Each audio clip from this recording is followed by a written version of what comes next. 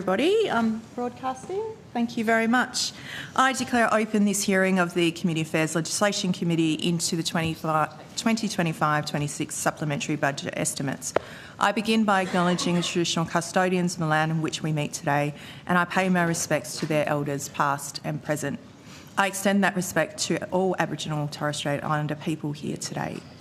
The committee has fixed Friday the 28th of November 2025 as the date for the return of answers to questions taken on notice. The committee would appreciate if senators could please provide any written questions on notice to the Secretariat by Thursday the 16th of October 2025. The committee's proceedings today will begin with the Department of Health, Disability and Ageing Outcome for Disability and Carers. The committee will be conducting today's hearing in person and via video conference. Under Standing Order 26 of the committee must take all evidence in public session. This includes answers to questions on notice. I remind all witnesses that in giving evidence to the committee that they are protected by parliamentary privilege. It is unlawful for anyone to threaten or disadvantage a witness on account of evidence given to a committee, and such action shall be treated by the Senate as a contempt. It is also a contempt to give false or misleading evidence. The Senate has endorsed the following test of relevance questions to Senate estimate hearings.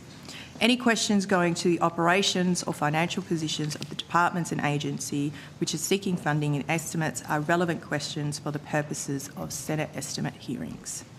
I remind all officers that the Senate has resolved that there are no areas in connection with the expenditure of public funds where any person has a discretion to withhold details or explanations from the Parliament or its committees unless the Parliament has expressly provided otherwise.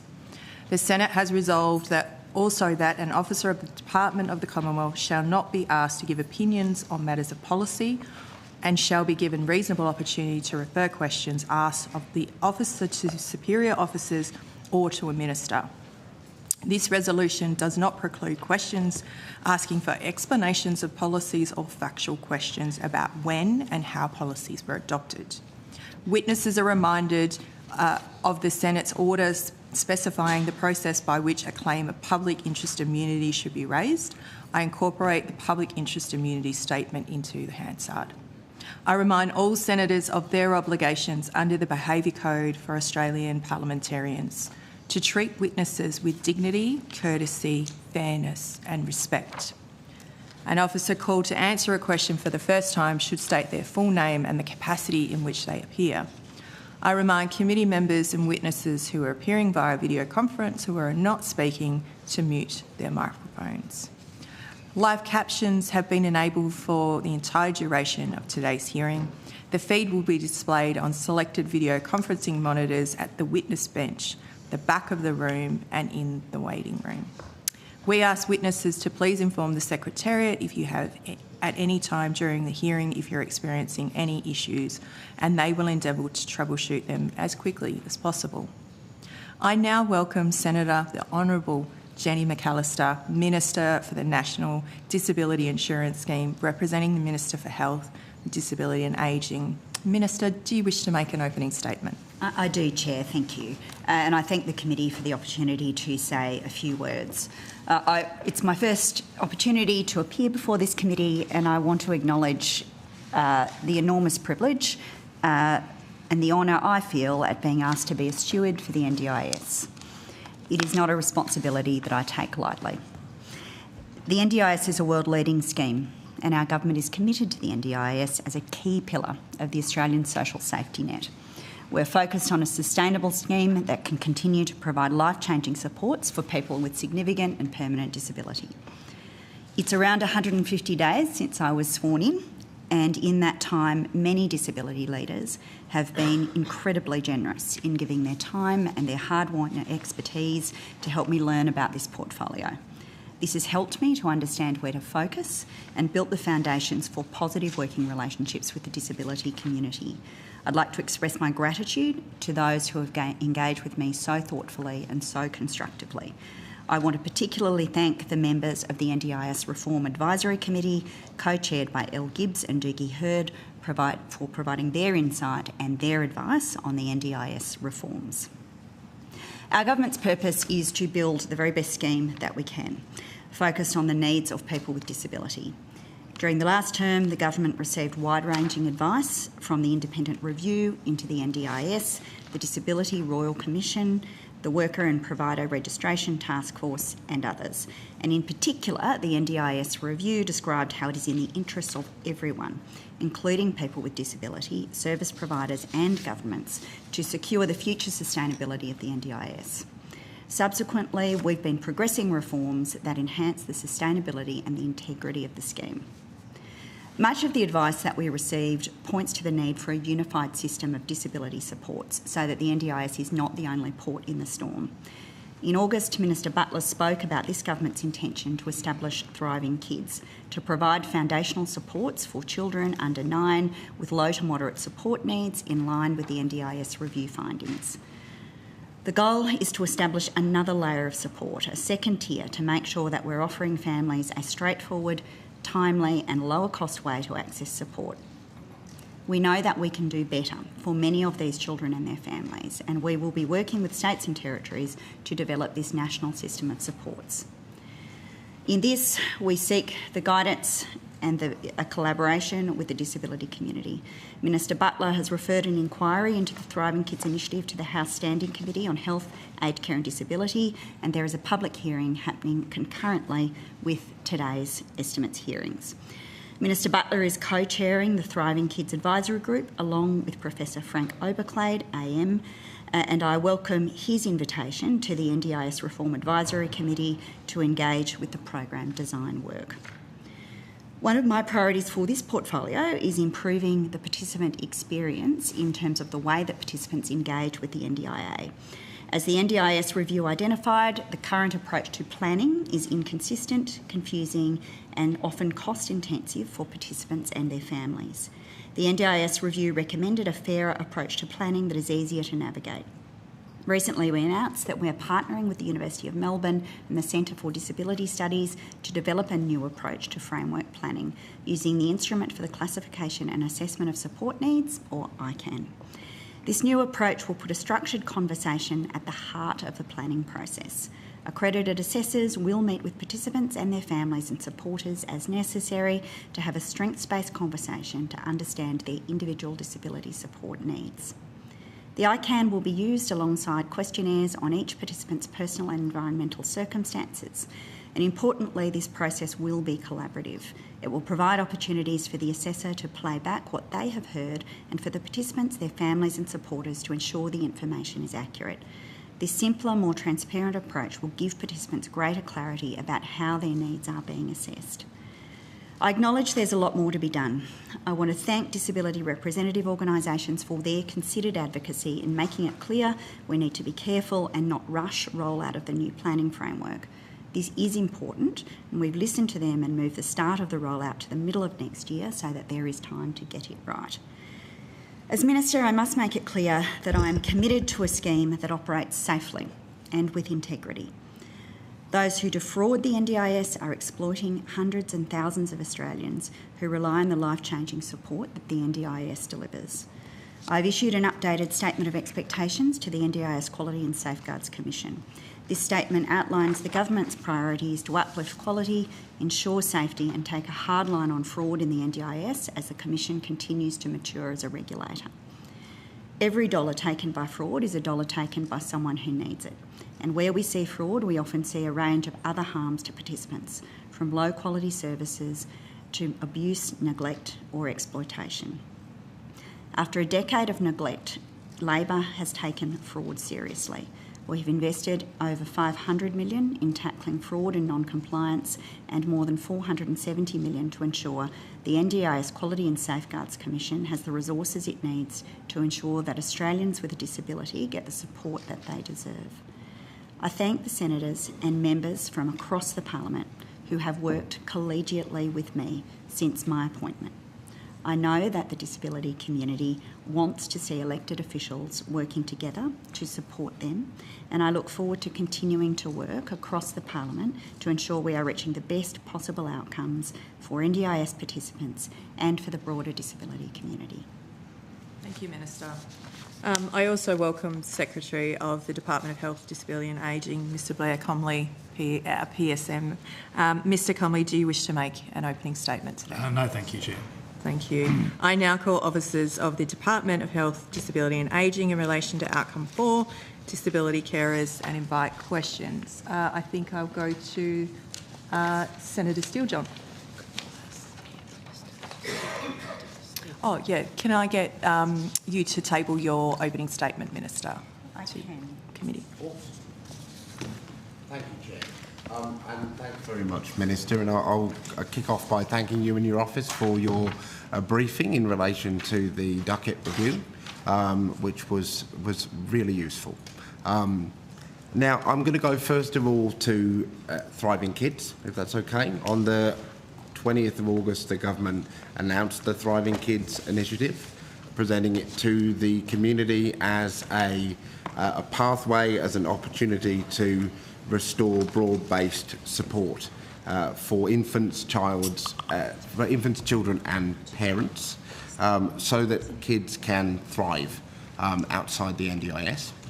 On the 21st of August, I believe it was, the Minister was asked a question that was on the minds of a lot of community members after that announcement, which was how will kids with autism or developmental delay be placed into different categories, so mild, moderate, etc.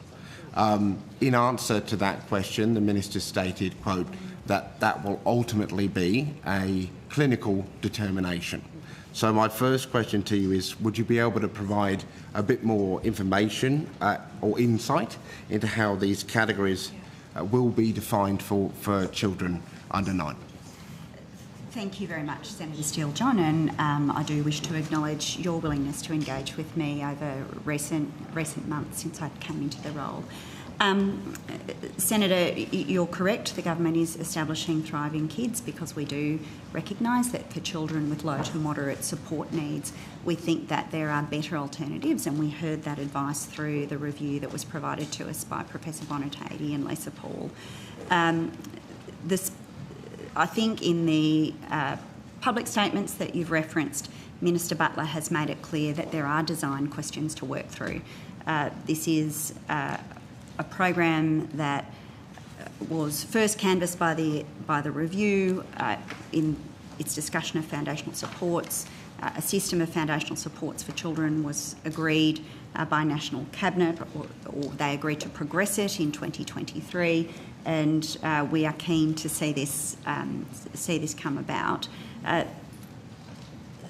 I think that the department can speak to you a little more about the way we are thinking about some of these design questions, but I suppose my emphasis would be that it is we are at the beginning of that process. We've asked Professor Overclade to co-chair the working group, as I alluded to in my opening statement, and we're also very interested in the feedback that we'll hear through the committee work that Dr. Freelander is leading. But perhaps Mr. Mansfield. Could I just ask whether the mic, team I might can turn the just move mics up a forward. little bit? There was a problem yesterday with... Right. Yeah, big quiet. I'm also quite short, so sometimes No, the mic's a long way away. I'm quite far away from the mic, so it's a perfect storm. Thanks. That's much better. Good morning, Senator. Luke Mansfield, Acting Deputy Secretary, Disability and Carers Group. Senator, as the Minister indicated, the advisory group that's been co-chaired by Professor Overclade is very much looking at the elements of the design. As part of that goes to things like how do you try and drive earlier identification of children that may have developmental concerns and delay or disability, and then once identified, how do you as quickly as possible get them into the supports that they and their families need. In terms of the question around the process by which people will be identified as having low or moderate support needs, that process is still part of that design work. It's also part of discussions with states and territories in terms of the negotiations that are underway. we are very much in the middle of engaging with states and territories around some of the assumptions that go to the questions that you've asked, as well as working through the design elements, which include which children will go into Thriving Kids, how they'll be supported through that, and indeed through mainstream systems, as well as those children that will continue to be supported through the NDIS. Okay. Thank you, Mr Mansfield. So, at this moment, you're not able to share with us who will be placed into the mild or moderate category. Is that correct? That's still part of the design process, Senator. Okay. What clinicians will be at the head of that process? Are you able to shed any light on that? So that's also part of the design process, Senator. So very much looking at how people are identified and then how they will move through the system. There's obviously a strong focus on family capacity building as well. As you would appreciate, Senator, people can be identified in many different settings. They may be identified by an early childhood educator who indicates that there may be an issue. They may be identified through child maternal health system, which may indicate that there is a need for support. They may be identified through a GP or a nurse practitioner. So those processes, we very much want to leverage as much as we can those existing systems and processes for identifying and getting people into support. And there is a focus on enabling that to occur as rapidly as possible. Okay, so we've got the role of the clinician and the age, the categories questions are still in the design phase. The government stated that the Inklings program will be for kids up to 3 years old. Is that correct? The Minister identified that as one initiative that exists today, that is being trialled in WA and, as you would know, as well as in South Australia, and use that as an example of the kinds of supports that may be beneficial for children at the younger age. Of course, there's also another trial that's being undertaken in Victoria that's also looking at an alternative model to Inklings in that particular space as well. Okay. What's the name of that trial? So I'll just find my notes. Now, while Mr Mansfield looks at that, perhaps to be explain the process we're undertaking with the states and territories. The Commonwealth hasn't endorsed or committed any particular program. We're talking with each jurisdiction to understand what are the programs that they currently provide, which might be considered to fall within helping this target cohort. We also want to understand to what extent can those programs be scaled to deal with a larger cohort of children. And then we also want to understand what gap may that leave in each jurisdiction to ensure coverage. And so that may involve sharing best practice from other jurisdictions into other places, and it may also involve whether the Commonwealth would have a role in some programs that it makes sense to have a national coverage. And in the conversations that the Minister and we've had, we've often focused on things that might be digitally enabled, with a question of does it make sense for 8 jurisdictions to build a digital offering when it could be appropriate to have a single national offering. Senator, the name of the initiative is Parents and Infants Engaged in Victoria. Okay, so we've got the WA trial of Inklings with the NDIA. It is also Inklings is being trialled in South Australia, but that is separate to the NDIA. And then we also have this program in Victoria. Are there any other trials going on that are similar or relevant to this space, or are those the 3? They're the 3 in relation to that particular cohort, Senator, the young ages. Yep. Okay, thank you. Now, in terms of Thriving Kids, the target age range for this program seems to be 8 and under. Is that correct? That's correct, Senator. Okay. So what's the youngest age that a child will be eligible for Thriving Kids? Well, it's from birth, Senator, but in terms of them actually accessing a service, it would depend on individual circumstances. It's 8 and under, and of course some children can be identified very early that there is a developmental issue, others it emerges later. So there's no exclusion in terms of age. It's 8 and under. Okay, so, but just to be clear, it's 0 to 8? Yes. Okay, thank you. Will children within Thriving Kids be split into further kind of subcategories based on age? Certainly the discussions that we've had with states and territories have looked at issues of ages and stages, if you like. So obviously there are the young children that we've been talking about just now. There's children who are entering early childhood education that need particular types of support, and then there's school-aged children.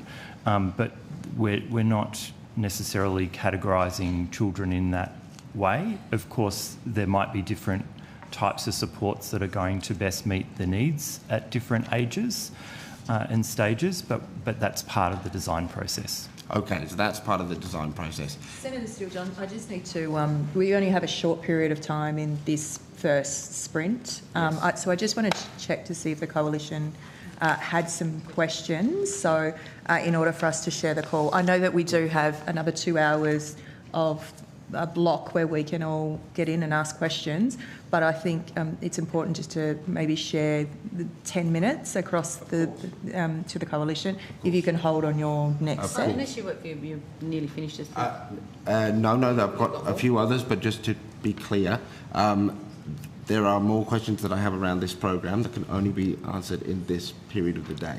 So I know we've only allocated a short period of time, but I'm in a position where I have to kind of insist on finishing my line of questioning here, because there's not an opportunity to do it outside of this first morning block.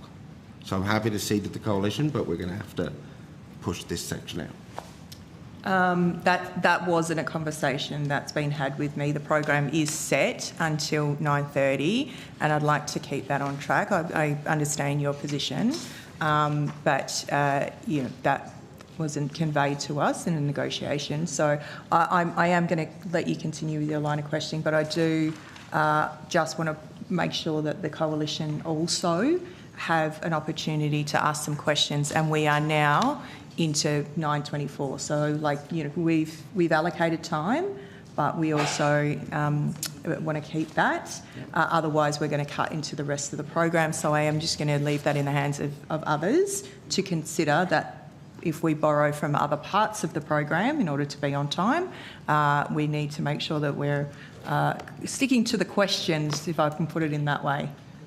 Chair, if it's of any of assistance to you, I'm happy to be more fluid in relation to the interface between this section and the following section, and most of the officials, I think, are reasonably similar. So if Senator Steele-John wants to continue on, I can certainly, I would have no objection, but obviously you've other members of your committee. You're only going to get another 5 minutes until we can, so if that's the containment of your conversation, we're not going to be able to push out any further. Otherwise, we will cut into the rest of the program. So, Unfortunately, we're going to have to cut into the rest of the program. I'm going to insist on my right to finish my line of questioning. Well, I will need to have some conversations with the Deputy Chair, who's not in the room at the moment, and the Coalition, and I will call a private meeting in order to facilitate that. So I won't be told by committee members who are not voting members of this committee that I'm pushing out the program without consensus of that in my committee. So appreciate that you have questions and that you would like to ask those, which you will have the opportunity to do, but it's also the responsibility of the Chair to manage the program. So I will have that conversation and I will ask for a private meeting very shortly. You can continue. Sorry, Minister. I in no way wish to interfere in the committee's management of its own time, but if it assists you, Chair, and other committee members, we would expect Department of Health officials to be available during the period in which the agency and the Commission appear as well, and we would acknowledge the interaction between Thriving Kids and the NDIA's and the Commission's activities, and so you needn't worry that the relevant officials won't be here for that second block of time. If that assists, I'm happy to. I will need to give the script. I'm happy to give the call for the next few minutes to do that. But I think, as the Minister has said, the officials will be in the room, particularly on what I'm hearing is your line of questioning, which is on Thriving Kids. So you can continue into the next block. But the Deputy Chair's on her way and we'll have a private meeting. Sorry? The Deputy Chair's on her way and we'll have a private meeting. Okay, that's fine. I will wait until she gets here. So if you want to continue your line of questioning. No, I was giving the call to Senator Steele-John to continue the line of questioning. Yeah, great, thank you. All right, well then we'll pick up where we left off. So in terms of how you've spoken, Mr. Mansfield, about different ages and different stages. Can you give us any further information on what the service delivery might look like and how it might differ for different ages and different stages? So, Senator, that again is very much part of the design process, but as the Minister has said and as the terms of the original commitment at National Cabinet was that the services would be delivered through existing government service settings where appropriate. And in terms of the nature of the services and supports, we envisage, as the Secretary indicated, that there would be potentially some digital offerings, some advisory services, in-person services, group-based services, and that they would be rolled out across the country, as well as building on existing programs. Okay, thank you, Mr. Mansfield. Before you continue, Senator Steele-John, we will now suspend for the committee's private meeting.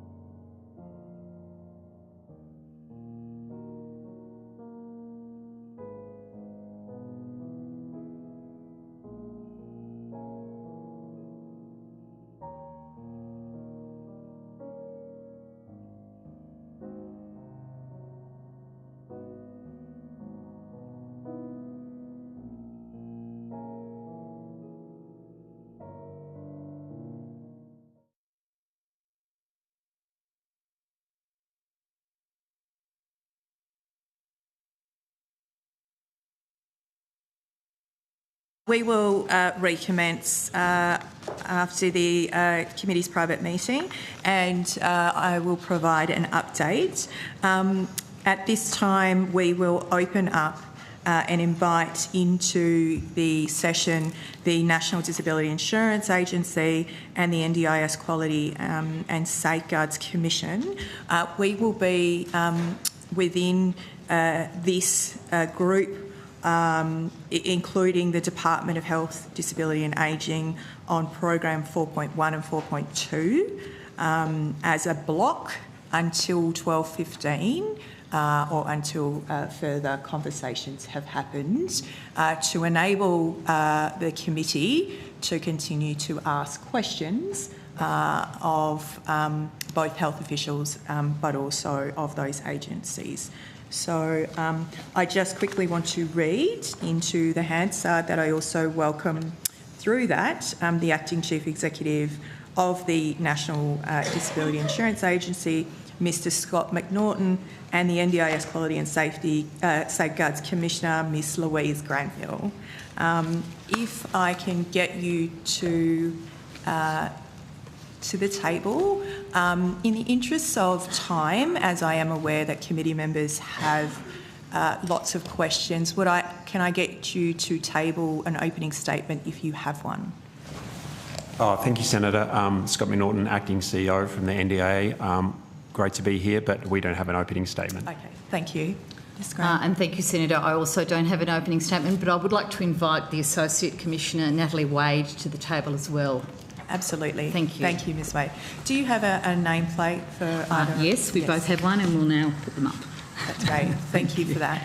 I am going to now return the call to Senator Steele-John. Thank you very much, Chair. And let me note and congratulate Ms McNaughton on your elevation to Acting CEO. An easy time to come into the job, I'm sure. Thank you, Senator. All right, let's return to Thriving Kids. So, conceptually, once children with developmental delay or autism have gone through the Thriving Kids programme in whatever form it ends up taking, because you've spoken to us about a lot of things still being in design, what is the intention as to the impact on the child and the family of then passing beyond the range of the Thriving Kids programme? Particularly what I'm interested in is really the what then. You know, is there a managed transition to other supports? What does it mean for people? Senator, thanks for the question. There's a few different scenarios here. In the circumstances where someone is 9 years old, for example, and they have accessed Thriving Kids supports, if they meet the threshold for entry into the scheme under Section 24 disability, then they would enter the scheme. If they don't, then they would access other mainstream and community programs, noting that many children, the intent of early intervention is to try and provide them with some form of early intervention support that enables their development outcomes to be improved and for them to thrive. And for some, their needs will be met. Some, their needs will be met in quite a short space of time. Some will need further support over a longer space of time. But there are many different scenarios, and these are some of the things that we're working through in terms of pathways, both with states and territories through the Overclade Advisory Committee and indeed in the discussions that we're having with the disability community. Okay, so we've got some kids will transition into the NDIS, some kids will transition out to mainstream services. Is that correct? Those are the two pathways you're envisaging? Yes. And are those mainstream services which you hope will exist by then, or are you talking about currently existing services? I'm talking about currently existing services, Senator. Okay. And is the Commonwealth, or does the Department envisage a need for the Commonwealth to increase funding to those currently existing services in order to meet that additional demand of kids for ageing out of thriving kids and coming into their services and systems? The intention of Thriving Kids is really focused on early intervention, and so early intervention, by its definition, does not run forever. There's an end to the benefits that can be derived through early intervention supports, and so children who ultimately no longer require those early intervention supports will access mainstream services like other children who don't have developmental concerns or issues. Of course, there's other work that's happening, Senator, in mainstream services to make them more accessible and inclusive, and there's substantial bodies of work happening in the education system, in the health system, in other service systems through Australia's disability strategy to try and continue to drive improvements in inclusion and access. And that work is ongoing as part of the implementation of Australia's disability strategy.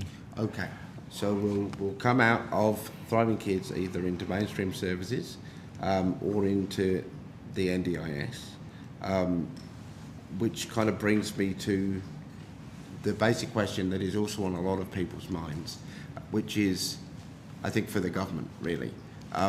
Minister, in your view, what is the central aim of the Thriving Kids initiative in the view of the government? What is the key outcome or outcomes you're seeking to achieve here? Thanks, Senator Steele-John. I alluded to this in an earlier contribution, but the advice that we received and the testimony received by the independent review into the NDIS was that for many children, the program of individualised supports offered by the NDIS was not necessarily the best way to support those children and their families. And some of the challenges identified were a level of uncertainty amongst families about what early interventions would be effective for them, and some concerns about whether or not the particular model of interventions that were tending to be obtained through NDIS participation were actually the best possible way to assist those children. And so our objective is to identify a program of supports outside of the NDIS that will be accessible for families and children, that will allow them to obtain assistance more quickly, and that will be responsive to their particular needs and requirements. There are complex design questions around this, and we acknowledge those. They include the fact that offering a program of this kind will engage service systems that are run by the Commonwealth and service systems that are run by states and territories, and we acknowledge the need to work with state and territory colleagues on these questions. But we're very encouraged by the fact that First Ministers back in 2023 agreed that foundational supports should be developed, agreed that children should be a priority in the development of those supports, and have been working in their own jurisdictions to understand the programs in their own areas that could be utilised to build up a program of this kind. Thank you. I'm going to rotate the call to Senator Ruston. Thank you very much, Chair. My questions are perhaps a little more high level than Senator Steele-John. So I'm just keen to understand the interface between the foundational supports in HRA deal that was that's under negotiation at the moment between the states and territories and the federal government, and this program of Thriving Kids. So am I right to assume that Thriving Kids is a foundational support? I'll ask the Secretary to talk through that, or perhaps Mr Mansfield to talk through the way that the interaction with the states and territories is occurring. Thanks for the question. I suppose there are two aspects of looking at it. In terms of the Commonwealth State negotiation, the December 2023 NatCab set a funding envelope for foundational supports, which was $4 billion for this cohort of 0 to 8. which was equally shared between the states and territories and the Commonwealth of a cap of $2 billion each. Yep. There is an overlap between foundational supports and Thriving Kids. The Thriving Kids is probably taking part of the concept of foundational supports for those groups and encouraging their uptake of those services. But there's also a slight nuance in that as the Minister pointed out in his National Press Club speech, the idea is to not have the same access to the NDIS for that cohort before they have had the opportunity to use foundational supports. So many of the programs will be the same, but the concept here is to deal with early intervention for children with mild to moderate support needs, with autism and with development delay. So is the $2 billion that the Minister announced at the Press Club that's going towards Thriving Kids, the $2 billion federal contribution as part of that the National Cabinet, or is it an additional $2 billion? No, it's the same dollars, and it's just a question of the scheme design with a focus to ensure that you achieve those Thriving Kids objectives. So on that basis, that was a matching dollar for dollar funding. So is the rollout of Thriving Kids contingent on the states and territories agreeing to fund their $2 billion worth? So at the moment we're in negotiation with the states and territories. If the states and territories ultimately agree to the Commonwealth State Agreement, then there would be some sharing of both programs and responsibilities between the states and Commonwealths. If those negotiations weren't successful, the Commonwealth would have to think about how it dealt with Thriving Kids separately. So there is a possibility that Thriving Kids will be solely a federal government funded program? At this point in time, we are negotiating in good faith with the states and territories with the intention it's a shared program. There are shared programs between Commonwealth and state. Okay.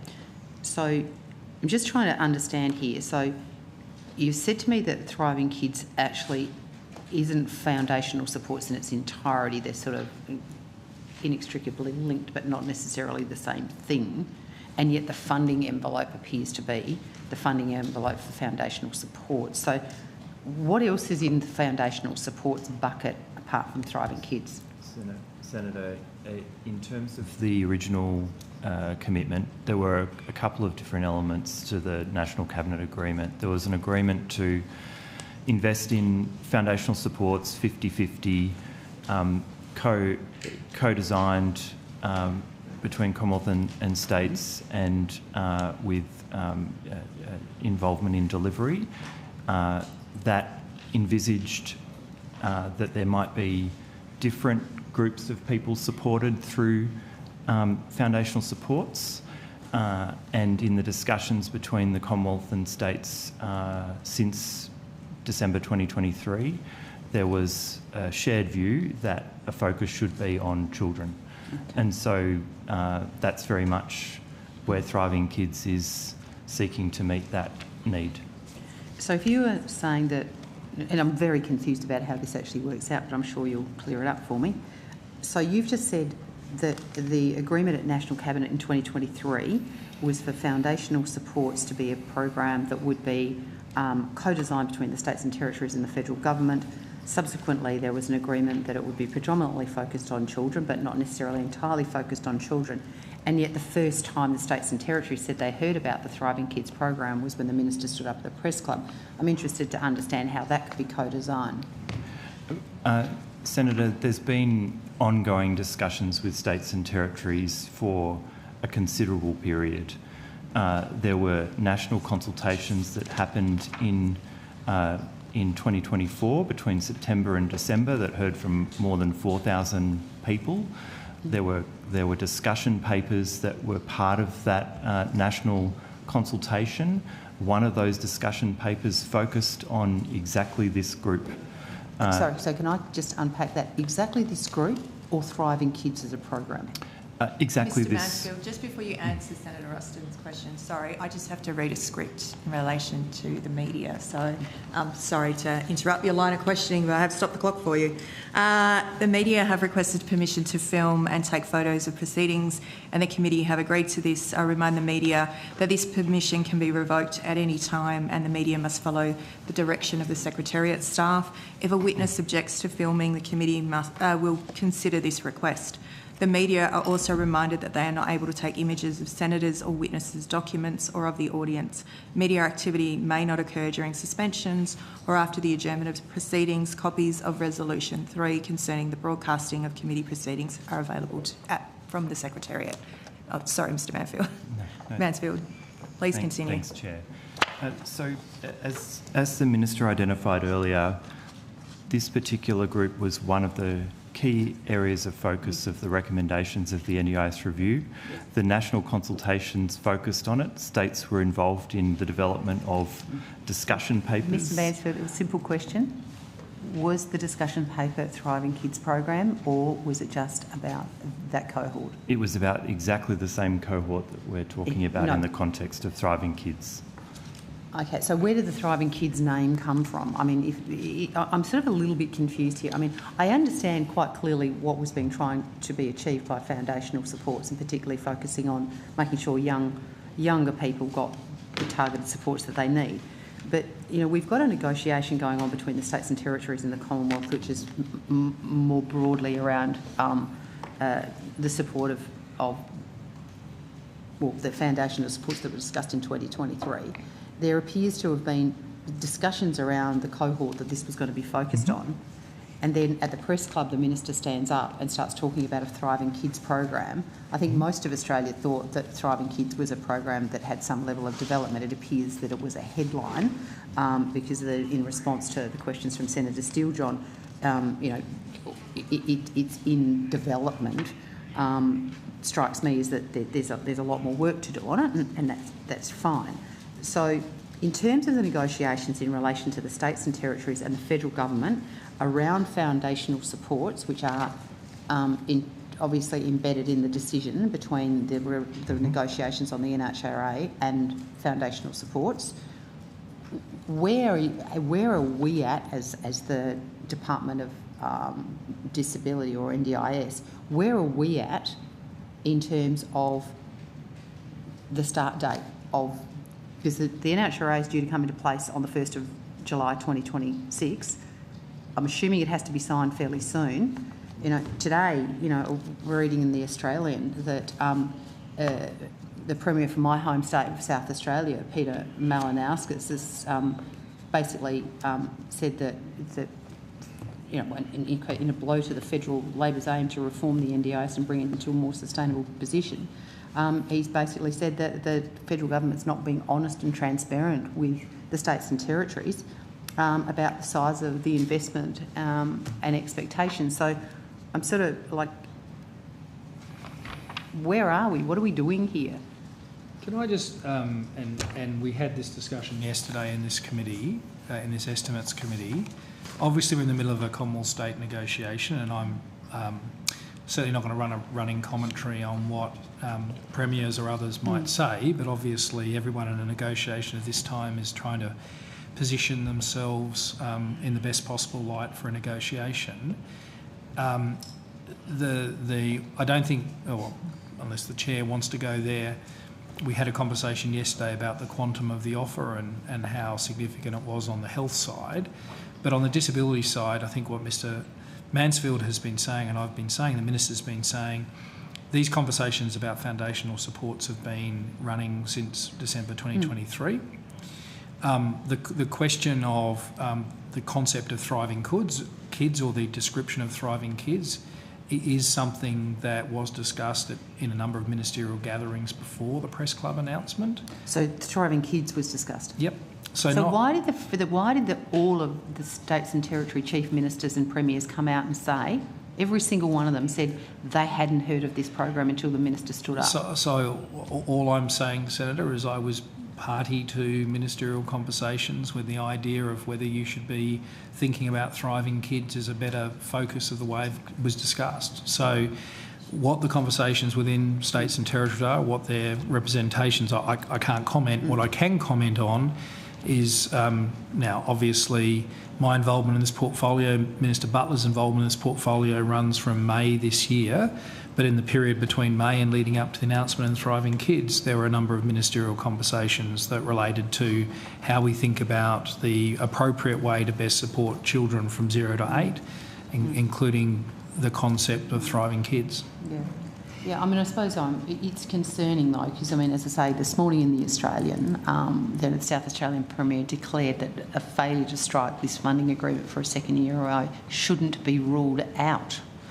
So can you tell me perhaps what would be the impact of a further delay on states and territories funding on your goal to reduce the growth of the NDIS? I mean, it may be something from Mr. I'm happy to take guidance McNaughton. from the chair, but we came pretty close to the line yesterday about how we can conduct a sort of simultaneous negotiation with states and territories, which we're doing in good faith and in a confidential manner by outlining all the Commonwealth's negotiating positions in this committee, which I could say as a practical matter is problematic, but as a matter for this committee, ultimately what the Commonwealth may do is ultimately a decision for government, which is something we wouldn't normally comment on in this committee, particularly since that is contingent on what states and territories may be prepared to offer in the negotiating process. So, I mean, like, without being specific about it, I mean, how crucial would you say this agreement is to reaching those growth goals? Because, I mean, it's a pretty significant issue. I mean, the Minister was prepared to stand up at the press club and tell Australia a whole heap of things that they hadn't heard before, and yet about the elements of that agreement. And yet, as we sit here today, I'm still confused about, we've got a $2 billion price tag that was announced at the press club in relation to thriving kids. We're told today that that whilst it is a fundamental part of the foundation supports, there are other things that go into foundational support, so I'm interested to understand what they are and what the budget is for that. You know, what is the timeline on this? It all seems to be heading for an incredible collision.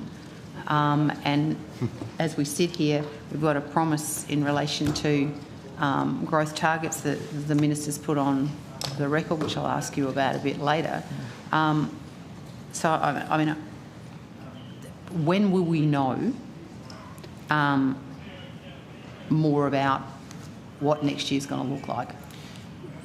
So Senator, the timeline that the Commonwealth, and for that matter at the moment, from our engagement with the states and territories, are working towards is a December conclusion of the negotiations of the Commonwealth, of the full agreement between the National Health Reform Agreement and the NDIS components, NDIS and foundational supports components of that.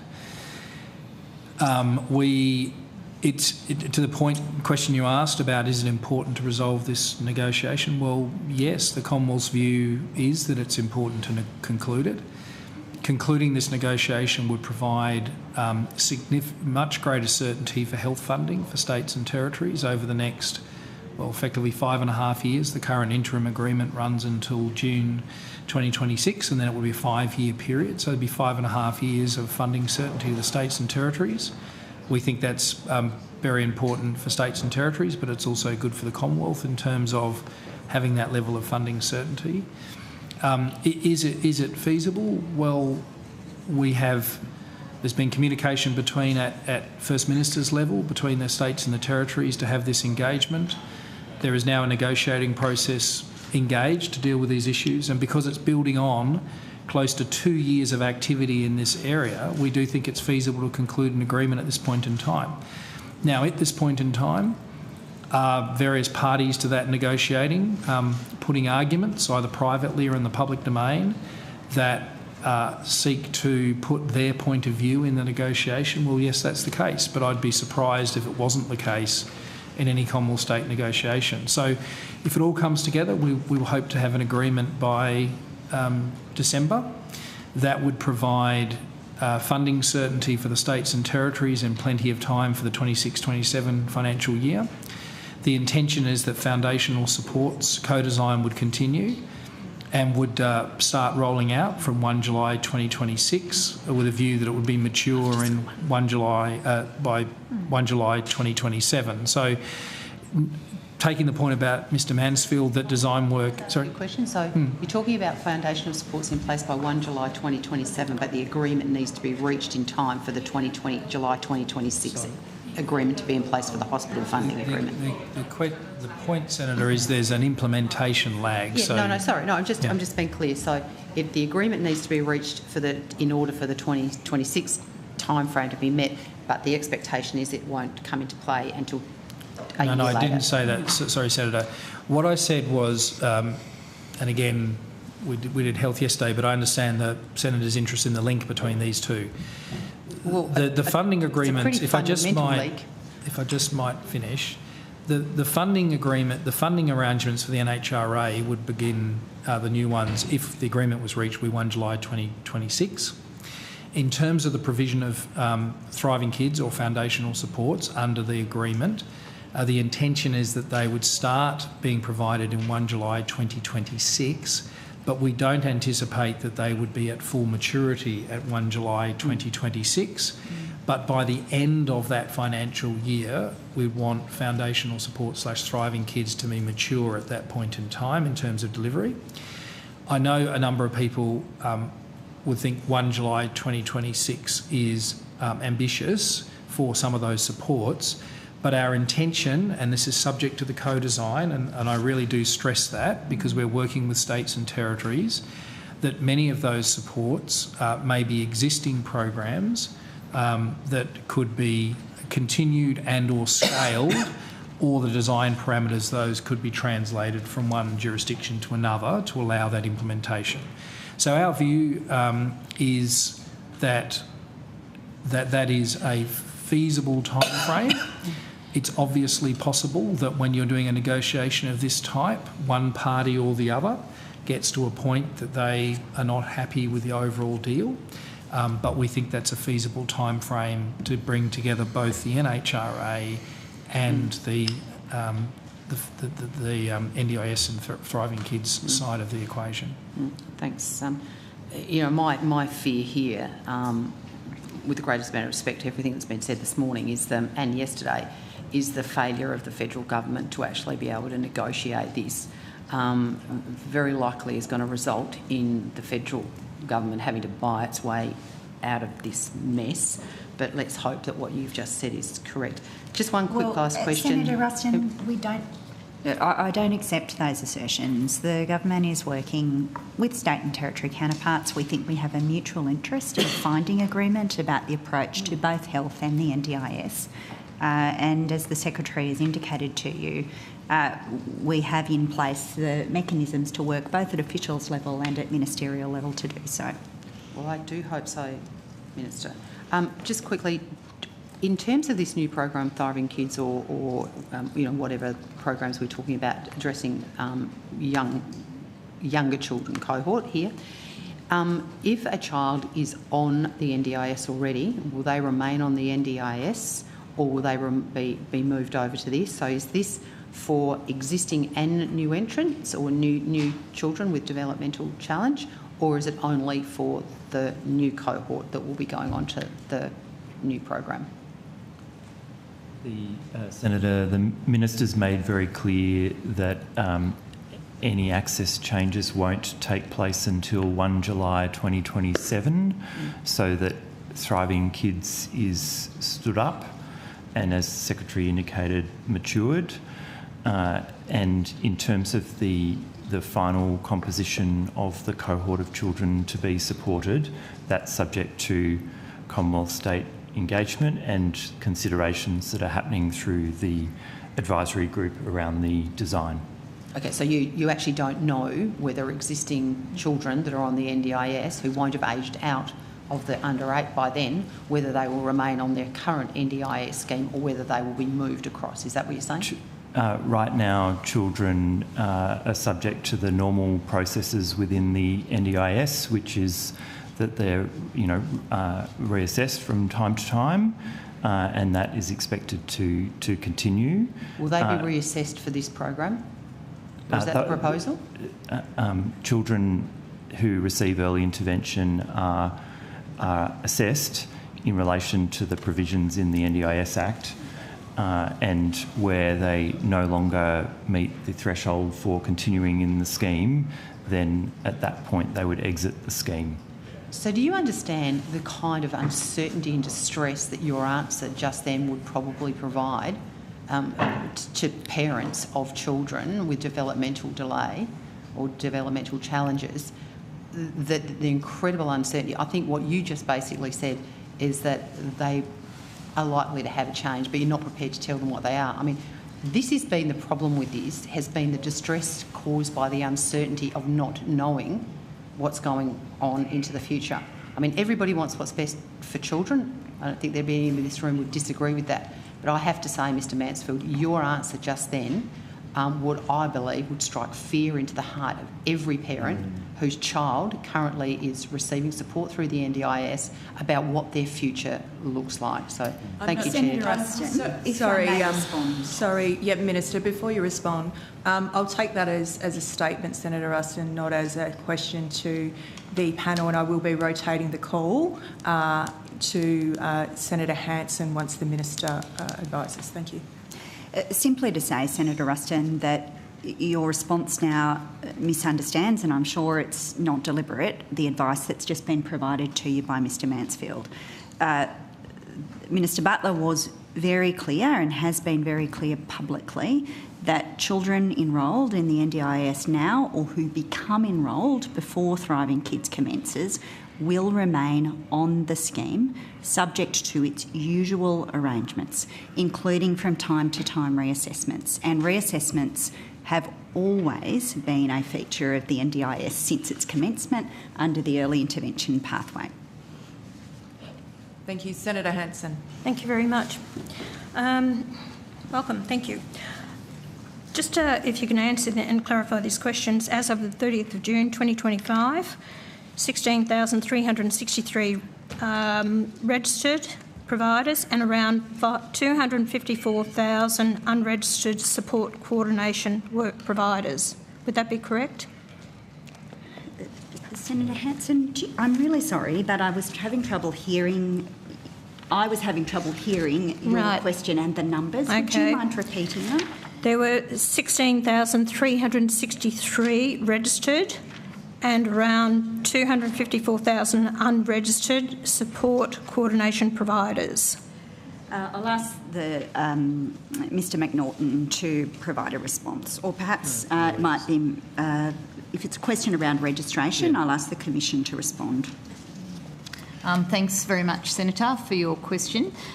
Just to look at the current numbers, and we can give you more detail on this if you require it, but currently there are about between 270,000 and 300,000 providers in the scheme. There's currently about 670 to 700,000 participants in the scheme. So the breakdown of actually who's registered in that is quite small. About 7 to 8% of those providers in the scheme are currently registered, and as has previously been stated by Minister Butler in his address, the government is considering registration options, and we're pleased about that. Okay. So the total support coordination payments in 24-25 exceeded $1.65 billion, up from about $1.51 billion at the start of the year. Would that be about right? I'll refer to Mr McNaughton to address this question. Yes, Senator Scott McNaughton, that's correct. Okay, thank you. So 90%, over 90% of support coordinators remain unregistered, delivering supports outside the Commission's direct audit and worker screening framework. Would that be right? Just to be clear, both registered and unregistered providers are required to comply with the Code of Conduct that the Commission has, and that's an important part of the regulatory regime in this context. So you're saying that all providers must do an audit and report? They must comply with the Code of Conduct in terms of the regulatory regime that we currently have, and some of these other areas which are being explored will relate to registration as well over time.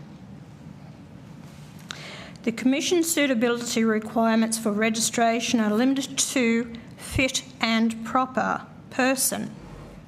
Checks with no mandated qualifications. For Level 2, disability support worker includes mental health or peer worker, a welfare worker, developmental educator, social worker, Aboriginal health worker or Level 3 coordinators, psychologist, occupational therapist, social worker, other allied health, development educator, social health science professional, just suitable.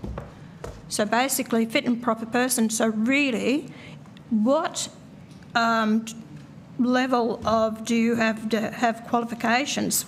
It states that you've got no mandated qualifications for these people to actually apply for these positions. Thank you, Senator. I'll ask Ms Myers to give you more detail on this, and she's the Deputy Commissioner in that space.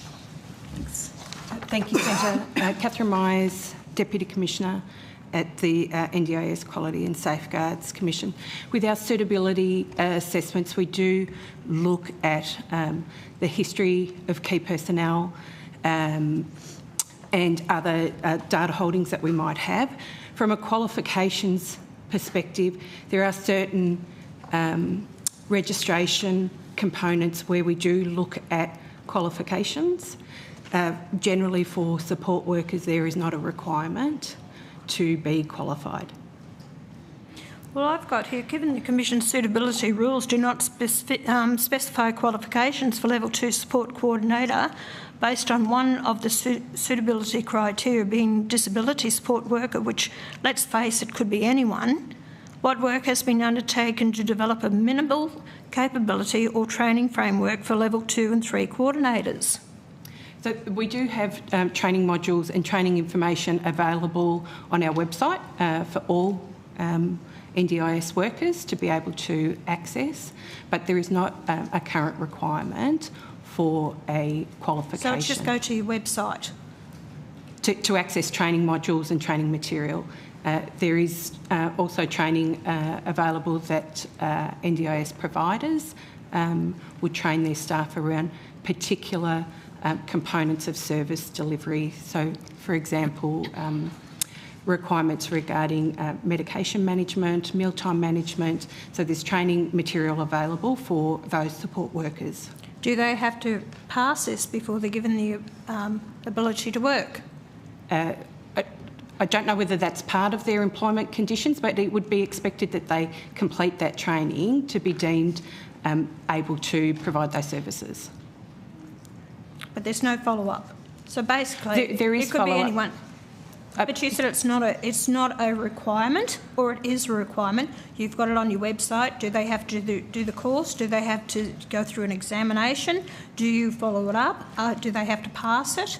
So with the work that we do from a compliance perspective and a monitoring perspective, we would have a look at what training support workers have undertaken, if it related to a complaint or a reportable incident about, for example, medication management, then we would be conducting site visits, interviewing people, looking at training requirements, when training was completed, what policies and processes are in place for a particular provider.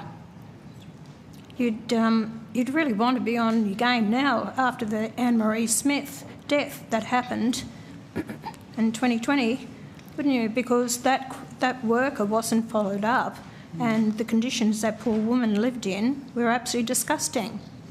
Senator, the Commission is hugely committed to addressing the regulatory arrangements that relate to particularly the deaths of participants in the scheme, and as you indicate, very sadly, that's not an uncommon thing to happen for a person with a disability to die as a consequence of the service that has been delivered to them. in this vein, it is really important that the regulatory regime that we have attends to the highest risks, and we see, of course, people who die as a consequence of services they're provided to be the highest risk. And as far as a regulatory system goes, it is very important that that regulatory system is enabled to address these things with a risk proportionate approach, and indeed that is what government is currently thinking about. We're participating in those discussions, and the maturing of a regulatory system takes these things into account over time. The NDIA spent more than $1.65 billion on support coordination in 24-25. Has the agency undertaken any evaluation linking this expenditure to participant outcomes or planned success measures? I'll refer that to Mr McNaughton. Thank you, Senator. One of the areas that the NDIS review considered as part of their independent report back to government was the area of support coordination into the future, and they recommended moving to having a look at a different model for support coordination to protect the integrity of the scheme, but also how participants interact, how we ensure we're building participant capacity. And so they suggested and recommended as part of their review was a broader navigator model within the scheme. So that's something that we're working with government on considering what that means, and also then what role do our local area and the community partners play, what role would support coordinators or plan managers play into the future. It was a big area of focus of that review. What we do though tactically today, part of participants' plans will also have activities in them such as capacity building reports. Support coordinators will need to provide reports back to us about capacity building outcomes. We measure that through short form outcome framework questionnaires with participants to see if participants are building their capacity, achieving the goals that they've set out in their plans. So it's done through a range of activities, and we report that, Senator, through our quarterly reports, through our outcome frameworks. Senator, I'll also just ask my colleague to talk briefly about the campaign work that we do. That is quite useful, I think, to your line of questioning. So, Senator, one of our approaches to really influence providers at scale is to take targeted approaches using campaigns.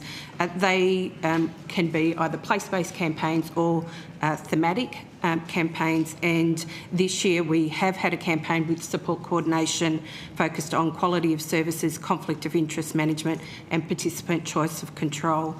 We've also had one focused on mealtime management, which has been focused on the mealtime management support, transition between providers and participant independence and informed choice.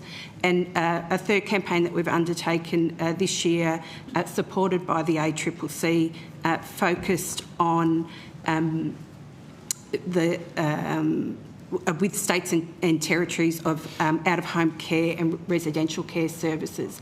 So while we deal with individual matters that come in, we also use our data and intelligence to identify broad areas of risk at a system level and undertake campaigns.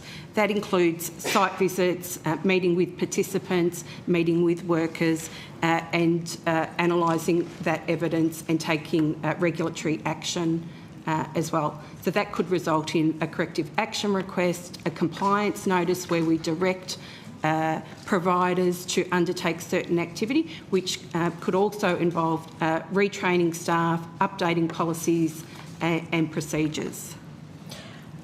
Just correct me if I'm wrong. My understanding is that, okay, you've got the registered and you've got unregistered. There's a high volume of unregistered and possibly over, my figures are 254,000 compared to 16,000 that are registered. Registered providers must submit a report. Unregistered do not. have to submit a report. Is that correct? So as part of the registration process, they must undertake an audit by an approved quality Correct. Audit auditor. and report. That's right, and that is submitted, and we examine that in our determination together with suitability assessments to determine whether to register a provider or re-register a provider. Are you going to move towards people will have to be registered? Thanks, Senator. This decision-making is, of course, a matter for government. We are, as a regulator, we do like people being registered, and we're keen, as a human rights regulator, to see the progression and thinking that government is currently doing around registration generally.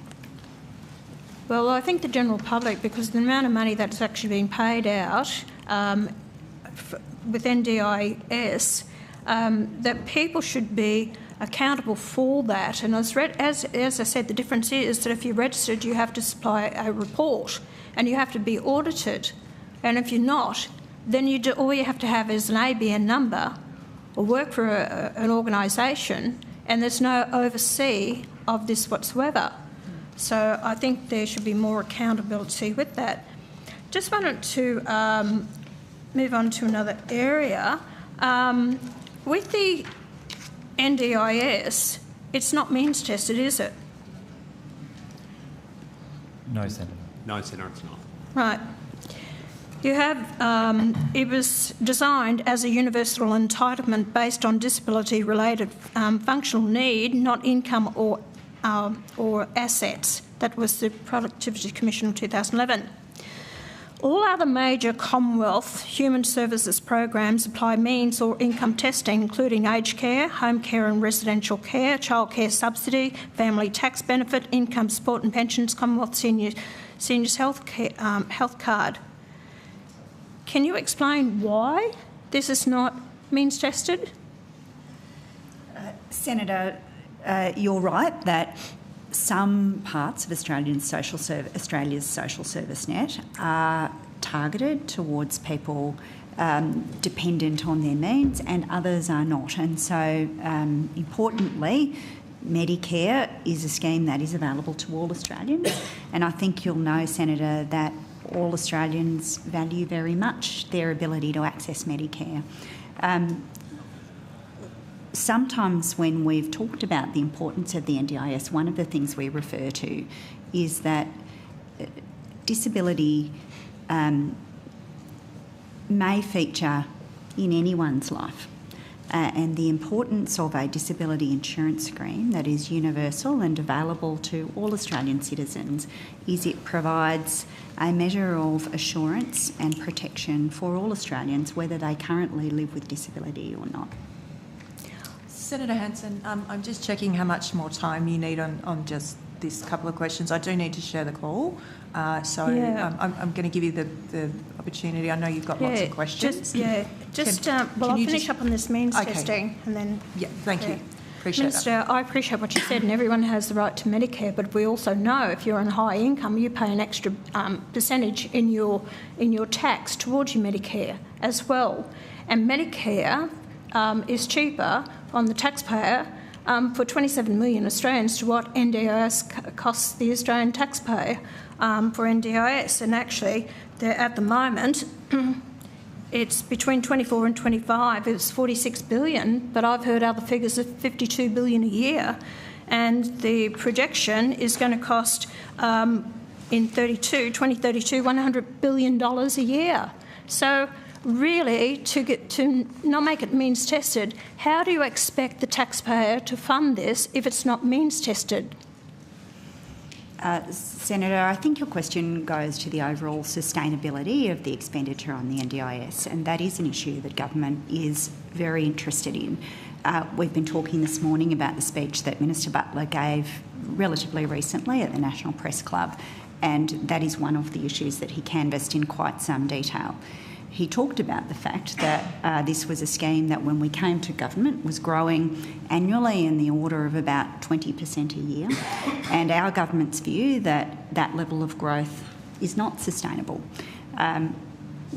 Minister Butler in his in that speech set out his view that We are working well towards the agreement we have with states and territories that we will, in the near term, seek to limit scheme growth to 8% a year, and officials can talk you through how that is tracking, but that in the medium term we would consider a mature scheme would have a growth rate in the order of 5 to 6%, and those are issues that the government is very focused upon.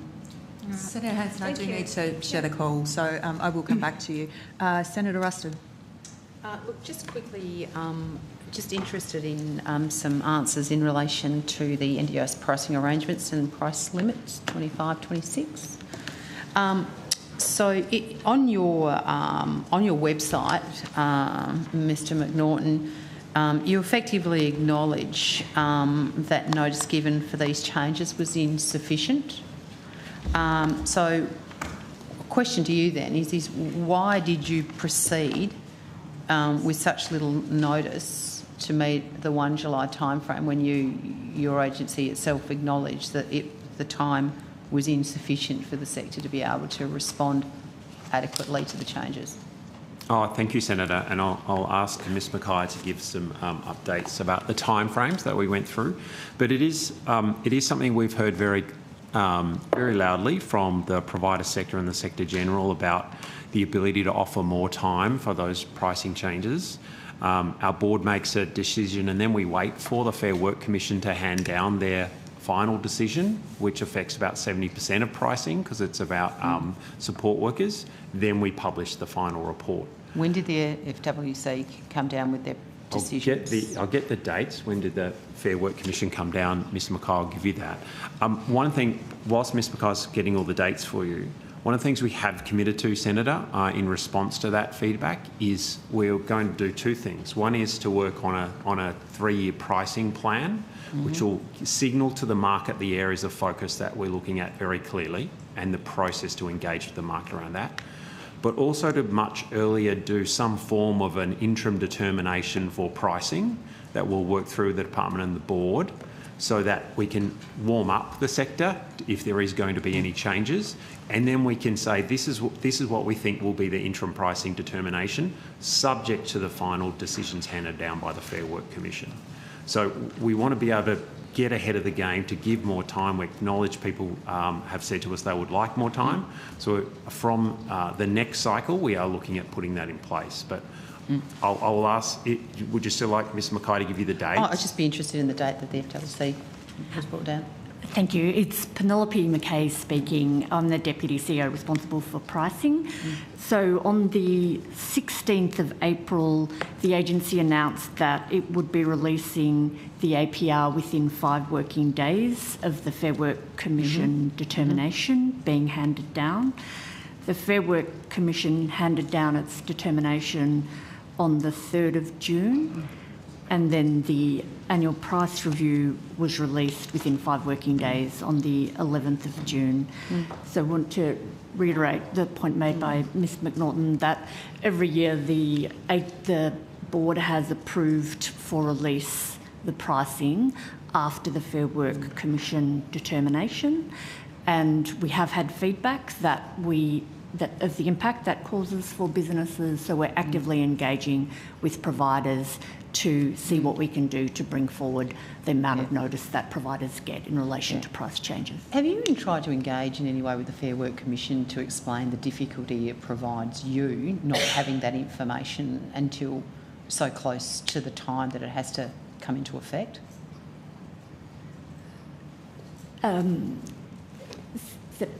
No, we haven't, and I appreciate that they have broader considerations and a different part of government. What we want to think about is the advice we give to the board. The board are the ones that set the pricing on what we can do to manage around that timeline. Do you get an interim determination from the Fair Work Commission about what the likelihood? I mean, obviously their submissions go to the Fair Work Commission in terms of what is being asked in terms of wage growth. Do you get an interim determination as to what that wage growth is potentially going to be? No. No, because we did when we did the for care workers, we had the major one for aged care workers. We actually had quite a lot of notice that it was likely to be this, and then eventually it was. Is there any consistency from year on year in terms of what that decision's likely to be, because it strikes me as that the system's completely broken if you don't know what the wage increases are going to be, and then somehow you're expected within, if it was the 3rd of June, you've got 5 days, you were very quick in getting the pricing out after that, to be fair, but the sector had no time to respond to those pricing changes. So in terms of just... There were 2 main changes that probably in this pricing arrangement that were of great concern. And so perhaps before, I wrote to you, Minister, and I also wrote to Minister Butler, seeking for a delay in those pricing changes for 3 months. Did you seek advice from the department as to whether that was possible? Senator, around the time of the board making the decision, we of course received briefings from the agency about the approach in relation to pricing. We also spoke with a range of providers about their concerns. I think the advice Ms McKay has given to you is that the board has recognised some of the challenges that arise from the timetable and is seeking to approach it in a different way. I think they made that clear at the time that they released this year's annual pricing review. I also received information at that time from the agency that they were monitoring the market and any implications that to ensure that there were not problems arising for NDIS participants. And in the end, perhaps to lift the conversation up a little, one thing I was very conscious of in relation to the pricing review is the board's view that it is very important that the focus of their decision making is around the best interest to participants, making sure that prices and the market is managed in a way that serves the interests of participants, and they are our primary focus always in decision making around these matters. Yeah, so thank you. But my question was, did you, after you received correspondence from me, or to your knowledge did Minister Butler, maybe I can ask the agency, did you ask the agency to provide you with advice in consideration of the proposal that I put forward, that it be delayed? Senator Aston, I can't recall whether I sought specifically advice in relation to your letter, but there were a number of providers also making the same request to government at that time, and we certainly canvassed any issues around the impact that the pricing decision would have on the market.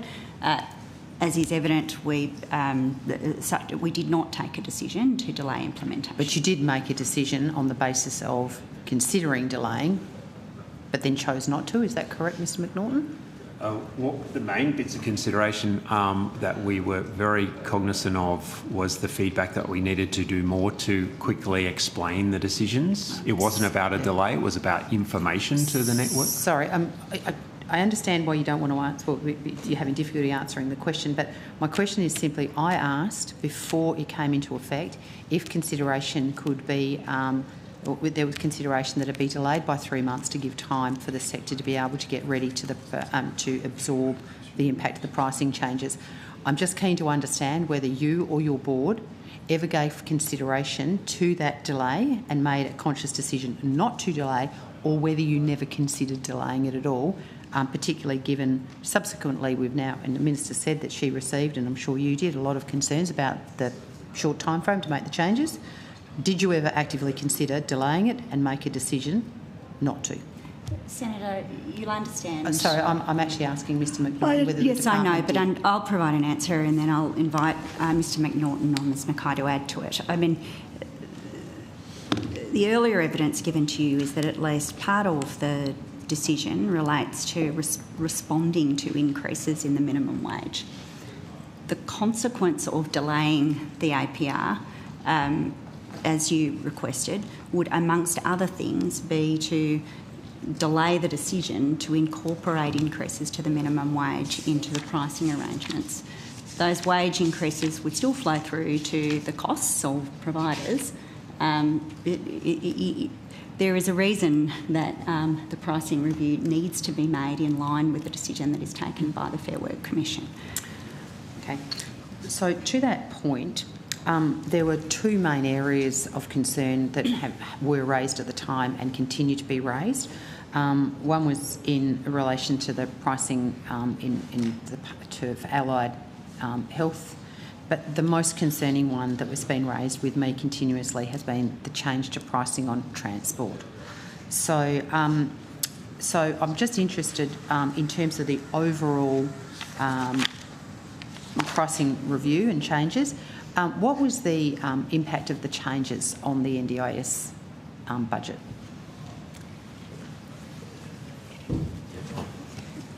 Thank you, Senator. And I just want to avert that I'm reliant on the texting captions for the... So apologies if sometimes I'm a little delayed in answering your questions. Yep. In terms of pricing, as the Minister said, when the board sets prices, its prime focus is to ensure that participants' interests are put first and that participants will be able to receive the services they need. Part of that is ensuring that there's a vibrant market and also ensuring that there's value for money for participants. So what the advice we gave to the board for therapy pricing always looks at the availability in the market in terms of the number of providers in the market and whether or not that's been growing over time or decreasing over time.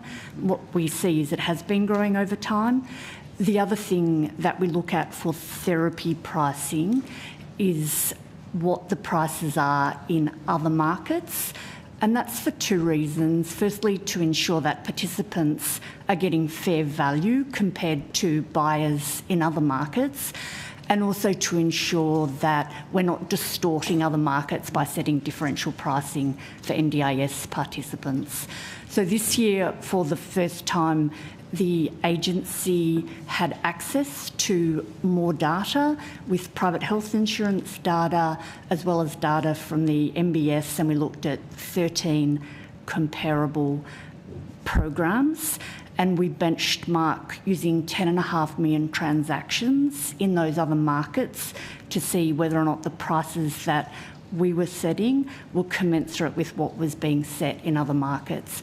And what we found, as you would have seen in the price changes, is that for psychology, we recommended to the board, and the board endorsed a $10 per hour increase. For physiotherapy, it was a $10 per hour decrease. For podiatry and dietitians, a $5 per hour decrease. So what we've been doing, and what we always do, is to continue to monitor the markets to ensure that participants are getting the access to the services they need, to see what the market impact is in terms of whether or not there are greater exits or more entries, and looking at the overall utilisation and service provision. Thanks. Thank you. My question was particularly, what is the impact on the budget? So how is that calculated? Where will I find that information in terms of what the impact on the budget of the pricing changes are? I'll ask the scheme actuary, Mr. David Gifford, to come and give you that figure. Let's stay there. Yeah, thanks. Perhaps while the scheme actuary comes, maybe Ms McNaughton might want to comment, or Ms McKay, on what proportion of therapy costs were associated with transport? Senator Russell, this will be the last question. I need to rotate the call before the break. Thank you. So in terms of travel, when we looked at how much therapy providers were charging for travel in the previous financial year, it was about $50 million that had been invoiced to the agency for therapy travel. So when the invoice is put in, it's supposed to identify if the therapy is face-to-face or for other or for travel. So it was $50 million in total that had been billed for travel. So not a very significant amount given the more than $4 billion per annum spent on therapy services. Yeah, I mean, I'll come back to this, Chair, because this is actually particularly serious issue. Yeah, thank you. Senator Payman. Thank you, Chair. Good morning. My questions relate to the documents prepared by Salesforce entitled Confidential Annexure E. containing the 118 largely undisclosed gifts from Salesforce to NDIA staff between 2019 and 2023. This, along with other documents I'll refer to, were already tabled in accordance with Order for Production of Documents number 36, which I moved on 28th of July 2025. In a letter to the Secretary of the Department of Finance dated 28th of May 2024, the CEO of NDIA wrote, and I quote, 23 NDIA staff are alleged to have received gifts and benefits, mostly in the form of hospitality, to the value of $15,142.64 from Salesforce, end quote. Are these figures, both the number of staff involved and the total value of gifts received, still accurate? Senator Payman, thank you. It's Sam Porter from the NDIA. I'm the Chief Operating Officer. I have to be careful in how the agency responds to questions on matters relating to Salesforce, because these are still matters that are subject to active law enforcement referrals, as well as investigations that the agency is currently undertaking.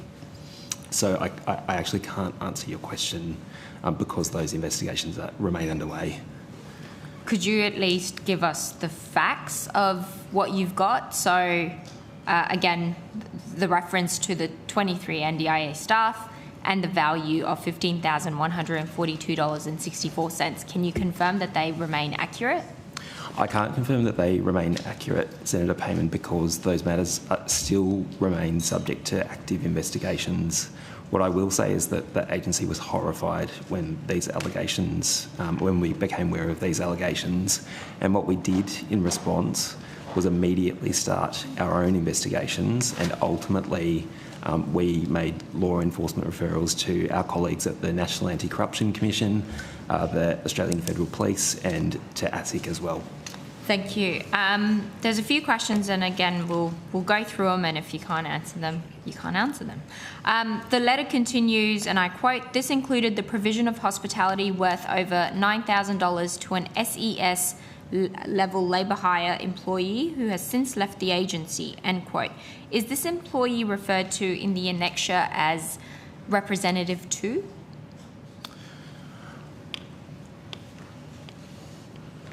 If not, what pseudonym was used to refer to them? It may be that some of these questions need to be taken on notice, Senator Payman, for the reasons that Mr Porter has already identified to you. I think he has tried to be transparent with you that there are some constraints on what he should disclose publicly, and so Mr Porter may need to take some of the matters that you're asking him on notice so he can just consider what can appropriately be provided to the committee. Thanks, Minister.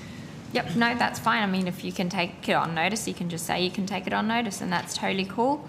Am I correct in understanding that this particular employee was chair of the evaluation committee that selected Salesforce for the CRM contract? I will have to take that on notice. In the ministerial submission MS23-00051, that's 4 zeros, 51, prepared for then Minister Shorten, it says, and I quote, "Following a preliminary assessment of this staff member's conduct, the NDIA is issuing a limited tender to 7 suppliers for an audit and investigations into all Salesforce procurements," end quote. What is the status of this audit, and have you had any changes to contracts with Salesforce as a result of this? Because, you know, you referred to internal investigations. What's the update on the audit?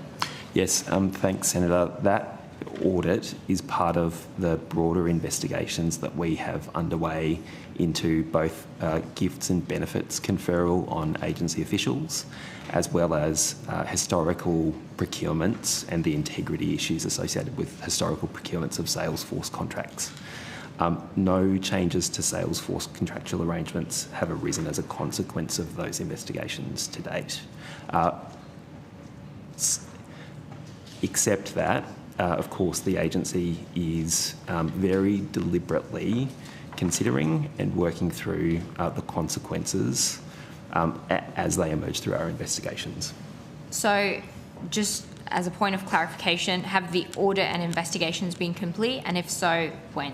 No, they're ongoing. No, they have not been completed, but we are expecting them to complete by the end of this year, this calendar year. Okay.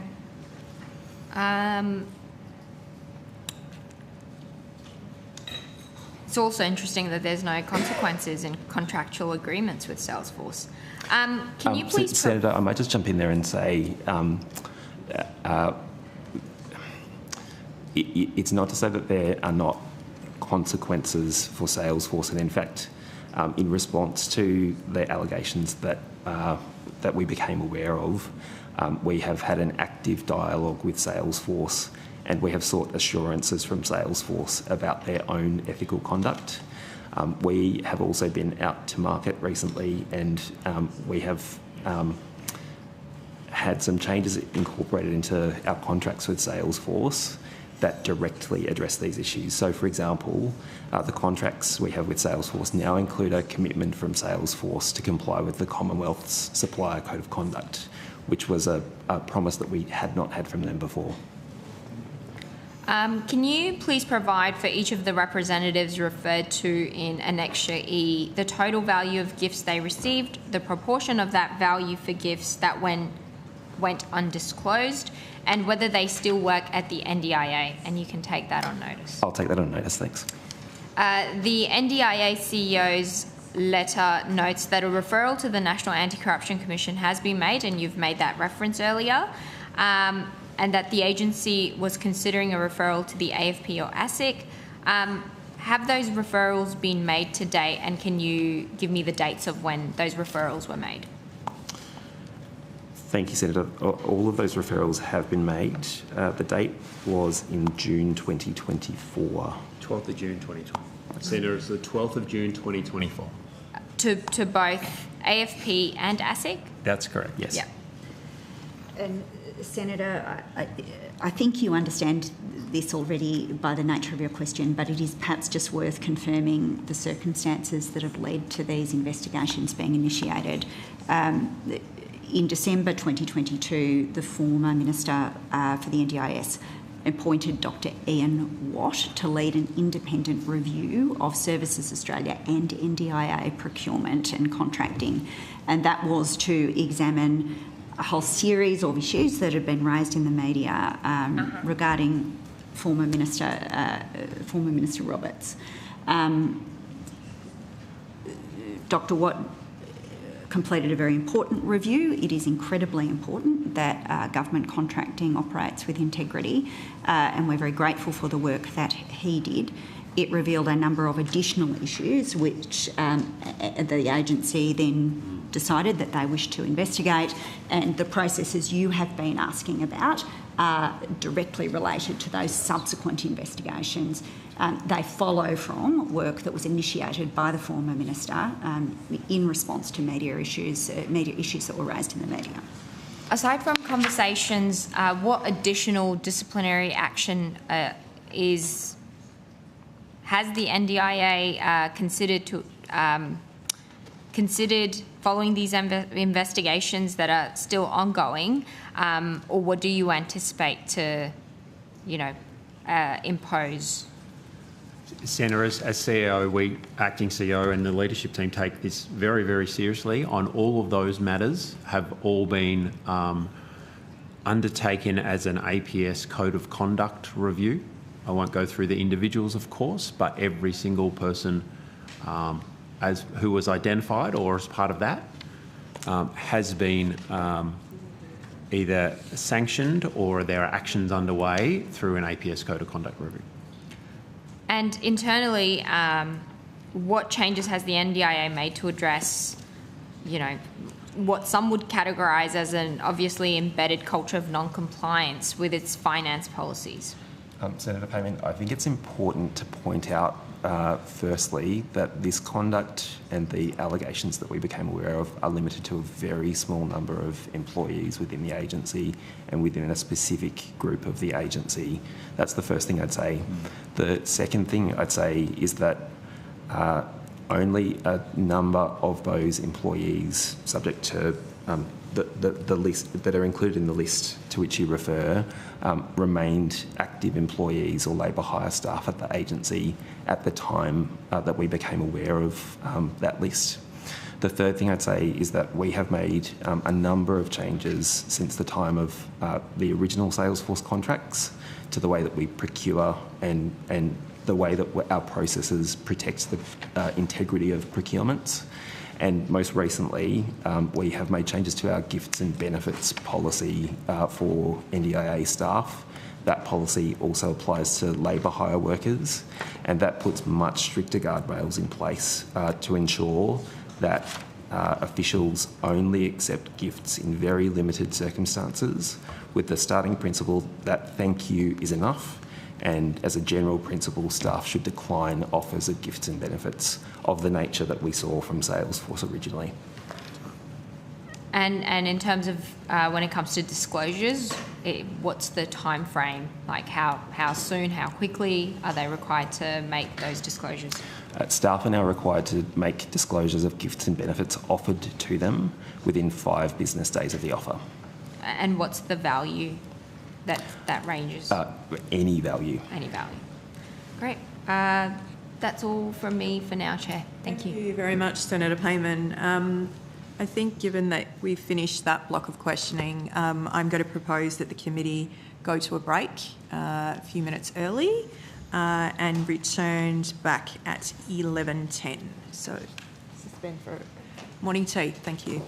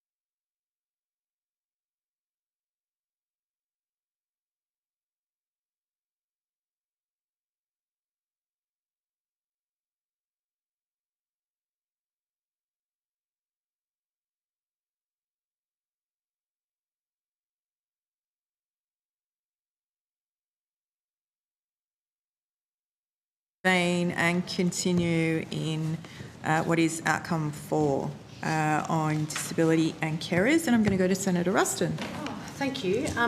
Could I just finish off on the pricing arrangements?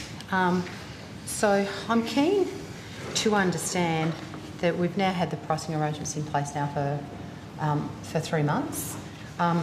What has been your experience in that 3 months in relation to feedback, particularly that you've received from rural, regional and remote communities about the impact of the transport changes? Thank you, Senator. It's Penelope McKay speaking. We actively monitor the markets to look at any changes to provider numbers.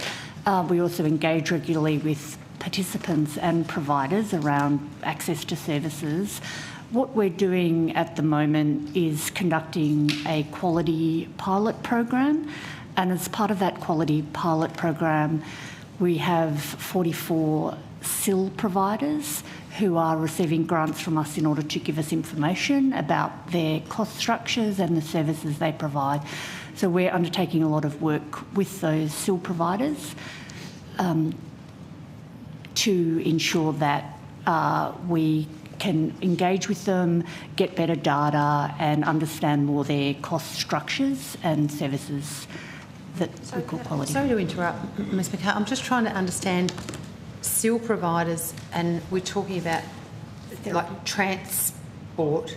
So I'm not sure, I wasn't thinking I was making a particular connection to SIL. Senator Rustin, I think we can also provide you some information about therapy providers and No, it's not therapy. arrangements. I'm actually just talking more generally about access to services for people in rural, regional and remote communities, and whether you've received any feedback, and I might go to Ms Glanville and Ms Wade in a minute, in terms of concerns that have been expressed by participants, because, I mean, you know, we're talking about the best interests of participants is the key message that we've been hearing this morning. Just keen to understand whether the feedback that you've received about the impact of the change in the funding for the transport element has had, if you've been receiving any feedback from rural, regional and remote communities, understanding they're 3 separate things, about the impact of the changes on the accessibility and availability and the access to services for participants that live in those areas. Have you received feedback? Thank you for the question. So, as I said, we do actively monitor provider markets. We have, and there's been public information that's been presented by providers arguing for a reinstatement of the previous price. Prior to making the change in the travel pricing, we did receive a lot of feedback from participants that they were concerned that their plans were being drained due to an excessive amount of money being spent on travel. So, for example, occupational therapy is at $194 an hour. Yes, I totally understand, and I totally understand the efficiency that you're trying to build into the system. No one could disagree with that.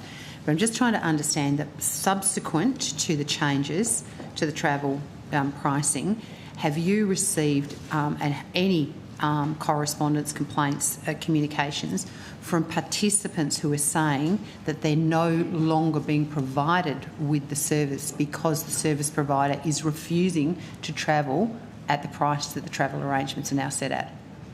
I'm not aware of any correspondence or formal. Sure. Could I maybe ask Ms Glanville or Ms Wade whether you have had concerns raised with you about potential denial of access to service, face-to-face service, because of the refusal of providers or service providers to actually do the travel in rural, regional and remote communities? Thank you for the question.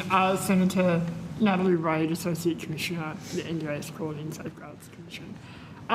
The Commission received complaints, as you're aware, from participants and their families and supporters on a range of issues, including where they may experience change or difference in their service. Where that change or difference in their service relates to the way in which their plan operates or the funding that they may receive, we of course refer that through.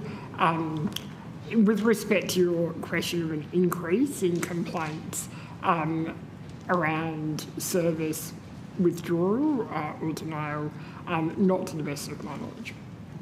Which I just find that really interesting because as I've travelled around Australia and in rural and regional communities, and I've also got a pile of requests to speak to people in particularly in rural and remote communities, because in regional communities there's often the services are able to be accessed in a more efficient manner, but in rural communities and in remote communities, I would every day I would get somebody contact me to say that the service provider that was previously coming out and providing a service to them or one of their family have actually made the decision that they no longer are able to travel. And so there sort of seems to be this expectation that the person who is in a rural community is got to be put in a car and taken into the centre, which in some instances is a particularly difficult thing to do.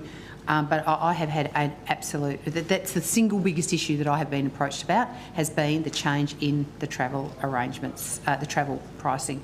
So it's very interesting that you haven't, because I would have thought the first place that I'd have gone to would have been actually to raise it with you. So what I might do from now on is I might suggest that they need to be raising the issue with you so that you can actually get a better handle of the magnitude of the problem. So I'm happy to do that. Yep. Senator, could I also just confirm something around, you mentioned remote and very remote a couple of times? So remote. Rural and remote. Rural and remote. So just for remote, the travel changes that were put in place there were no changes to remote or very remote. So if you're in a Modash modified model, 6 and 7. 6 and 7, there are no changes. Yep. So those 40 and 50% loadings still remain, as do the hourly rates. Yep. So we're really conscious of preserving those. And we're also closely monitoring any impacts in the regional areas. So it was only 6 and 7? 6 and 7. Okay, so 3 to 5? Yeah, 6 and 7 that apply, but the price itself was halved, but there's the loading still that exists. Yeah, but only in 6 and 7? Only in 6 and 7. So what is your monitoring of 3, 4 and 5 delivered to you, particularly 4, because that seems to be where the rubber hits the road in terms of shallowness of markets and cost of delivery? So this is the work that Penelope is doing with her team, with the market monitoring, especially into the therapy markets, especially into those more regional areas, into the MMM 4 and 5 locations. And we do have some opportunities that we'll continue to look at those where we can see there may be provider or market challenges. There are some things that we are considering.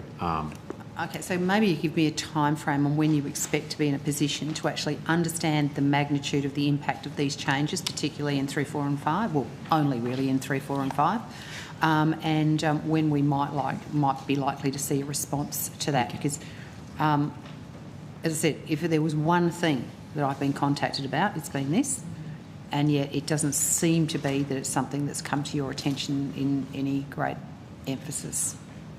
We'll take on notice and come back to you with how we approach the monitoring and the timeframes of that. We've received a lot of correspondence from providers providing feedback, no doubt, about the changes. So I don't want to give the committee that picture that we don't have a lot of providers talking to us about the impact. So we'll come back to you on notice with how we propose to monitor that. Sure. And I think, Senator Ruston, and you've alluded to it already, but we are very conscious that in some parts of the country there are thin markets. There are not always sufficient numbers of providers in some places, and we are very interested in the work that's underway around market stewardship to think about what responses might be available. Travel pricing is but one part of any response, but Mr McNaughton has already, provided the evidence to you that in those remote and very remote places, we have used a loading to try and respond to that. I guess some of the feedback is that even under those circumstances, a loading may not resolve some of the challenges that present in very, very remote parts of Australia. I suppose my point would be that we know we've got a challenge in pretty much anything. Well, we've got a challenge right across the board, but 3, 4 and 5, excluding 6 and 7, which is a very small part of the market. But 3, 4 and 5 is a major part of the market. We've made the changes to the pricing in terms of transport before we've put in place some of these things that obviously you're looking at about how you deal with shallow markets. But could I come back to the question I asked before morning tea, and that is around the overall impact of these changes on the budget? So I'm keen to understand, with the changes in relation to transport, you made the comment, I think, Secretary, that it was $50 million was the transport element. Is that a saving to the budget? The changes to the transport costs, what are the savings to the budget of the change to the transport costs? Senator, I'll ask Mr. Transport Gifford pricing, I should say. I'll ask Mr. Gifford to give you an update about how we factor in pricing decisions into our annual financial sustainability reports, and Mr. Gifford can go through what the impacts of that were. Although they're not. Can I just interrupt? Sure. I need to share the call. Yep. After this question, the answer to this question, and for the interest of my colleagues in the committee, we will be running very tight timeline because we have several members now in the room who need to get through questions. So I want to facilitate that as best we can. So we'll be going to 10-minute blocks of questions. So I need, just for the interest of everybody here. Yeah. Look, and thank you, Mr. Gifford. I don't need the whole explanation. I'm just keen to understand what is the financial implication of the halving of the transport funding. Thanks, Senator. David Gifford, Scheme Actuary. Yes, Senator, the impact in the current financial year was a reduction of $20 million relative to what was previously forecast. Thank you. Thank you very much. Thank you, Chair. Thank you, Senator Steele-John. Thanks, Chair. Look, I'm going to continue with my line around thriving kids and some questions about the Inklings pilot, but I just want to put a couple of quick questions to Mr. McNaughton and the agency that may require you to gather together some numbers. So I thought I'd just throw them at you now, and then you can, if you need to get the right people to answer them, you can do so through the rest of the course of the day. It relates to the situation that we're still having reported to us, where participants are experiencing it very challenging to get decisions that are made in relation to their plans changed. At the moment, to be honest, it seems as though S100s are being routinely refused by the agency. So can I ask you, in 2024-25, what percentage of S100 reviews have seen, I should say, the original planning decision of the NDIA upheld? We'll take that exact figure on notice and we'll get it through the course of this hearing. I understand it's about 70%, but I'll let the team check that, Senator. Thank you.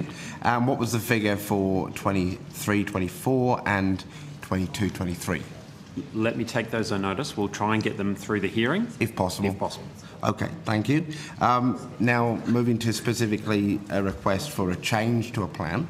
I'm hearing, as I said, participants come to our office and our team and explain that they are continuing, the agency continues to fail to meet the required time frame around requested changes to plans, and that is having a flow-on negative impact for participants.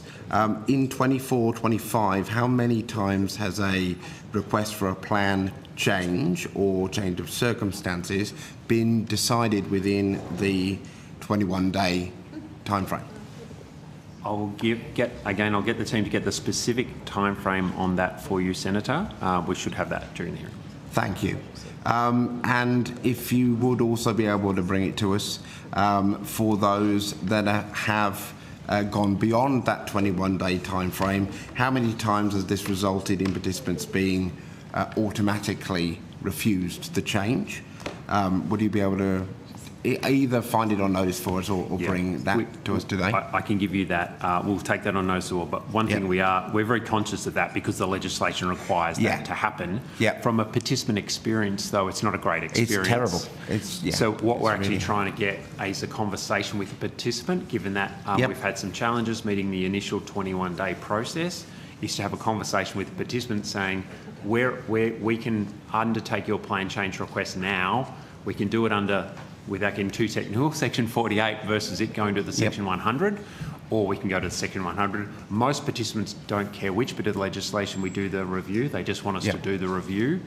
So we are trying to be very focused on getting those outcomes. But then if the S100 is being that's right. declined, that's where we have the problem. So we are working that through. And of course we have, Senator, as we've told the committee before, given some of the time pressures that we face, we do have very strong triaging processes in place for participant risk and safeguarding to make those decisions in very timely manners. But we'll get that data for you, Senator. Thank you. So yes, if you could also, how many of those instances where the 21-day time frame has been exceeded have resulted in, have then progressed to a S100 review? And then of that number, how many have progressed to an S100 review, and how many of these have led to the participants' request for the plan change being granted?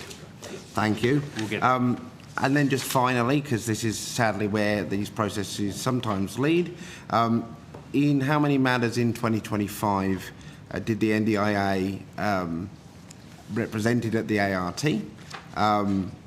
So when you were before the ART in 2025, for, say, and this would include, just so that I'm clear, the ART guidance and appeals process, was the agency represented by a senior or King's Counsel? I'll take that on notice. I think we might be able to get that through the hearing because we've got the legal team here, but I'll get that through the hearing. Thank you. And then if you do have that information, what has been the cost to the taxpayer for these matters in 25? For just those specific ones, for those instances where you have been before the ART, including those instances where you've been before them for guidance and appeals process, and you have been represented by senior or King's Counsel. I think we're total legal costs, so I think we'll have to take that on notice and get back. But okay, all right. And then finally, whether you're able to provide any reflections to the committee, and this would be either Minister or Department, on what the cost savings would have been had the agency instead hired a barrister. We'll take that on notice and give you that. But it is something that we've been very conscious about trying to do more insourcing of our legal team. So our legal costs internally have gone up quite a bit versus our external, and that's something about, it's also about the creation of good corporate knowledge, good model litigant processes. So it's something that we're very conscious of trying to do within our budget, of course. But we still will need to use some external legal counsel at times. But we are trying to do a lot more of that in-house, Senator. I bet you are. Every time I hear one of these cases and I hear about senior cases involved, I wince at thinking how much that's costing taxpayers. So thank you very much. Okay. Now, returning to the to Thriving Kids and Inklings. Minister, the Inklings program has been academically evaluated, and one of the things that evaluation showed was a demonstrated decrease in the number of participants meeting the diagnostic criteria for ASD. ASD. My question is, given that is one of the outcomes of the Inklings program, is there a similar metric of success for the Thriving Kids program overall? I think the answer at this stage is no, Senator. The work, as has been explained to you by Mr Comley and Mr Mansfield, really is underway to design the program, and so the detail about measurement and evaluation is some way off. Yep. That's accurate, Senator. Thank you for clarifying that. Sticking with the actual Inklings pilot that we have in Western Australia, and that was established in 2024. There was some $13.8 million allocated to that by the NDIA and given to the Kids Research Institute Australia.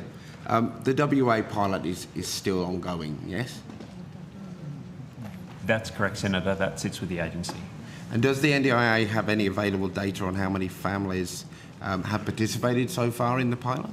Yes, Senator. As at the 31st of August, we've had 161 participants complete the program. We've had a further 516 expressions of interest from families to be part of the program through the referral pathway. Okay, fabulous. Now, the website says there'll be a 3-phase evaluation, is the terminology used, with the first being completed in 2024. Was the evaluation report of the first phase provided to the agency, and if so, would you be able to table it for us? I'll take that on notice and see where that evaluation is up to, and if we can seek to table. Thank you. The website goes on to say that in 2025, the second phase will evaluate the best way to deliver Inklings and whether Inklings delivers better outcomes for families and children. I note that we're in October in this moment. Has the evaluation of that second phase been completed? It's underway, Senator. We've engaged an external supplier in La Trobe University to undertake that evaluation for us. So they will undertake phases 2 and 3.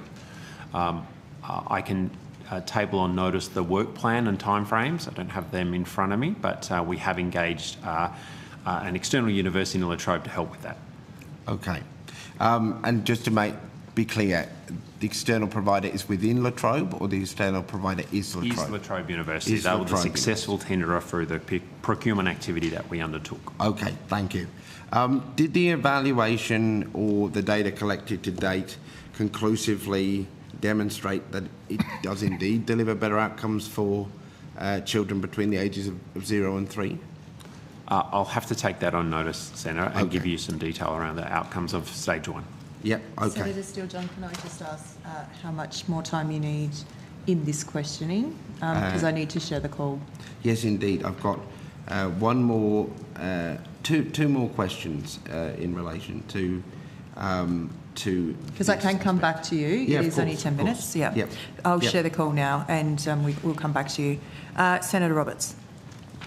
Thank you, Chair. Thank you for appearing today. How many providers are now registered with NDIS? Thank you, Senator, for your question. So I think of course, the number changes all the time very rapidly, but if we have around 270 to 280,000 providers, about 7 to 8% of those are registered. Thank you. When will the Commission extend mandatory registration to all providers, and how long will it take for all providers to be registered? The issue of registration and regulation is a matter for government, and we're very pleased to be talking to government about these issues, and we will await sort of the outcomes from those discussions. So you don't know yet? No. Okay. How many sole traders are unregistered? We can have the Deputy Commissioner for Regulatory Operations come to the table. No, we can't answer that question, but we could take that away with us and come back to you. Yeah. On notice? Thank you.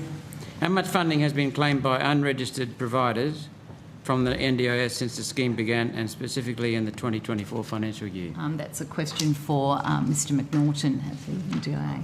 Senator, let me take that on notice if I can get that in the hearing. So can I just confirm it was how much in what financial year was that again? Sorry, how much funding has been claimed by unregistered providers from the NDIS since it began? Since it began. I'll need to take that on notice, Senator. Okay. Do you know of any other government-funded schemes where regulation or compliance is optional, similar to NDIS provider registration?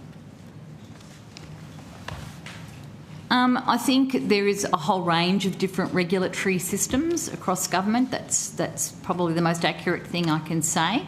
I think that we maintain a position of the importance of regulation and registration in the way in which the scheme works. And we note the differences about this scheme than perhaps other regulatory regimes that do exist in the Commonwealth. Thank you. What financial risks does the presence of a large unregulated provider base pose to the NDIS? Our main interest is in the quality and safeguards issue, of course, and that is, as a human rights regulator, we are keen to see people with disability receiving very safe and quality services to enable them to live their ordinary lives. I think questions about the funding is something perhaps Mr McNaughton could address. I think, Senator Roberts, the government is very committed to dealing with any questions of fraud or non-compliance in the scheme, and the ANAO has made the point that prior to us coming to government, there were very limited financial compliance arrangements in place within the NDIA. We've made substantial investments to improve that, and I can ask Mr McNaughton to talk you through some of those, if that assists you. Yeah, thank you, Senator. It's also important to talk about the market is quite a diverse market. So when we talk about unregistered sole providers, it could be an allied health professional, or it could be a clinical psychologist who isn't registered for the NDIS but is registered in all their other industry bodies and governed by that process. And sometimes they choose not to register for the NDIS for their own purposes because they've got other registration requirements. So the market is quite diverse in that range. We have, through our fraud and integrity work, doing a lot of work across government. Mr Dardo can talk to some of the work they're doing to match everything from ABNs to tax file to pay-as-you-go information, so we can see if there is challenges around integrity relating to a provider, whether they're registered or unregistered, Senator. We are agnostic to that in our fraud and our integrity work.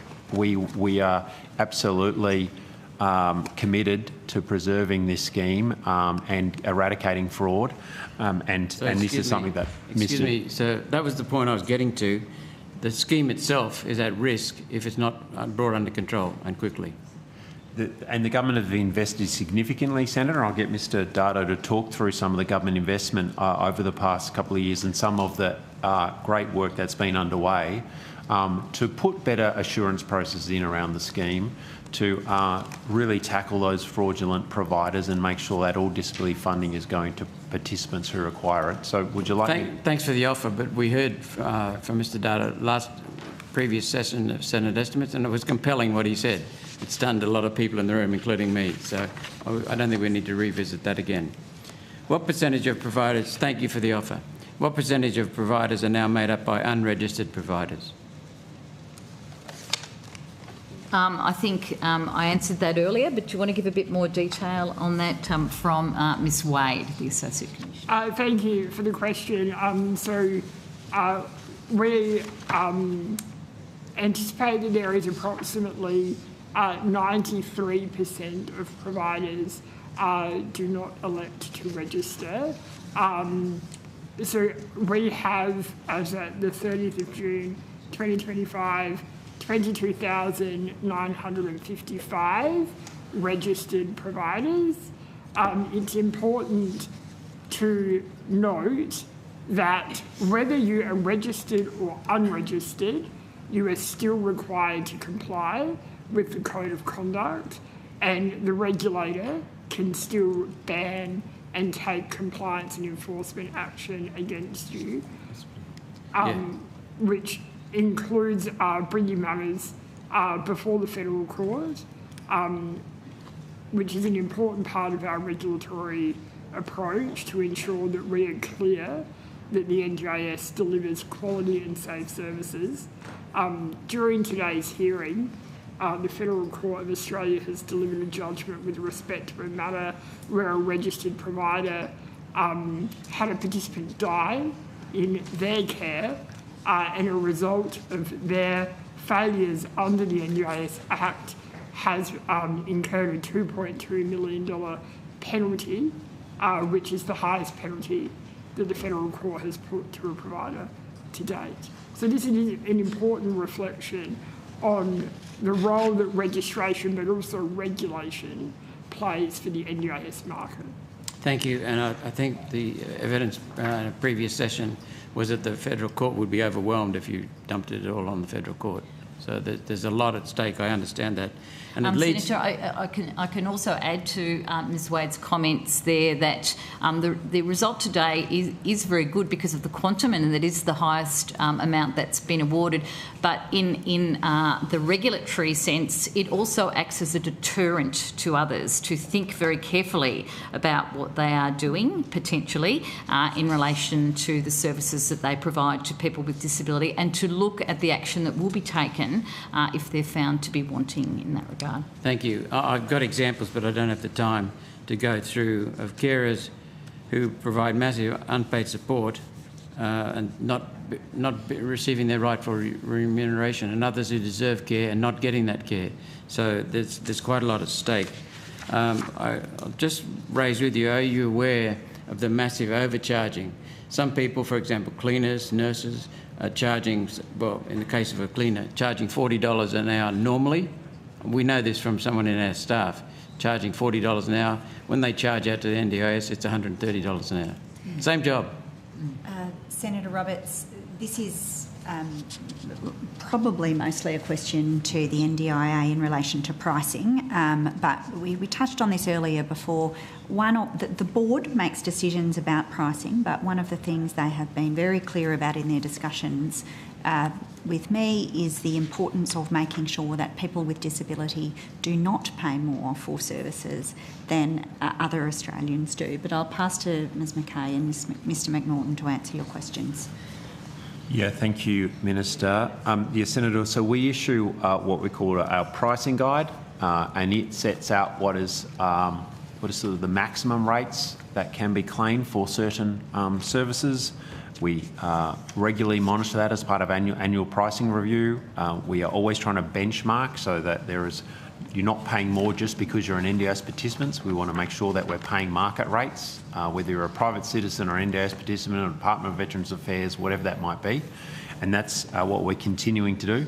Where we do receive a tip-off, Senator, that a person may be charging higher than that, that will be referred to our integrity and fraud team, who would then be investigating those matters. And I can assure you, Senator, that's what they do. Thank you. Final question, and call back to the Chair.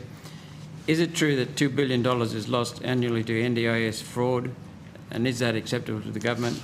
And would it be better that the NDIS, which provides a decent service, should be returned to the states for competitive federalism to develop accountability? We just got to look at every way of getting this monster under control. Senator Roberts, the policy you just referenced now is not something that the government is considering. However, the issue around fraud and integrity in the system is a matter that the government takes very seriously. Over the last, since coming to government in 2022, we have essentially needed to build an anti-fraud and compliance framework almost from scratch. We have made a $500 million investment into the NDIA to support them in building this capability. You heard, as you've indicated from Mr Dardo previously, about some of the outcomes of that investment. We will continue to back those processes because these are not really victimless crimes. Aside from taxpayer impacts, when we see fraud, we often see other harms to participants, and we certainly see money being spent on things which should be being provided to people with disability. So this is a matter that the government takes very seriously, and something which we are backing with investment. Yeah. Thank you, Minister. I really just echo those comments, Senator, but what we have through our Fraud Fusion Task Force is 25 or 26 Commonwealth agencies who are involved in looking at and cracking down on fraud and investigating fraud-related matters to the NDIS. We all agree that, as I said earlier, this scheme should be protected for people with disability who require it. There are, unfortunately, some unscrupulous providers trying to access the scheme, and we want to come from a participant safeguarding perspective to make sure that we're removing those providers from the scheme and safeguarding participants so they can access the genuine disability-related supports from good service providers And I should say 99.9% of service providers are really good providers, but there are some people, there are some bad actors who are trying to get on the scheme, and we've got very good systems in place through our integrity and fraud teams doing some great work. As I said, I could get Mr Dardo to talk through the work of the Fraud Fusion Task Force, but I know he's doing a good job. Yeah, thank you. I guess fundamentally, Mr McNaughton, how do you eat an elephant? One mouthful at a time. Can we break it down into states again? Look, the other thing is, this was started without bones. There was no skeleton even.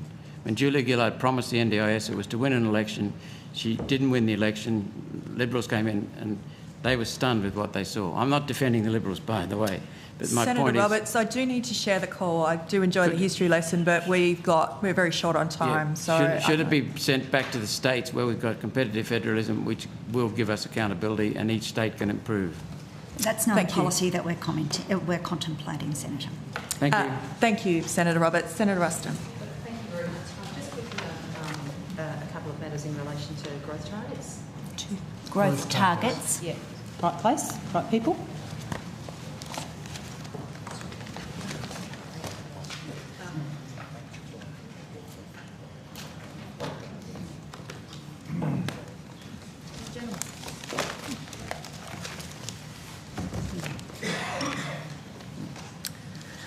Thank you, Mr Gifford.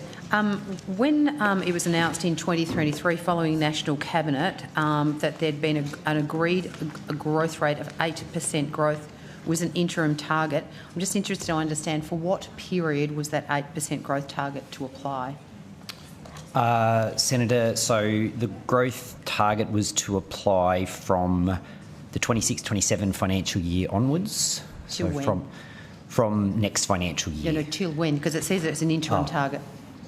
I don't believe, I sort of have to check the announcement, but Senator, I don't believe there was any limitation placed on that growth target. I think it was just announced as an ongoing target. So I'll just read to you. It says, National Cabinet agreed in 2023 that an 8% growth was an interim target only, and that growth would have to be moderated further in time. Right. So what you're saying is that's an open-ended. We've got no idea when that growth target is That's proposed. correct, Senator.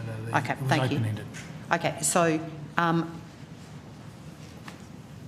is there any so I can take it ipso facto that there's no time in which the moderated target is due to be applied? No, that hasn't been specified yet. Okay, so so when can we expect an update on the NDIS growth targets? Well, Senator, I'm not sure there's a precise time when you'd expect an update. I think the context, obviously, those comments about a moderated number was the fundamental unsustainability of running, sort of frankly, any service system at an 8% growth rate indefinitely, particularly now we're back in an inflation environment of sort of 2.5%.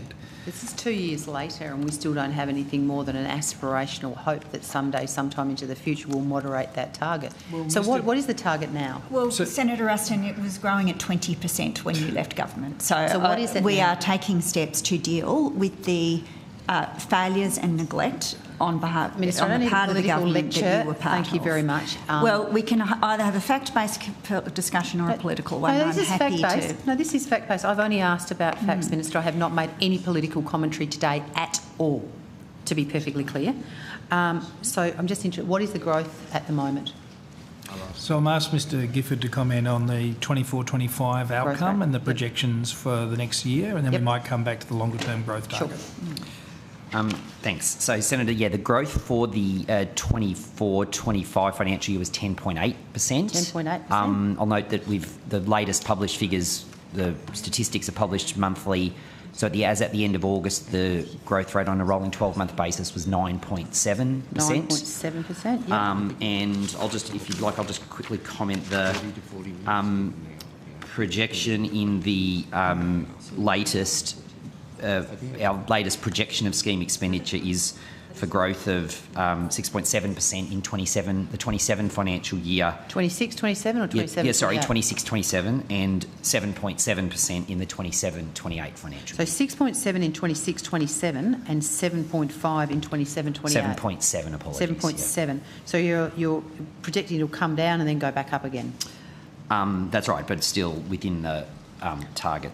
Okay, by the so that is below the 8% growth rate that you're talking about, and yet you don't seem to have any sort of definitive sort of projection. I mean, you're saying that's your target, but you're clearly saying here that you're going to be below that target pretty quickly. Okay, thank you. Yeah. I'm just interested in when your projection. I mean, you've got projections here, and yet in the first mouthful, in terms of first answers to questions, you said no, and then Mr. Gifford has just come out and given us a whole heap of projections that quite clearly show that you're heading in the direction of the commitment. I don't understand why you would have been so evasive in the first place. Senator, I don't believe officials have been evasive. No, I think there is a distinction between projections and a target. Always. Okay. Just quickly on FOI and disclosure logs.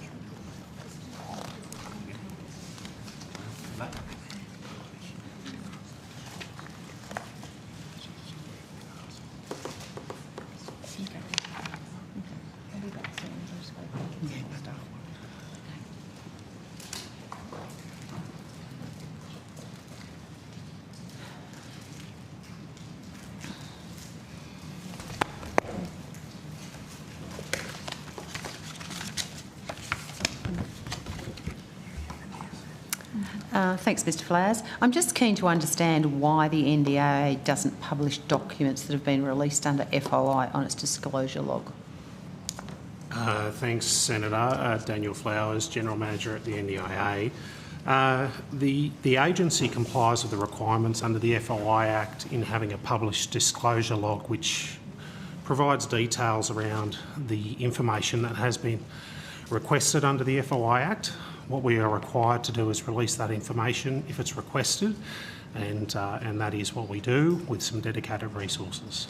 And so, Mr. Comley, am I correct in saying that the department automatically publishes documents released under FOI on the department's page? I can take that on notice, Senator Ruston.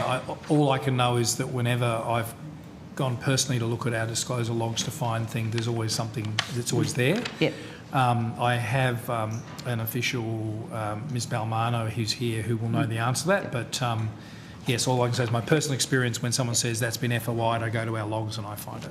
I'm pretty sure that's correct, that that's what you do. So I'm just interested to understand why the NDIA takes a different view to the transparency of information that has been released under FOI, and whether it seems to me that if a piece of information is clearly been accepted as being able to be released by FOI, why wouldn't you put it onto your disclosure log so that anybody else who may be seeking the same piece of information doesn't have to go through the same process again once it's already been cleared for public release? And so why, and maybe Mr McNaughton, is there any consideration for you to update or upgrade your disclosure log for FOI so that you can behave in a similar manner to which the department does in terms of its transparency?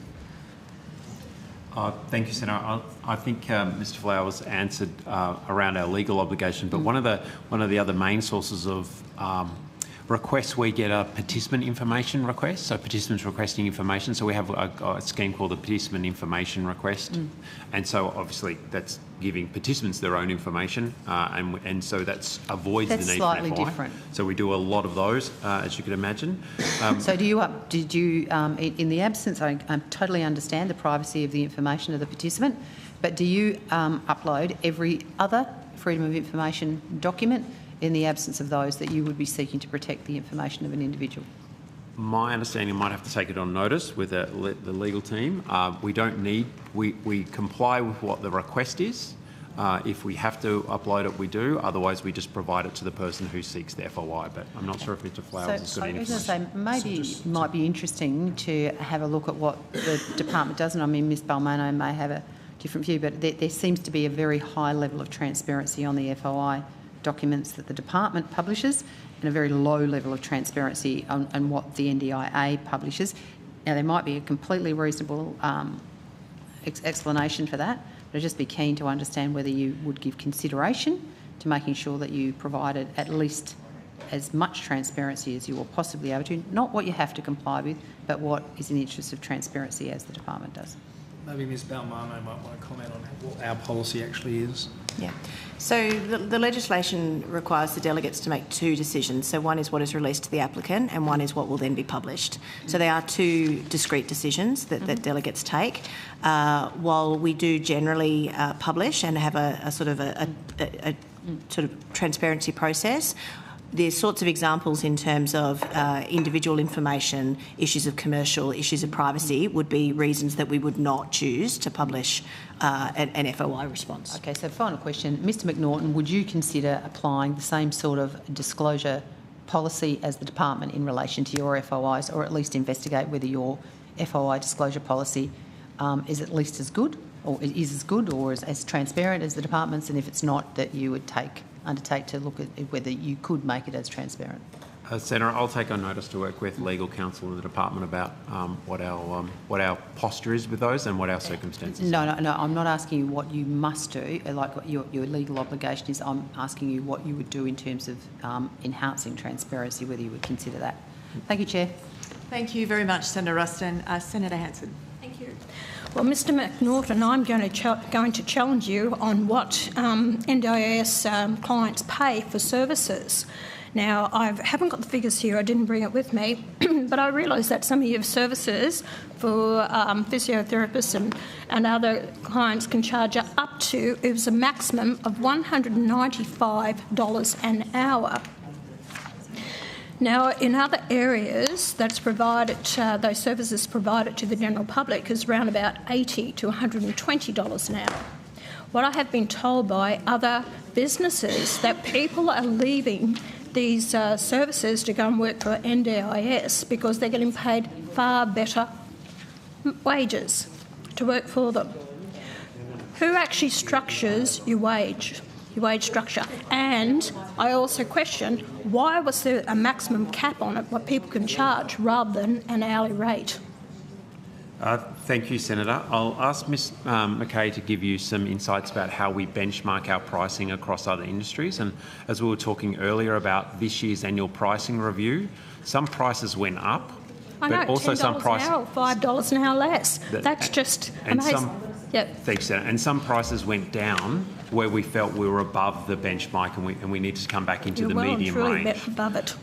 So we are monitoring that every year with our pricing review, and Ms McKay can give some examples of that. But physiotherapy was a good example this year, Senator, where when we did that review, we were above many other industries, and so the reduction this year of $10 an hour was to come back into the mean a bit more. But I can get Ms McKay to give you some examples of that if you like. Thank you, Scott.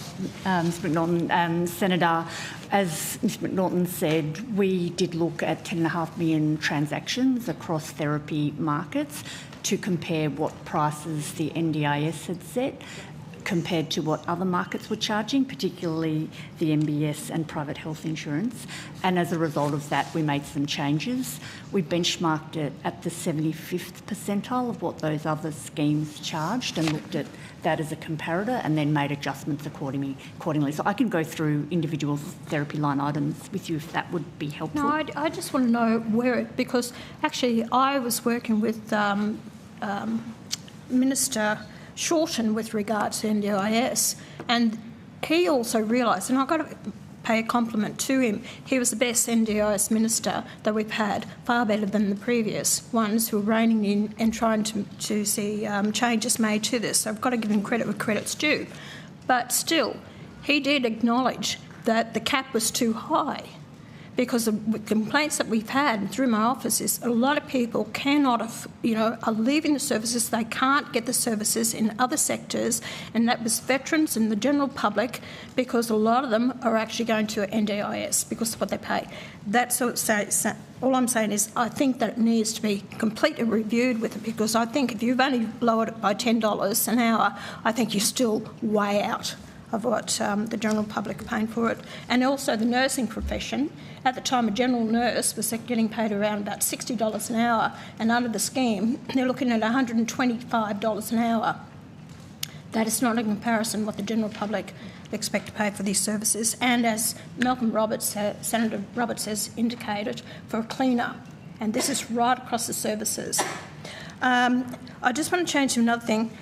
Insurance payouts from people who've had insurance payouts are actually double dipping with NDIS. Where is that being addressed? Senator, we have a dedicated compensation branch within our team, within our agency, and what they do is there's three parts to that team. There is a compensation recovery team, so where there is a large compensation payout a participant gets through an insurer usually. Our team will work with the lawyers essentially and work out what's the component of the NDIS amount, and so we will recoup that money. Are you talking about on death?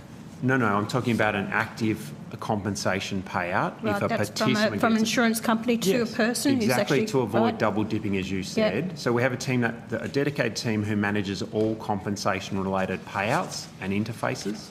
They also look at all the interactions with existing schemes, whether that be iCare or the Transport Accident Commission. So to avoid any of that double dipping, to make sure those statutory schemes pay for their bit, and the NDIS is only paying for the bits over and above that those schemes don't cover for. And if a person has had a large payout, we can also reduce future payments of the NDIS to offset the large payout a person gets.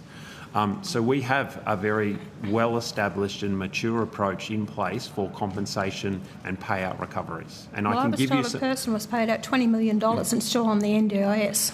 You can still be on the NDIS, Senator. It doesn't preclude your eligibility. What we would do with that payout is then have a look at what previous amounts we may need to recover from the payout and what future amounts there may be a reduction through a compensation recovery amount. Well, then I'll go back to my means testing, which, and then I'll ask the question, has the NDIA conducted any analysis since 2011 on the fiscal or equity effects of maintaining a non-means tested entitlement model for the NDIS? Senator, the NDIA has not done that. The Minister covered off that issue. So they've never done it? You've never done it? Fiscal test on it? Senator Hanson, the NDIA's job is to run the NDIA as legislated. The department would be responsible for examining any changes to policy or to legislation. Mr Conway may be able to...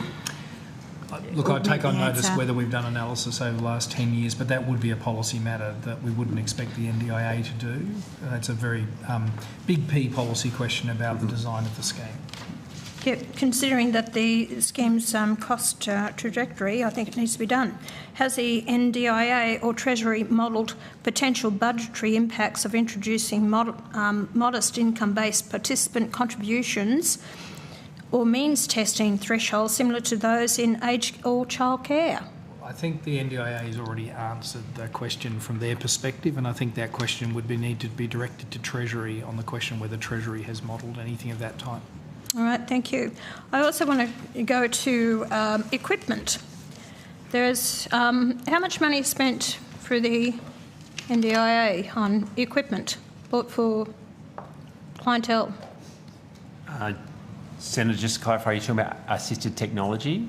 Equipment, wheelchairs, frames, working frames, all this equipment that people need, beds, chairs. No, that is, I think, for future reference, if it assists Senator Hanson, that would be referred to as assistive technology. That's technology, assistant technology. Thank you, Ms. Mackay answer. Yep.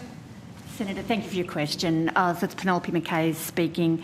So in the 12 months to June 2025, $726 million was paid for assistive technology capital items. Is that in 1 year? That's correct. 726 million? Yes. All right. Who actually owns that equipment? If it's paid for by the taxpayer and it's given to a client, who actually owns it? The scheme gives the participant access to assistive technology in their plans, and the money goes to the participant as an invoice reimbursement for the amount that they paid for that piece of equipment so or capital item. Taxpayers paying for it. Is there a scheme to actually have that have that equipment recovered and put into a pool so that it is actually then reusable for any other clients who needs equipment? That's not the way the scheme works, Senator. I know it isn't, but I'm asking you, has it been considered? Considering $736 million a year and the way it's going to be $1 billion a year before too long. Has it been considered to put that equipment back into a pool? If you actually go to the Facebook page, you've got numerous people there advertising equipment that were used by NDIS clients. So you've got families and you've got people out after the death of this client, or if they're getting an upgrade at one, are actually on selling this equipment that was paid for by the taxpayer. But if you had a pool there of equipment to go into, you could actually then give that out. Senator, I'll get Ms Mackay to talk about some of the AT rental and refurbishment pilot work that we're doing to cover off that exact issue. Some equipment is so bespoke to that individual, of course, that it becomes a bit more complex to do that, and some have limited lifespans because they wear out, of course. But I'll let Ms Mackay talk about some of the pilot work we're doing to sort of go to that where it makes sense to do so. Good, thank you. Thank you. So on the 22nd of November in 2024, the former Minister for the NDIS launched the Ability First Australia Assistive Technology Rental and Refurbishment Program in South Australia and Tasmania. So the department may feel free to speak about it further, but it was a pilot that the department's running through a grant program that they had, and the purpose is to enable people, not necessarily only NDIS participants, but people with disability, to access that equipment. It's on a pilot basis, and the department will be looking at that and doing an evaluation. All right, thank you. You spoke, Ms Mackay, earlier about transport cost, travel cost of $50 million. Correct me if I'm wrong, but NDIS clientele are paid a transport cost, which is a cost to the taxpayers around about $77 million or $75 million, could be way over that now. And they have actually given this transport allowance. Whether they use it or not, they get to keep it. Is that true? Yeah, there's a couple of different elements of transport that we have available to participants, Senator. One is essentially it replaced what was is mobility allowance in the social services system. So many participants can access a fortnightly payment of level 1, level 2 or level 3 transport, and the level depends on if the person's working in their circumstances. So that's a cash payment that goes into someone's bank each fortnight, and that allows them to access public transport, to get taxis, other forms of rideshare arrangements to access community. So that gets paid to a large proportion of adult participants. Then there is the transport subsidy that is also part of our pricing for therapy and other things. But the individual participant does have access to a transport subsidy so they can access community and get to work and travel to places.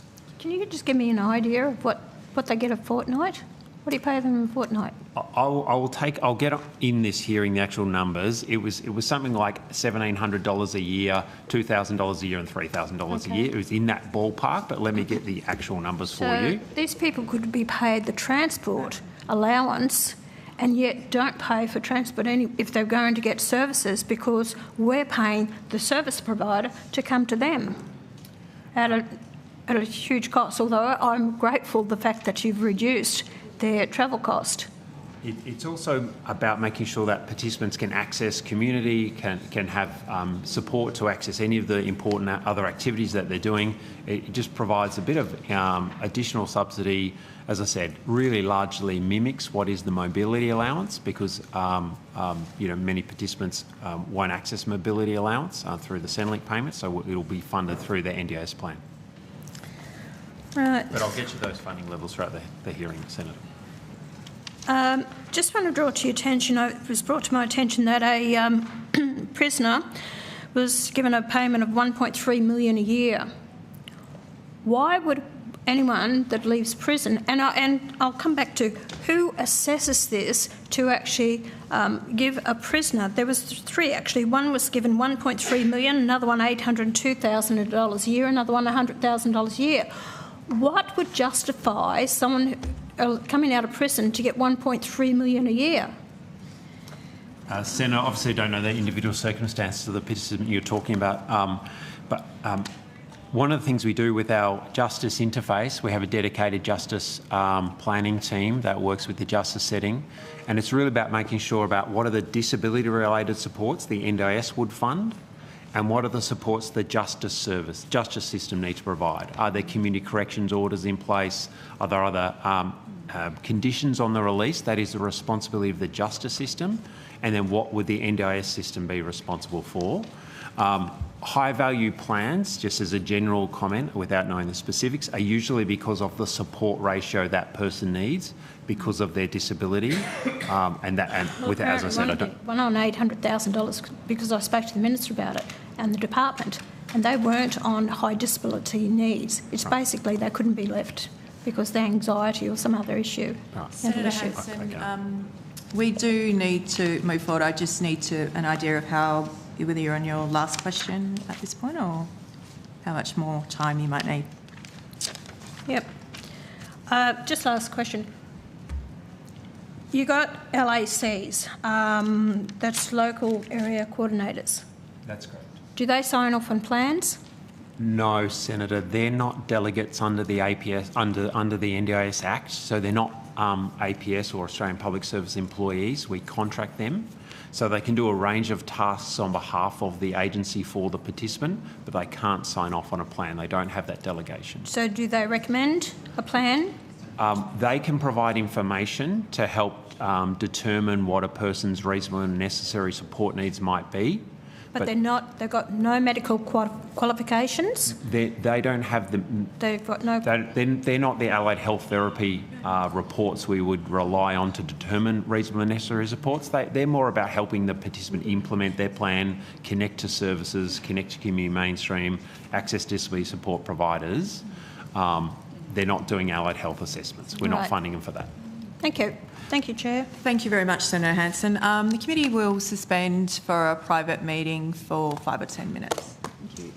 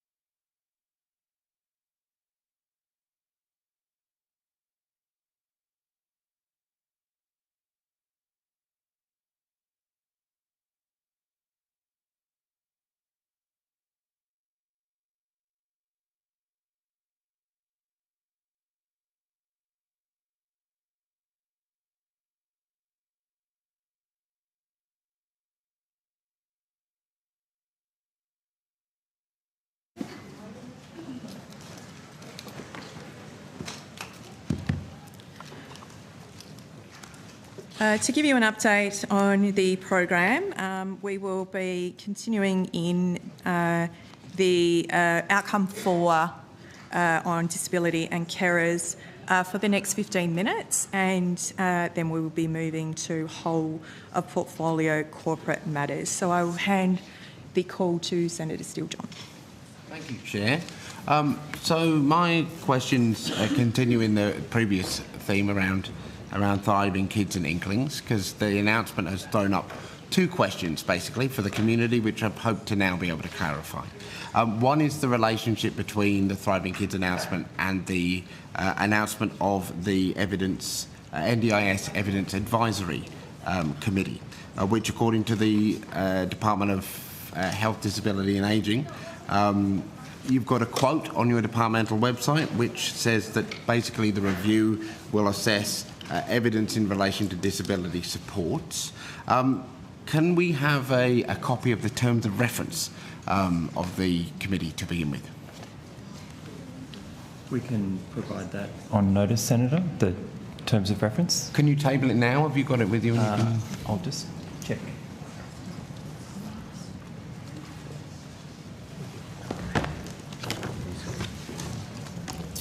Ross Schaefer, First Assistant Secretary, NDIS Markets and Safeguards.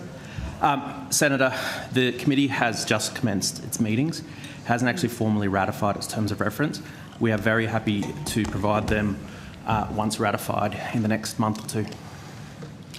Thank you very much. So in the next month or 2, you will provide them once they're ratified? Correct. Thank you. Now, the website also mentions that there will be a work plan for the committee. Can you confirm, please, that the work plan will determine the disability supports reviewed by the committee? It will, Senator. Thank you. Is there a work plan for the current year? The first few items from that work plan were released for public consultation last week, and we expect the next round of consultations to be announced before the end of the year. Okay. Is the work plan in a state, if you like, that it could be publicly released at this time, or any part of it released? Public release, I'd probably want to check. That's probably a matter for government for public release of the full list. Yeah. But certainly we'll be releasing elements quite consistently over the first year. Okay. Minister, is there anything that you can add for us in relation to the release of the work plan? I ask because people are interested to know when supports that they rely on will be considered by this committee for review. Senator, it is an important question, and it's an opportunity also to talk a little bit about the purpose and the way that we expect the Evidence Advisory Committee to function, and so I appreciate the question. So this is a really important body. It exists so that we can evaluate the options that are available to people with disability to meet their support needs and to meet their goals and objectives. We see that there's real value in ensuring that people with disability have good access to information, and we also know that questions of evidence are best processed when they're done in a way that is respectful of and responsive to lived experience. And so much of the design in the way that the committee's been established and the way it intends to prosecute its work has been done very deliberately with an eye to ensuring that people with disability are very centrally involved in the work of the committee in evaluating evidence. And Mr Schaefer or Dr Arantz may be able to talk to you a little bit more about that, because a lot of thinking has gone into this. So, Senator, we recently announced the membership of the committee and subcommittees publicly. To the Minister's point, more than 50% of committee members are people with disability, and a greater proportion still are those with lived experience of disability. In terms of the evidence that assesses, we'll also be looking at not just the academic literature but also the grey literature, and part of what we're trying to do in terms of the public consultation at the moment is hear from all stakeholders, including people with disability, what are the questions we should be asking. So the consultation is really occurring right at the start so that we make sure we frame the evidence assessment most appropriately to the community. Thank you very much for that. The website says that the committee and its subcommittees will, quote, draw on the best available evidence when reviewing supports, therapies and assistive technology, which I think touches a bit on what you've just mentioned there. Is there particularly a framework that will be used for determining the quality of evidence, either required in deliberations or considered by the committee more generally? I'll ask Dr. Rance to answer that. Louisa Rance, Assistant Secretary, Disability Evidence Branch. Senator, we have developed a draft assessment framework that will be with the committee to review and provide feedback on, and then that will set out the evidence thresholds, the analysis of different types of evidence, the scope of reviews and so forth. So we're happy once that has been finalised also to share that. So that's something that we've had commissioned by an expert disability research team. They've developed that draft and the committee will be looking at that over the next few months to give feedback and finalise. But that's a bespoke framework that's been developed specifically for disability assessment, recognising the disability assessment of supports for people with disability, assistive technology and therapies is not the same as medical or pharmaceutical, so we're not reusing any of those other frameworks. We've got a bespoke framework developed just for this purpose. And can you table for us who is developing, who is actually doing the development of that framework? So we contracted Monash University to draft that framework for us, and so they'll be revising it once they've received feedback from the committee members. Thank you. Now that will cover the minimum level of evidence that will be needed to be considered by the committee in its deliberations. Will that be covered in the framework? It covers a whole range of things. So sources of evidence, issues of evidence quality, how the assessment should address any concerns about research bias, research gaps and things like that. And also recent evidence speaking to the efficacy of the support? That's right, yep.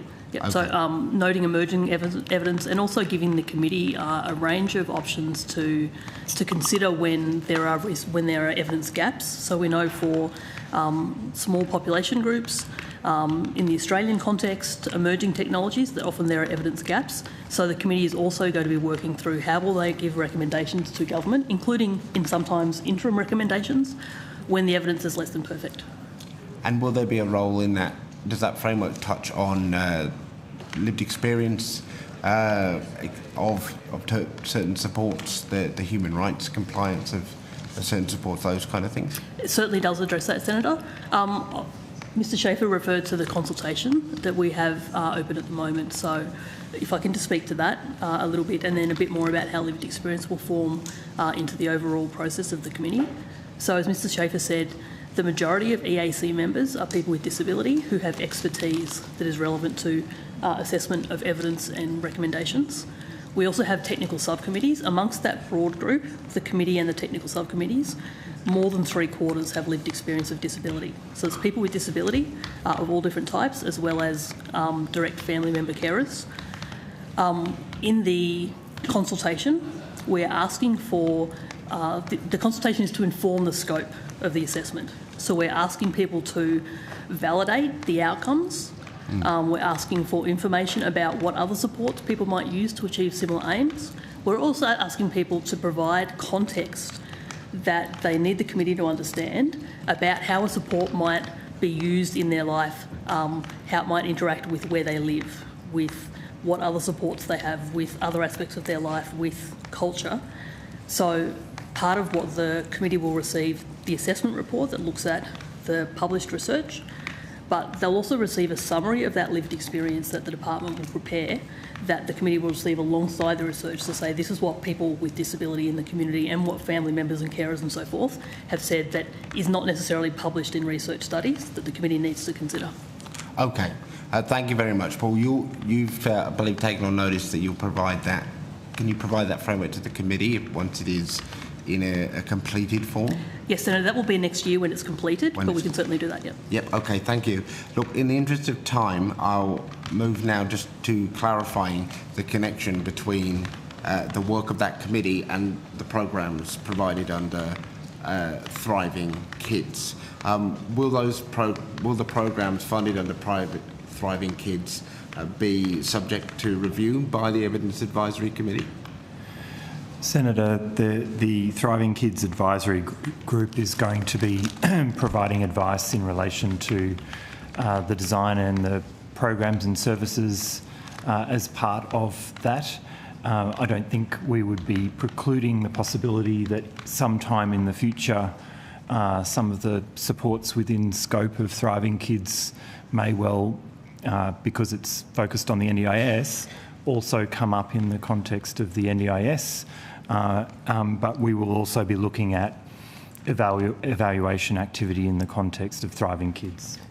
And the draft framework that you're consulting on now, are you able to take that on notice for us and provide it to the committee? Senator, to clarify, what we're consulting on at the moment is for those first 6 supports that the committee will review, we're consulting to inform the scope of that assessment.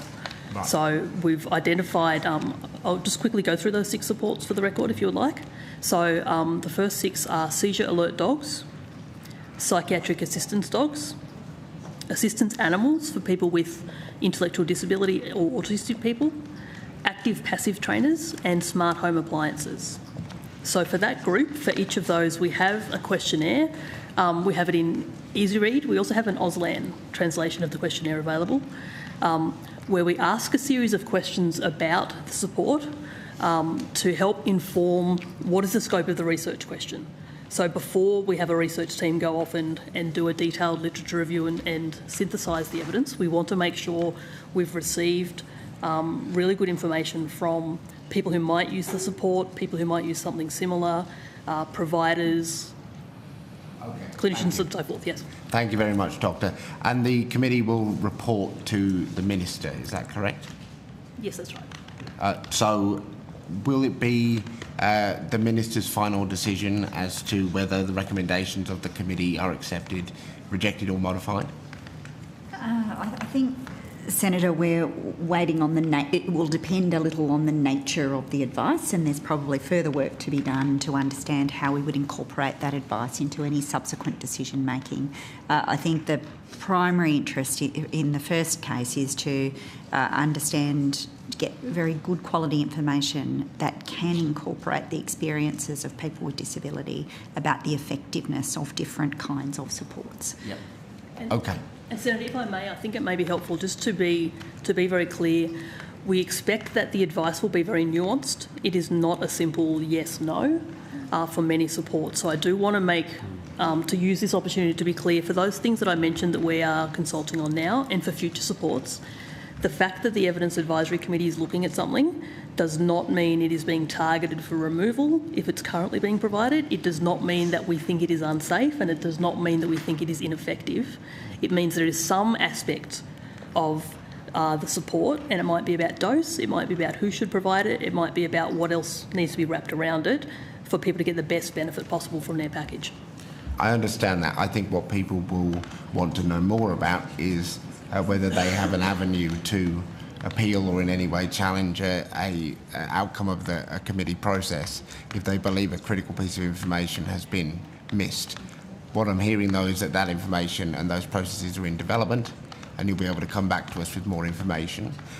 In the interest of time, I'm going to move on to the second piece that's been thrown up by the Thriving Kids announcement, which is this question of funding periods. Which again, I think is an unfortunate time overlaps that these things have been mixed together in some ways. But many constituents have been reaching out to me asking about the Section 33 changes to funding periods, and so I'd like to seek some clarification on that. Now, your website says, the agency website says, funding periods will usually be set at 3 months. So funding period of 3 months seems then to be a default, but it is not mandatory to have a 3-month funding period, correct? Just for that. I'll ask Mr. Verlin to lead a bit of that response. Thanks, Senator. Thank you, Aaron Verlin, Acting Deputy CEO of NDIA. You're correct, Senator. It's not a mandatory. It is a starting point. How does a participant request an option of extending the funding period to, say, 6 or 12 months? At what stage do they need to ask for this? So it can happen during the planning discussion. As you've outlined, participant preference is considered as part of the planning decision. And then following receipt of the plan, if the participant is wanting to seek a review, they can seek a plan variation.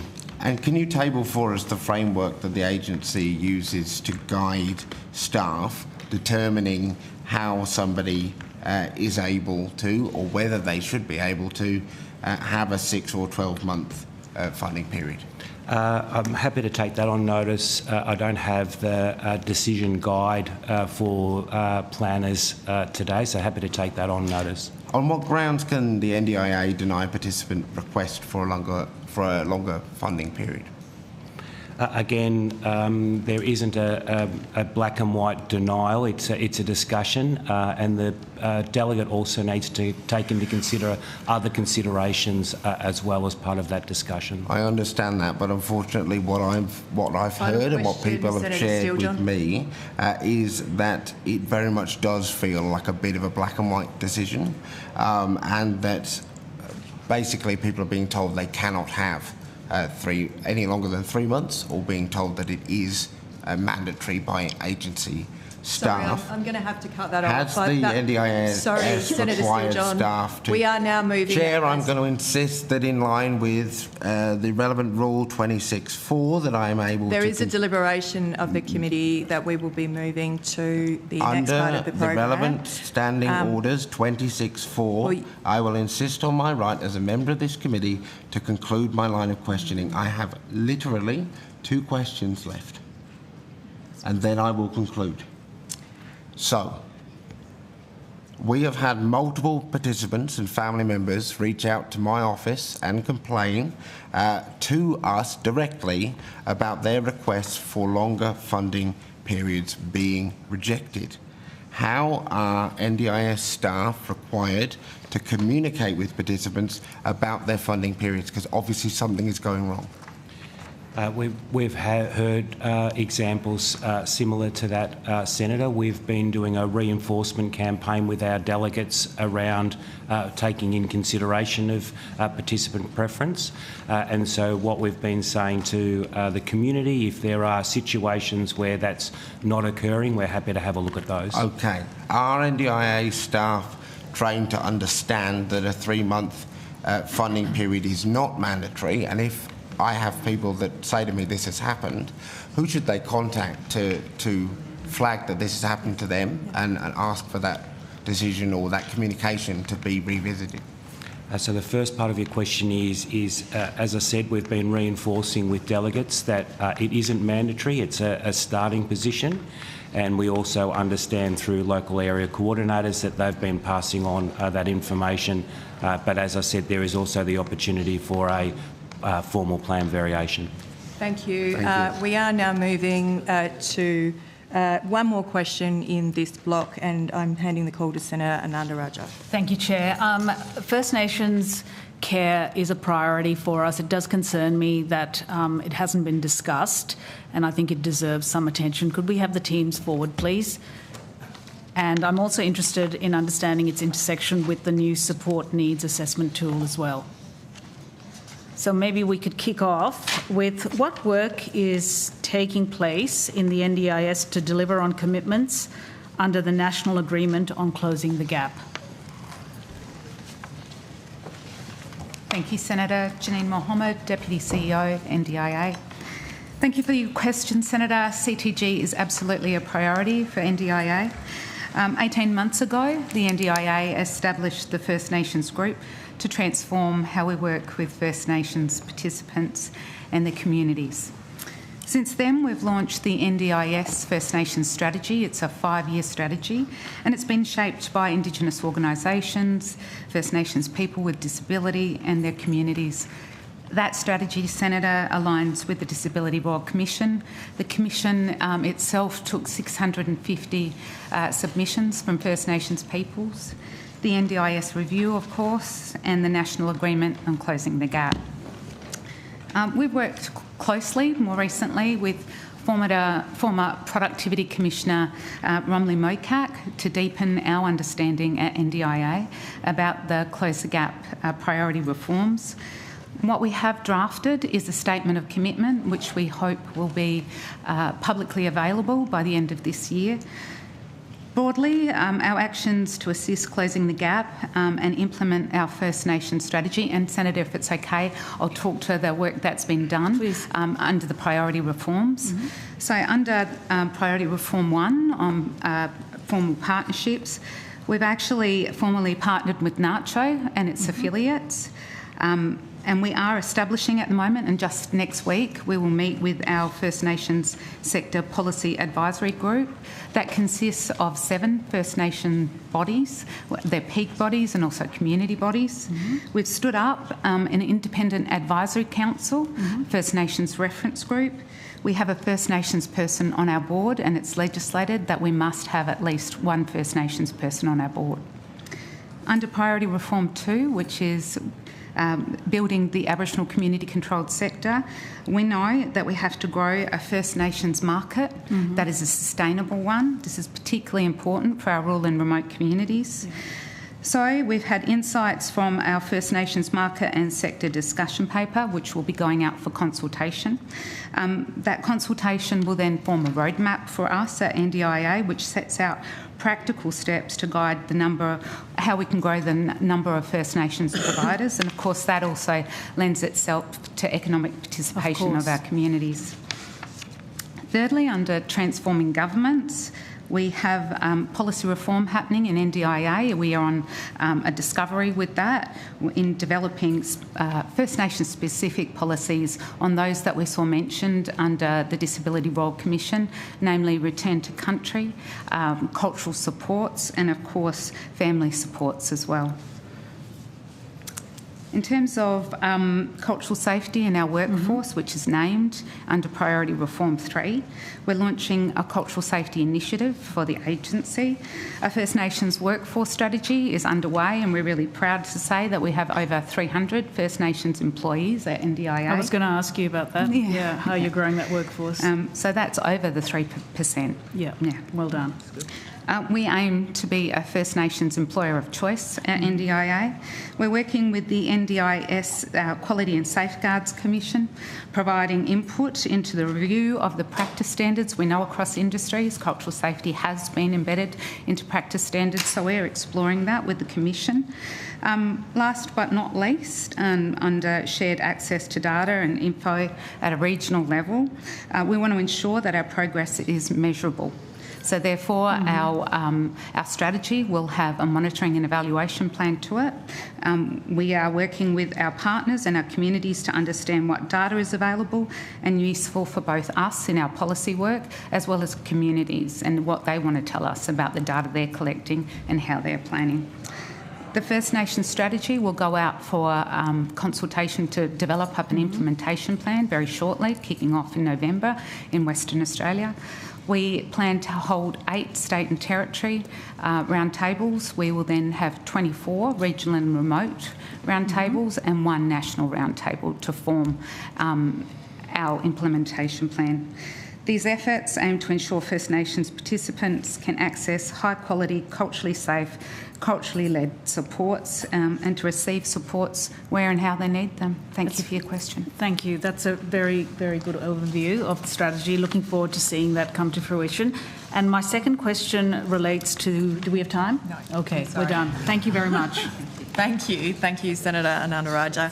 That concludes the committee's examination of the Health, Disability and Ageing portfolio.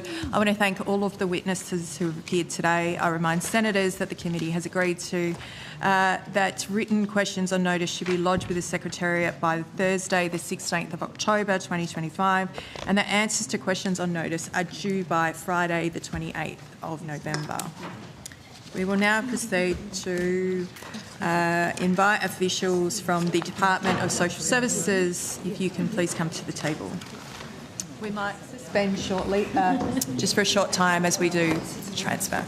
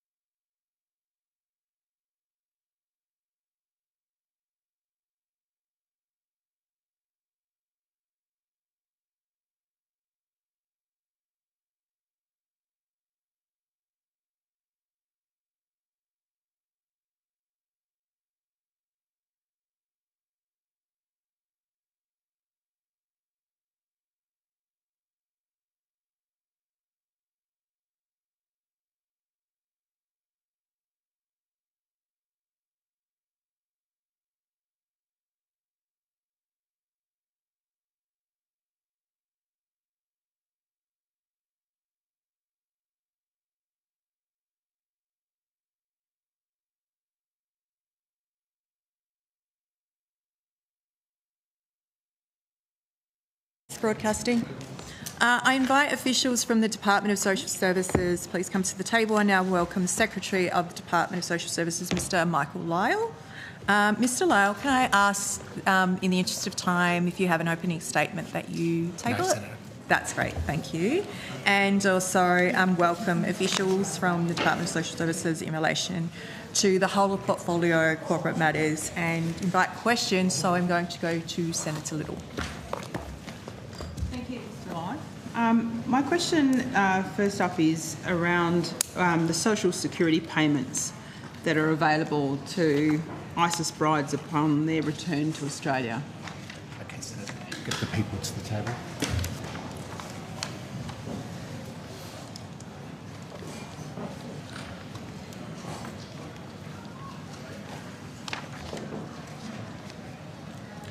Senator, you're worried, you're interested in whether anybody in that category are eligible for social security payments? My first question is around what's available to them.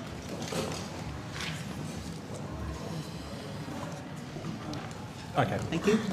Hi, Senator. So Matt Flavel, Deputy Secretary, Social Security. So your question is about which payments they may be. Oh, okay. Perhaps, Senator, you've indicated your broad area of interest. Perhaps you should ask officials a question. I just did. What is the question? I asked the question, which was, what social security payments are available to ISIS brides upon their return to Australia? Thank you. Thank you. So, Senator, there isn't a specific category, of course, as is the case with most social security payments. There are a range of eligibility requirements that need to be met. Depending on the nature, so not ISIS brides, but for newly arrived migrants in Australia, there can be particular payments they may be eligible for. And we've seen that before with, for instance, some refugees from Syria, for instance. Depending on the visa class that they're issued with, they may be eligible for special benefit payment. But that is a decision, obviously, for the Department of Home Affairs in terms of the issuing of the visa that then triggers the eligibility for special benefit. Right, okay. So pretty much everything is available? No, No? Quite the opposite. Quite the opposite? Well, I mean... So what's not available? Well, it's slightly a hypothetical. It's a question we can't answer because we don't know the nature of those people, whether if they're Australian citizens and therefore able to access social security payments. It would also then depend on their income. So there's a whole lot of criteria. So it's not a question we can answer in any more detail. Okay. So have they actually accessed, has that cohort actually accessed social security payments since their return to Australia? Are you able to advise on that? We wouldn't know, Senator. We'd need to take that on notice and check with both the Department of Home Affairs and also Services Australia for any of that information. You would have to check. Are you able to check? If you like, I think Mr Flavel has taken it on notice. Sorry? Mr Flavel has taken it on notice. So are you able to tell me, do the usual wait times apply for that cohort? Well, again, Senator, as Mr Lai has said, you're trying to define a cohort without actually describing the characteristics. If they are Australian residents, then there'll be a particular set of things subject to a whole lot of other eligibility requirements they could be eligible for. If they're not, then clearly they would be subject to the same sorts of waiting periods that newly arrived residents have. So you mentioned you're needing information from other departments. Have those other departments been in contact with you to talk about the facilitation of social security payments or other services? No, Senator. On their return to Australia? No, Senator. Are you aware of any resettlement services through our social security system that have been provided to ISIS brides ahead of their return to Australia? Senator, we don't provide resettlement services through the social security system. Okay. And Minister, Was the minister? Do you know if the minister was aware that DSS, like, has there been any engagement on whether or not the ISIS bides would get any assistance from DSS? So do you know if there's been an exchange of letters, or they've said they haven't assisted yet, but has there been an exchange of letters that actually have communicated an expectation that there will be? I'll ask the Secretary to respond to that. No, Senator, not to our knowledge. Not to your knowledge? Okay. Thank you. I'd like to move now to the changes in administrative arrangements. The orders, thank you.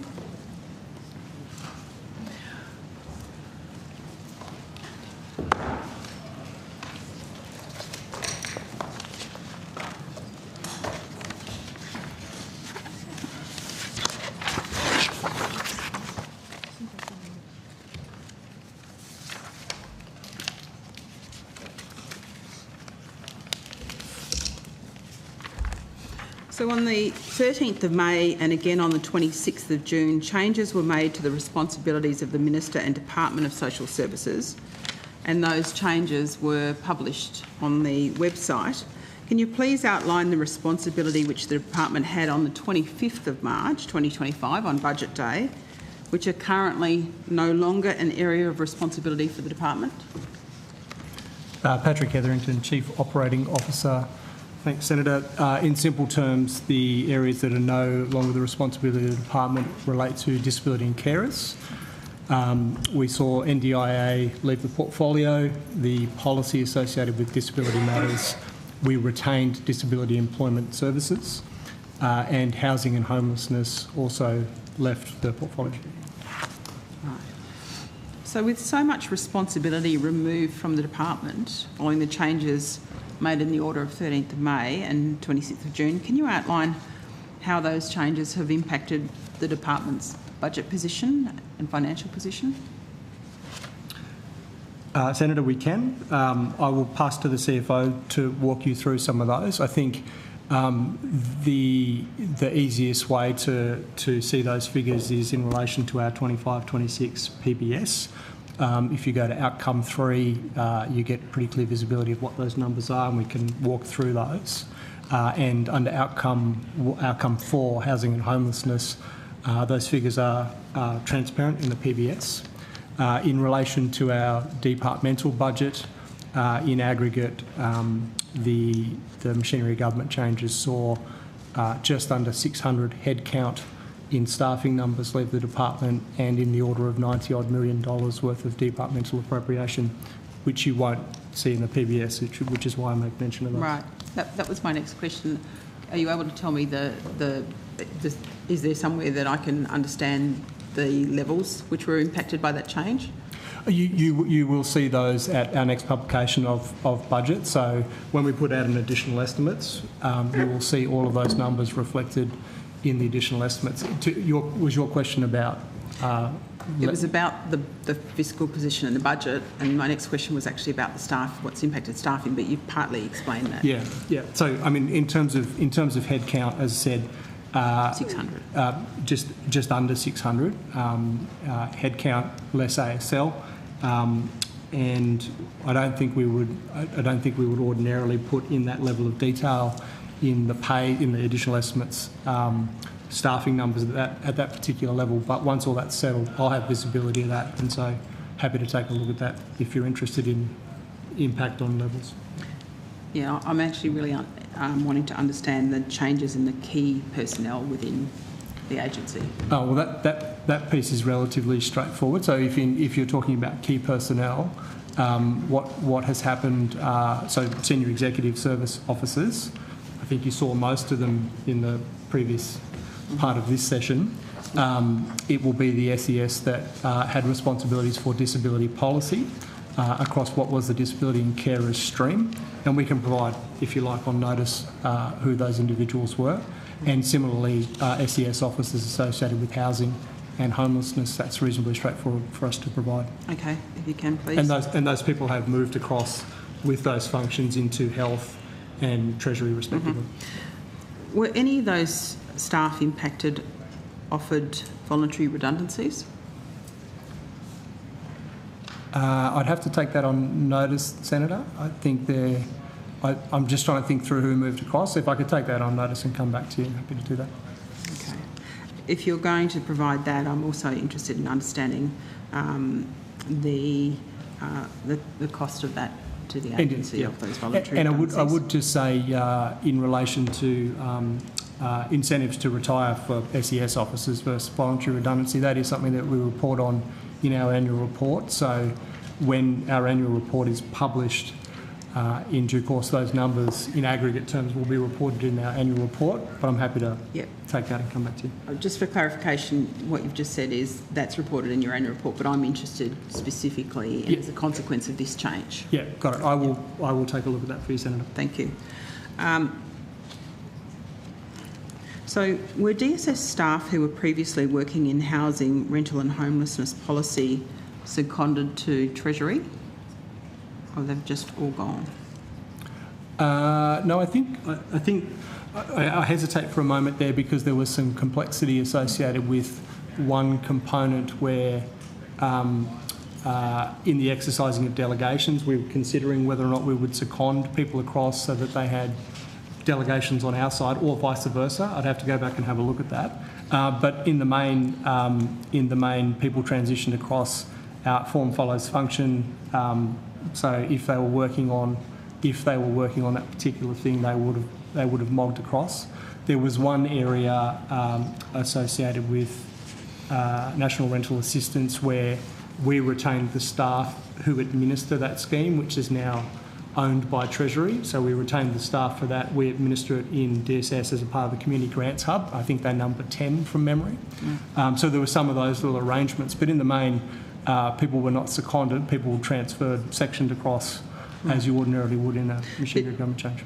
Did people have an option to remain DSS? Generally, that's not the case with MOG. So there are a few exceptions to that, obviously, but if you work in an area that is subject to a machinery of government change, the standard approach is that you move with that.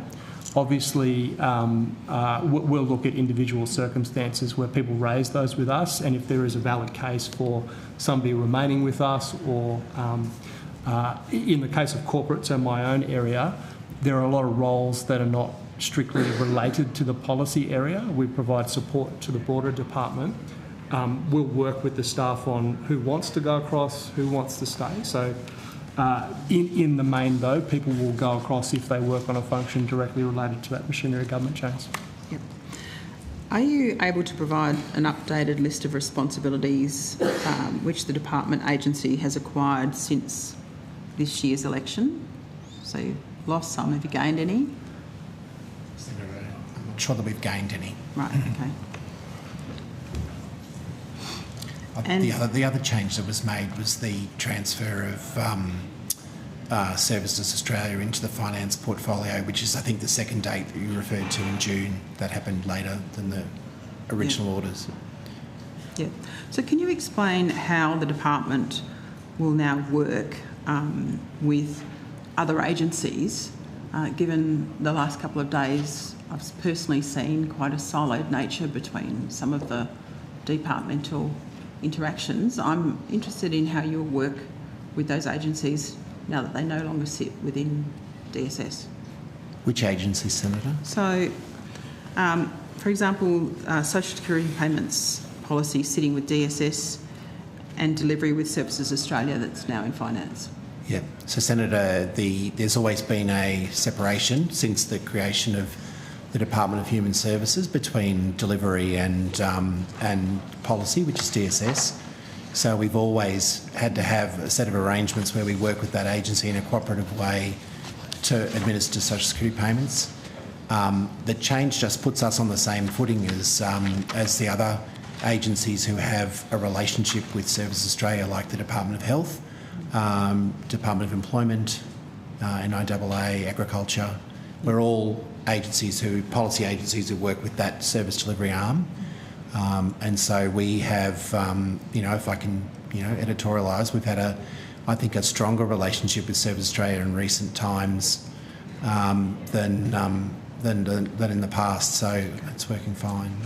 I've got some questions in relation to the Social Security and other legislation amendment technical changes number 2 bill, are they better asked in this section or in outcome 1? Outcome 1. Outcome 1, okay. On that note, Senator Little, we're going to break for lunch. We can come back if you have further questions. No, because it might be before a committee. I think the response was it's better to go into outcome 1. Yep. But if we have a continuation of whole of portfolio corporate matters, there is time after lunch, so we can return there. Yes. Senator Little, the thing we might want to just check is whether it is before, I'm unaware of where it's up to in the legislative process. If it's before another Senate committee, we wouldn't ordinarily canvass legislation. It's not. It's gone through the House. Oh. It's gone through a committee. It had a single day hearing in a committee process. So. And concluded. Right, okay. Thank you, Senator We can Little. park it till we come back. The committee will now suspend for lunch until 2:15. Thanks. Dory.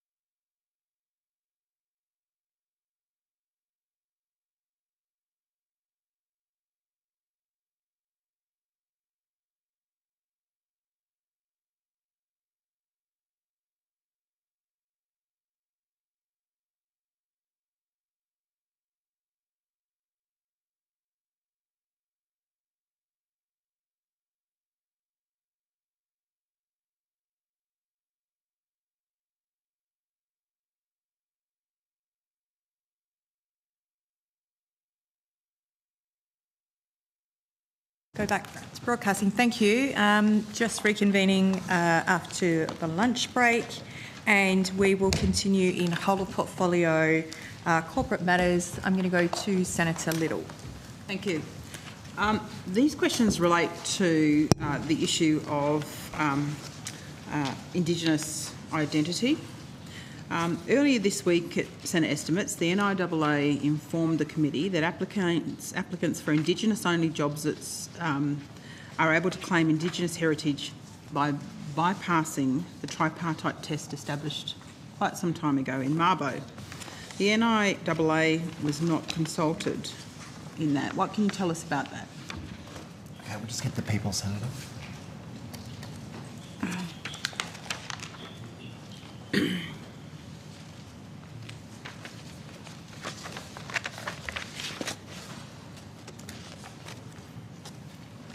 Thank you. Senator, is this for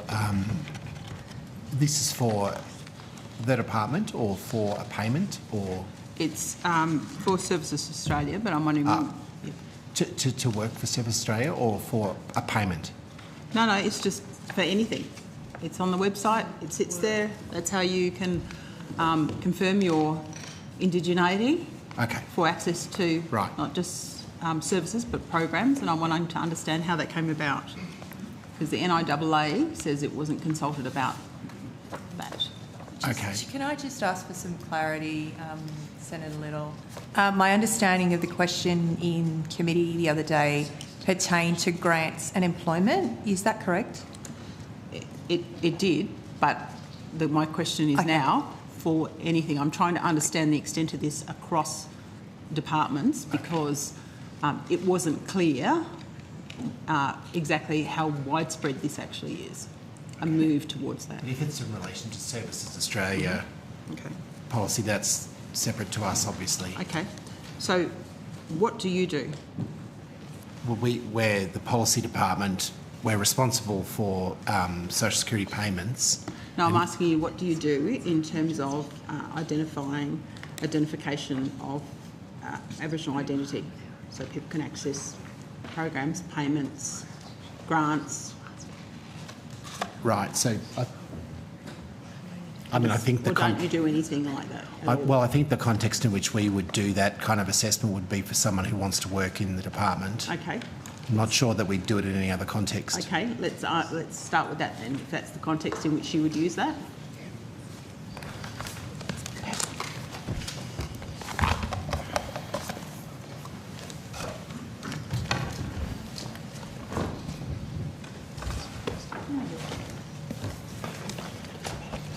Pat Etherington, Chief Operating Officer. Senator, we're just having a look now to see what our policy says. I don't have an answer for you just at the minute, but if we can take it on notice, I'll hopefully be able to find something shortly. If not, I'll come back to you. That relates to employment of people in our department. If that's the only context in which you would use that, I'm wanting to understand what you currently use and... Senator, I think that's the only context, but we're happy to take it on notice and come back and give you an answer. Yeah.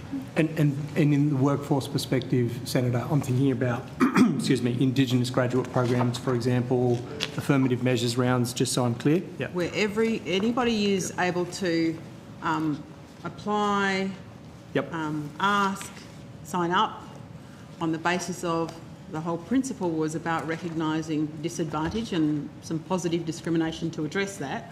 I want to understand what you're doing right now to protect that principle. Yeah, we'll take a look and Thank you. Senator Richard Baumgart, Group Manager for Corporate and Government Services in DSS. So if we're undertaking a recruitment process through an affirmative measures round, Indigenous, that's when that would actually come into effect as providing a positive arrangement to support their employment over non-Indigenous people. Otherwise, if somebody who's working in the department identifies and says they're Indigenous, there's no particular difference that's given there. But we have a confirmation of heritage arrangement for vacancies when we do advertise under affirmative measures.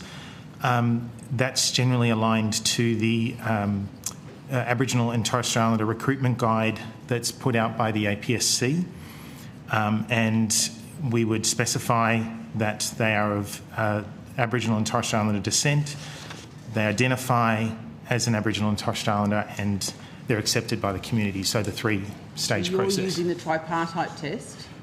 On those occasions when we do undertake affirmative measures for Indigenous, yes, that's what we ask to go through that process. But we don't, sorry. And Senator, just to be clear about the point that Mr Baumgart made before, like if somebody seeks employment with us not through an affirmative measures round, there is no test. If they're just applying for a job, and have no test at all. Yeah.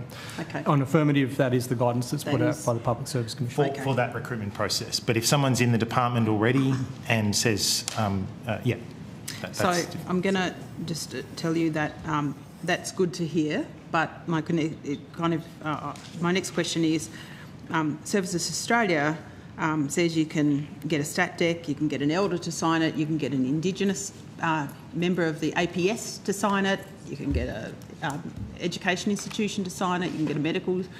There is a bit of concern about that approach, and I'm wanting to understand, have you been approached at all by the Minister's office, by other departments to look at applying what they are applying currently? No, I understand that. No, I've not been approached or asked to vary that. Having said that, the APSC guidance does allow for some other options where that can't be achieved, and does include a statutory declaration where for some reason that can't be obtained. And I probably would take on notice all of the arrangements. I think as I said, we follow the arrangements as laid out by the Public Service Commission, and it is really a question for them in respect of employment matters, and we can't speak for Services Australia processes specifically. But currently those guidelines could mean that you could just change tomorrow, but you've applied the tripartite test at this point in time. So the Public Service Commission is really the right authority in terms of APS employment, and they set the kind of guidelines and principles by which we employ people in the public service, and we've adopted the APSC guidelines in respect of employment in DSS, but it's really their policy approach that we adopt. Okay. All right, thank you.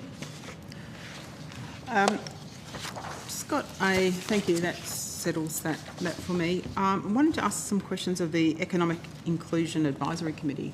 Somebody can help me with that one.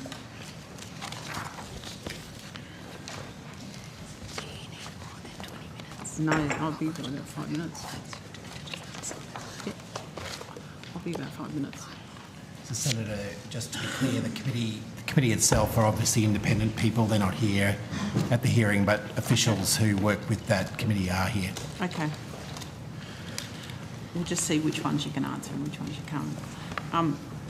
Thank you for appearing today. I'd like to ask what expenditure is provided in this year's budget for the work of that committee. Thanks, Senator. Ben Peoples, Group Manager, Participation and Family Payments. So the Economic Inclusion Advisory Committee is funded $800,000 per year.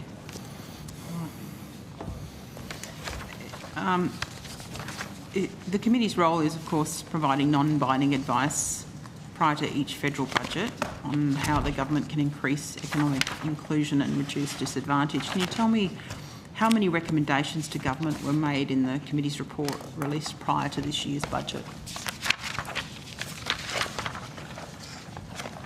So for the 2025 report, that'd be 10 recommendations. 10.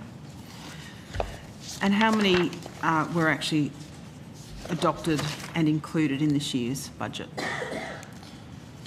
So, Senator, I think it's probably fair to say that the recommendations that the committee makes are considered in a number of different budget processes, so it's not something that is a simple yes, this has been responded to, no, that hasn't been responded to.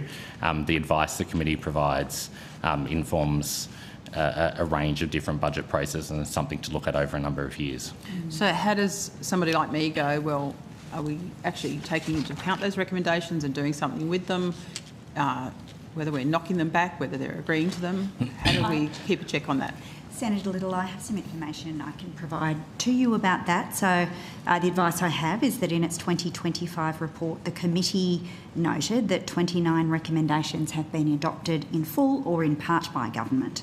And these include increasing maximum rates of Commonwealth rent assistance by around 45%, abolishing the activity test for early childhood education and care, committing to full employment adopted as government policy in its employment white paper, adjusting the 25-hour participation rule for the care and payment to 100 hours over 4 weeks, ending the Parents Next program, replaced with the improved Parents Pathways program, addressing concentrated disadvantage, including through the Targeting Entrenched Disadvantage package and establishment of partnerships for local action and community empowerment, and changing the culture, purpose and intent of the social security system, with initial steps including $2.8 billion to improve the way Services Australia delivers services and hire a necessary additional customer-facing staff, and steps to improve service culture towards people receiving benefits. Thank you, Senator McAllister. There are 29 recommendations. I know you've read out a number. Have you got a list of them that you can provide on notice? I'll take that on notice, Senator Little. I don't have it with me at the moment. And have there been any changes to the committee since its inception? Yes, in terms of the membership, Senator? Membership? Yeah, in terms of the membership, again, I'll ask my colleagues just to run you through that. Since the committee was established in legislation, 11 members have been formally appointed to the committee. There's been a couple of resignations as well from the committee. Mm-hmm. So there are currently how many members on that committee? So there's 13 members of the committee. And no other changes to that committee other than changes to membership? That's correct. No terms of reference, no other changes. No. Thank you. Thank you, Chair. Thank you very much, Senator Little. I'm going to go to Senator Ananda-Rajah. Thank you, Chair. I have a couple of questions. The first one relates to the use of external contractors. I'd like to know what the department has done or is doing to achieve the government's commitment to reduce our dependency on external contractors.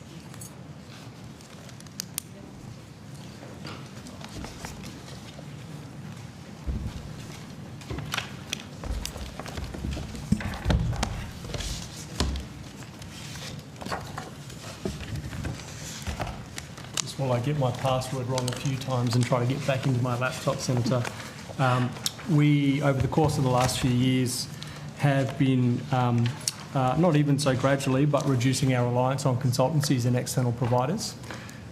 We have reduced from a few years ago in the sort of high $30-odd million worth of expenditure or more, down to a level lower than $20-odd million in external consultancies, and we use those very sparingly. And my colleague will give us the exact numbers in a moment, for things where we genuinely need kind of independent advice on something, or the skill set is not resident in the department and we don't have a need to maintain that skill set in an ongoing way. Relatedly, we also have the strategic commissioning framework that looks to ensure that ongoing APS roles are actually filled by ongoing APS employees. So we set ourselves a couple of years ago now a reasonably ambitious target of no fewer than 90% APS employees in our workforce. And I think the number, and I will find this for you, I think the number at the moment is high 93% ongoing APS employees or APS employees. So 93% ongoing, meaning that they're not casuals. Is that what that means? I'll give you the exact numbers. 93.2% of our workforce are APS employees. And only 211 contractors. About 6.8% of our workforce are on a contract basis, and they relate to two areas primarily. One is independent decision makers in the context of our redress scheme, and the other is for sort of surge demand driven schemes like the Community Grants Hub, where we might employ workforce and then lose workforce as demand changes over time. And how does this number of 93% compare to historic levels? I don't have it in front of me. That's right. Could you take it on notice? A few years ago, yeah. I recall the number. Have you got it, Hitesh? Yeah. I'll pass to Mr. Arora. Senator Hitesh Arora, Branch Manager, Financial Management and Property Services. So from 2022, we were tracking at about 13% of our workforce as contractors, and we've dropped down to 6.8% now. So halved it effectively. Yeah. Okay. And the number of APS employees who were ongoing back then? You don't have that number? That's okay. I Maybe don't have that. get back to me. Yeah. But there's clearly a reduction. Yes. So just on the ongoing, non-ongoing split, so we do employ APS employees on a non-ongoing basis as well, so short-term APS contracts. And in that space, about 97.4% of our APS workforce are ongoing, with only about 75 in a non-ongoing space. So this is also correlated with a reduction in costs, so cost savings, right? And you're building capability within the department as well. Can you talk to me a little bit about the capability that you're building up? Yeah, we can. So, I mean, we went through, again, I don't have the detail. We did the strategic commissioning framework a few years ago now, a couple of years ago now. We went through a process of identifying what we thought core work was for our organisation, and clearly in a policy department, we put some weight on having an ongoing workforce to deliver on our policy aspirations. But we also lean pretty heavily on the delivery components of our workforce as well. So the first step is really identifying what are the roles, what are the things that we consider to be core work for the nature of our department, and then backing in those particular areas to make sure that we're employing people in an APS capacity and where we can in an ongoing capacity, noting that it's always good to maintain some flexibility for demand-driven schemes. So, you know, that's sort of the process we went through. And then having identified those things, really you're talking about then establishing kind of learning and development opportunities to start building that capability. You mentioned 30 plus million, but you didn't give me a year. If you can supply that on notice, that would be fantastic. And so the core work, the two broad areas are policy development and delivery, meaning implementation. Is that what you mean? Yeah, so implementation work remains important.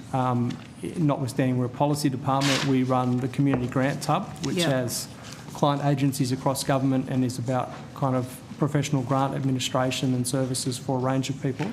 And we deliver services in our own right, principally through the National Redress Scheme. So making sure that we've got a diverse range of skills that cover off on those multiple core activities that we do is important to us. And being clear about what's not in that mix. So by way of example, we receive ICT services from Services Australia as a shared service offering to us. So we maintain a small footprint of ICT people to manage our side of that relationship, but it's not core. So we're not going to go out and contract a range of ICT professionals, for example. Understood. In terms of your workforce, can you just talk to us a little bit about the distribution of your workforce? How many are outside the ACT and why it's important to have distribution around the country? Sure. The balance between workforce in Canberra, principally where head office is, and outside of Canberra has been changing over time. I don't have it with me now. We could probably look at that change profile over the last few years if it was of interest. To the point where about 40%, little less than 40% of our workforce is outside of the ACT. So the biggest sites outside of the ACT, probably not surprisingly, are New South Wales and Victoria, but we have offices in every state capital, and we've got a range of regional offices around the place as well. So we have a presence in Newcastle, Wollongong, Batemans Bay, Wagga Wagga, Orange, Townsville, Bendigo, a few other places.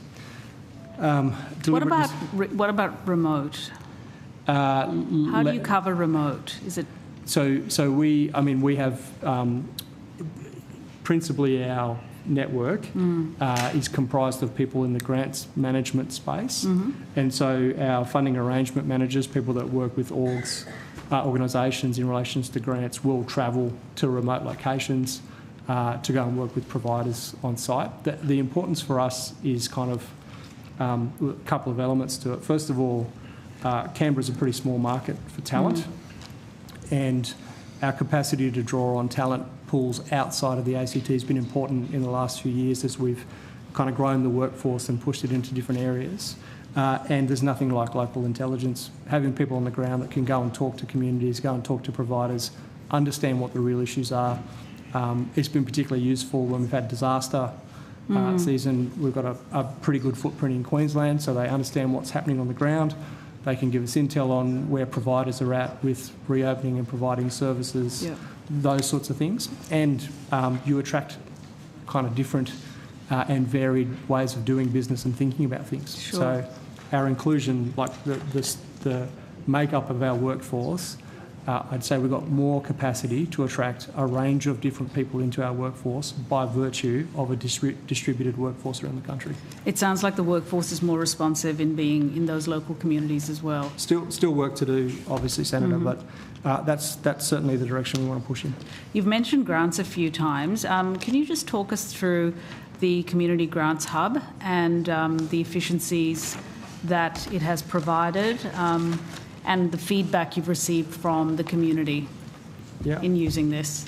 I might just ask Ms. Payton to come up as well. I might start. So the Community Grants Hub was established now, getting close to 10 years ago, and set up to professionalise administration of grants. Which I would, in a very biased way, Senator, say I think we've done a really good job of doing that. Historically, there've been some assurance and integrity issues around grants. We've taken some steps to make sure that there's a consistent way, a professional way of processing grants. With the most recent machinery government changes, we have 13 client agencies. Treasury's just come on as a client agency with the housing and homelessness piece. And the biggest client is health, but across those 13 agencies we manage something like $11 to $12 billion a year in grant payments and tens of thousands of grants that are distributed across the country. So bringing all of those things together offers us the opportunity to look at how you deliver services consistently, work with organisations consistently, think pretty clear with a pretty clear-eyed view about how you reduce red tape.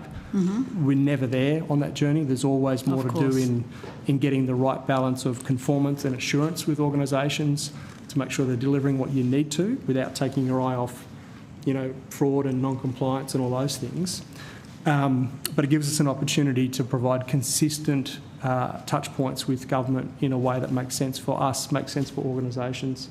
The latest survey, we do a survey on how we're doing, and I think pretty good results. Yes. Payton, Acting Group Manager for Community Grants Hub. Senator, Orima just did some research for us, and there's an 80%... 1 minute.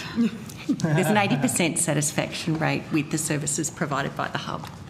Okay. If you could provide that survey to us, that would be wonderful. Certainly. Thank you. Thank you, Senator. Senator Blythe. Thank you. Thank you very much. I just have one follow-up question from Senator Little's line of questioning, which is just around Services Australia and the criteria that you use for AB study. Is that... Sorry.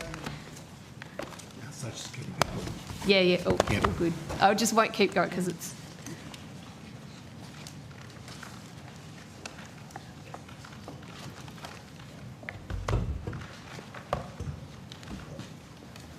Thank you.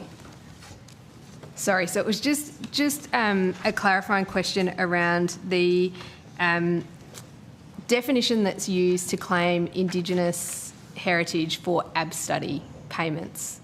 What criteria do you use for that?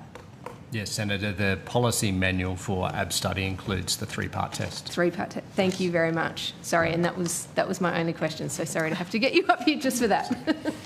Thank you, Senator Blythe. We will now move to call officers for the Department of Social Services in relation to Outcome 1 on social security, and invite questions. Senator Little.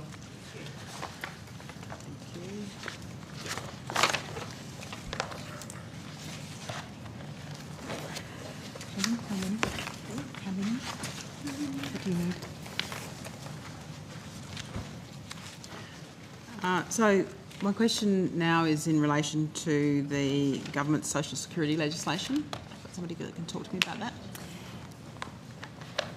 Chair, may I just get some clarity from you about examination of legislation that's presently in a committee inquiry? I understand that it was referred to committee and that committee is yet to report. We wouldn't ordinarily take questions about legislation that's being considered elsewhere. Absolutely, and I think that piece of legislation isn't due to report until the 21st of this month. So yes, unfortunately, it is not able to be referred to in this committee for questions. So that's your advice? Yes, Okay. it is the advice also to me as the chair of the committee under the rules. Okay. I first learnt about this rule, Senator Little, or this convention, by way of former Senator Corbyn, if it provides you any reassurance. Right, okay. And happy to provide a copy to you if you require it. Yep, I'm sure we can find it. So this question then is around the deeming rate freeze. Sorry, 20 questions. Some people? Great. So in a media release by the Minister on the 20th of August, the government announced it was ending the deeming rate freeze. When was the decision, not the announcement, taken to end the deeming rate freeze? Senator Little, my understanding, and I'm happy to refer to the Chair or the Minister, but we don't normally talk about dates for Cabinet or other Cabinet committee decisions.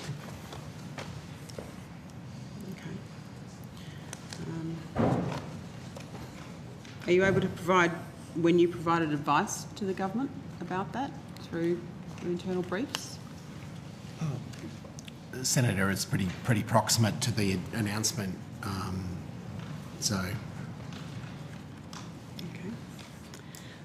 Are you able to tell me the fiscal impact to the budget over the forward of the government's decision to end the deeming rate freeze? Senator, that'll be published in MyEFO in the next month or two. Can you tell me how many Australians will be affected by the decision to unfreeze deeming rates? Yep, sorry, I'll ask Ms Evans to handle it. Thank you. Senator Jo Evans, Group Manager, Systems Strategy and Seniors.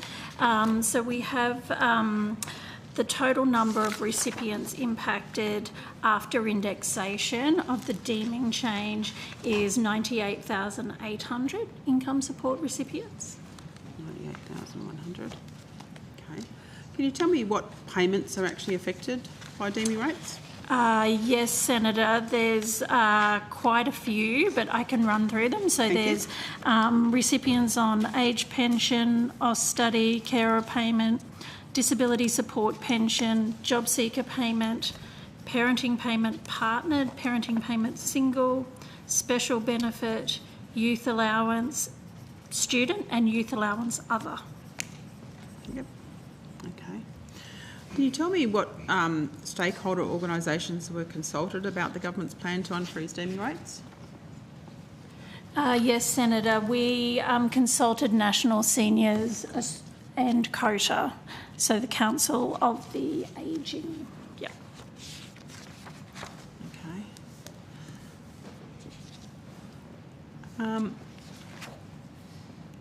Can you tell us what modelling was undertaken to land on the deeming rate the government Senator, in terms of modelling, I mean, the department undertakes analysis, if you like. We use spreadsheets to look at, different interest rates and their impacts on recipients. We also looked at bank interest rates that pensioners and other beneficiaries are able to access at the big four banks by way of comparison. Right. Minister, I've been looking at the election policy commitments. Can you tell me where the reference is in your election policy platform to end deeming rates? Well, Senator Little, I think you will probably know that the deeming freeze was essentially an emergency measure that was put in place to assist people through the shock of the COVID pandemic. It's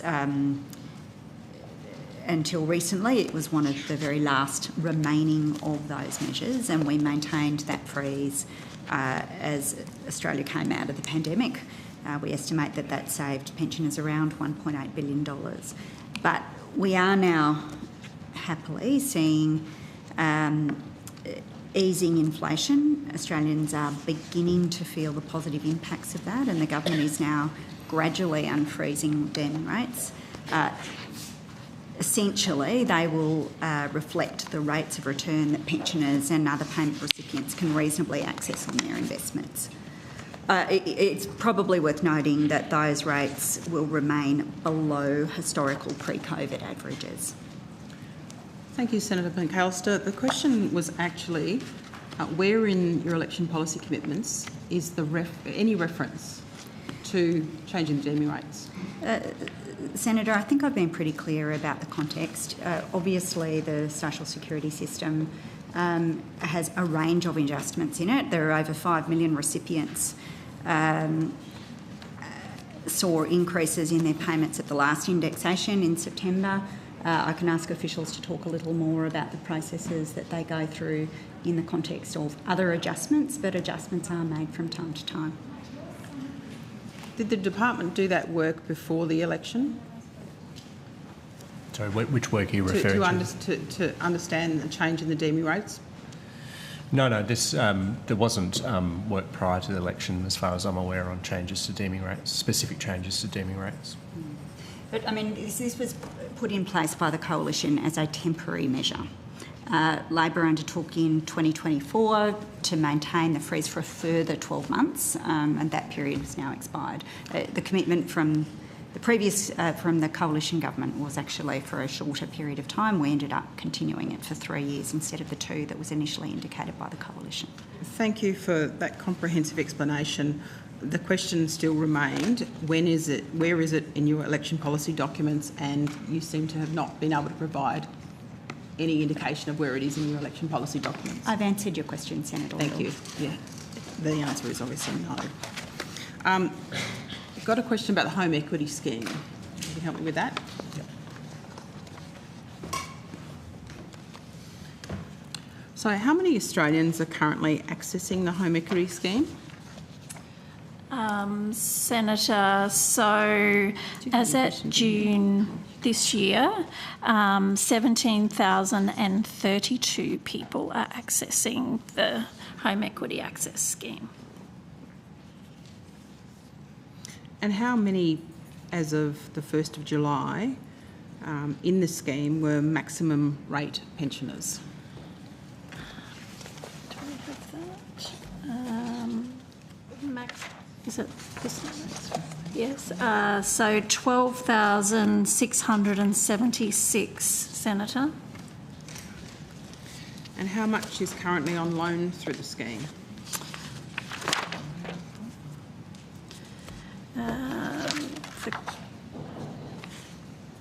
$584 million, Senator. And what's the current maximum amount available via the Home Equity Access Scheme? Yeah, I mean, Senator, it's 150% of the maximum age pension rate. So if you're a maximum rate age pensioner, you can get effectively a 50% top-up, if you want to call it that. If you're a self-funded retiree, because it's available to everybody over age pension age, including people not on the pension, then it's that whole of the 150% of the maximum rate of the age pension. Okay. And what's the current interest rate the government charges on loan amounts?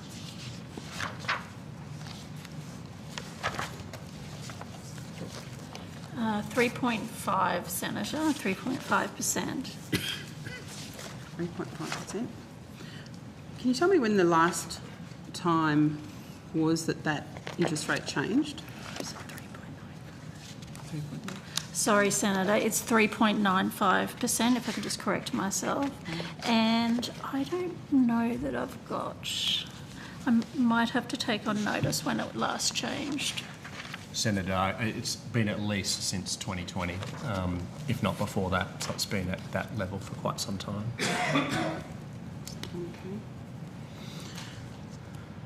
The scheme's interest rate, I understand, is set by ministerial determination. When has the department last briefed the minister on interest rates relating to the Home Equity Access Scheme? I'd have to take that on notice to check what date, Senator. But it's been post the election, do you think? I couldn't say. I've taken it on notice, so I'll go Okay. away and have a look. Okay. So how do the current participation figures for the scheme compare to those recorded in previous years? Can you provide a breakdown of that?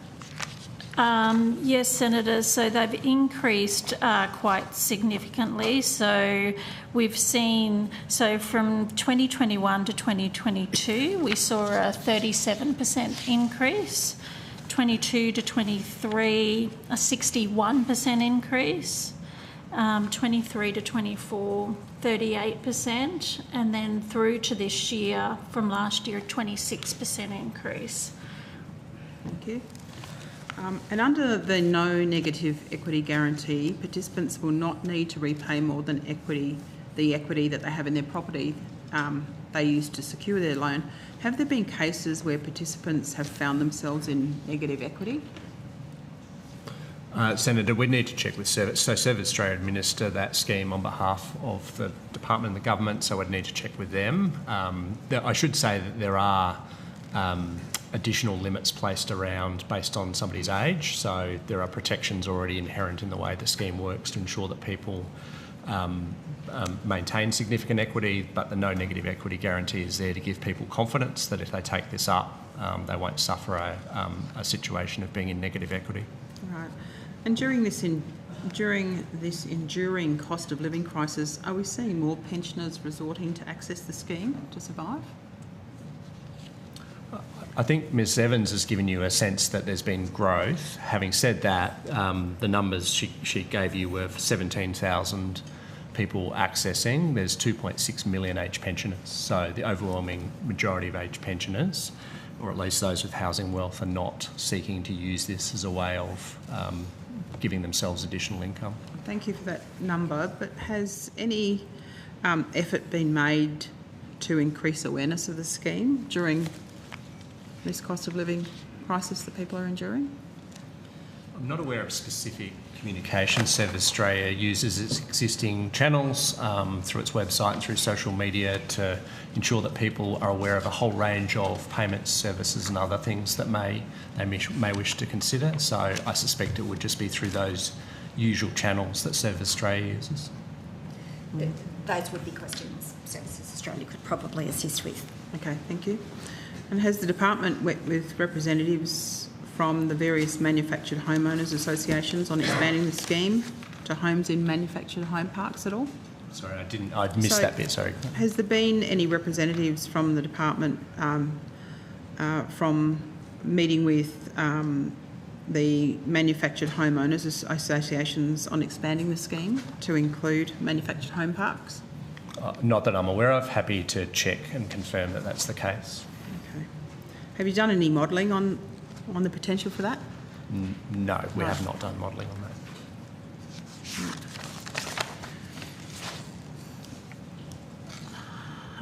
Are they even eligible for the scheme?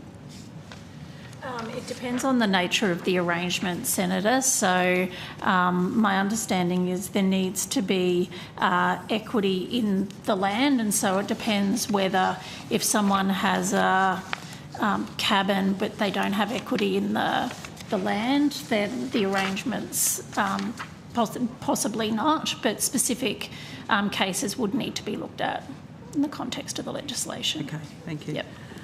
And following the passage of legislation to incentivise pensioners to downsize in 2022, have any aged pension recipients had their pension cancelled or reduced following an attempt to downsize their home? No, we might have to take that on notice, thanks. So I'm not aware of any, but I'll take that on notice. And if you can also provide, if there are any cases, the number and where they are. Yes. Thank you. If we can move to paid parental leave scheme. Thank you.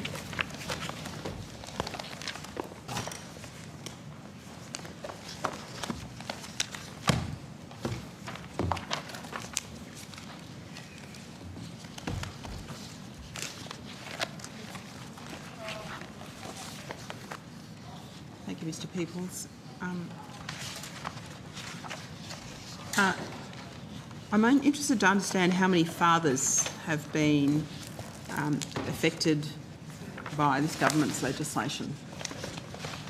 Senator, I'm just not sure what you mean by that question, how many fathers have been. Okay, my office has been contacted by families and dads who are not eligible for Commonwealth PPL payments because of the work test for both parents, but would have been eligible for dad and partner pay under the old arrangements. So I'm seeking to understand how many fathers have been affected by that change. Senator Ben Peoples, Group Manager, Participation and Family Payments. So we collect data on people who apply and receive that payment. So I can give you information on paid parental leave recipients by gender who have accessed the payment. In relation to the elements that you're talking about, we have provided information previously to this committee as part of questions on notice, which referred to regulation impact statements that were undertaken at the time of paid parental leave changes. That's all the information that we're able to provide.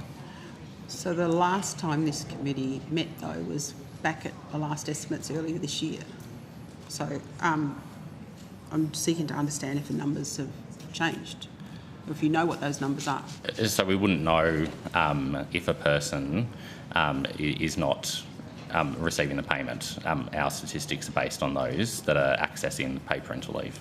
I mean, we don't collect information on people who are not qualified for a payment. So okay, so what about if they applied and they were found to not qualify? Well, that would be something. So, I mean, across a range of payments, there are people who apply or make a claim and are not successful. We could check, we'd have to take that on notice and check with Service Australia about people who've tested their eligibility and been found not to be eligible for a payment. Okay, thank you. Share the call. So are you okay for me to come back to you? Yeah. Thank you. Senator Orman-Payne. Thanks very much, Chair. My questions are around youth allowance. Are you able to tell me how many tertiary students are there on youth allowance at the moment?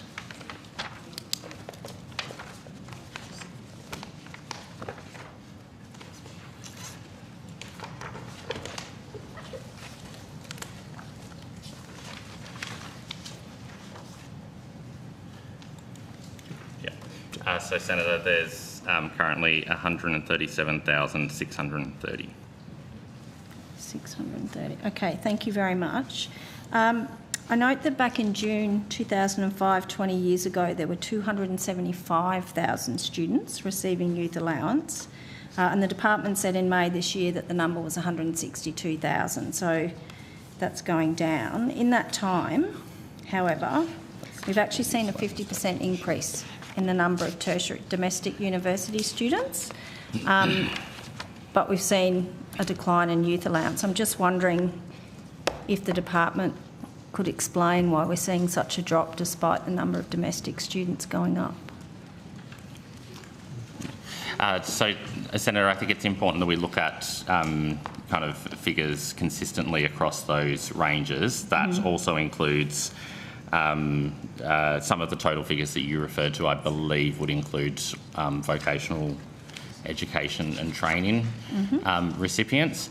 And so we have found that in terms of higher education that there has been quite a consistent number of recipients over the past few years, but perhaps that's something we can look at providing some more information to you on notice. Yeah, I might come back to you with a little bit more granularity.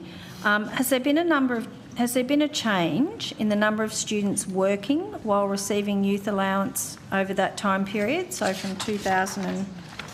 Actually, I'll tell you what I'd like on notice. Could I get the proportion of youth allowance recipients that were working while receiving youth allowance, and if I could get that figure for 2005, 2019 and then 2025, because we'd like to have a look at that.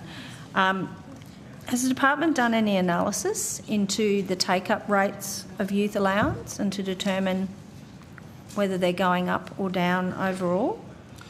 Well, I mean, Senator, some of these issues were canvassed in the Higher Education Accord. The review process that went on looked at issues around access to higher education, including funding. I think that was probably the last sort of major comprehensive piece that looked at reasons why people choose to study and what role that financial incentives and other factors have in choosing whether to study. So has the department itself, though, done any analysis on take-up rates, or has that been left? Well, to Department of Education or yes, that yes. review. So who did that review? Was that Department of Education or Department of Social Services? That was an independent review run by an independent review panel that made a series of recommendations around the higher education system, including examining or looking at patterns of study and what barriers there might be, and looking at issues around whether people in remote locations are getting fair access, the whole box and dice. Yep. We have regular dialogue with colleagues in the Department of Education where we look at settings in the social security system and what's happening in the education system, and we always are providing analysis or doing analysis around some of those sorts of issues. Mr Peoples, maybe I can go back and ask you a more specific question, because I take your point about comparison of numbers. So you told me that the total number of tertiary students on youth allowance now is 137,630. What is the trend been in that number in the last 5 years in terms of tertiary students on youth allowance? Has that been going up or down, or has it been steady? Perhaps we can provide kind of the detail of that on notice. I don't have the figures in front of me, but from my understanding, it's been quite steady for the higher education kind of component of youth allowance student. Okay, and so when you say higher education, you mean both TAFE and university? No, sorry, I'm referring to higher education as university. There are other recipients who are not part of that 137,630 that are in vocational education and training. Okay, so that's the number. 137,630 is uni students. Correct. What's the number for the number of students in vocational education who are currently on youth allowance?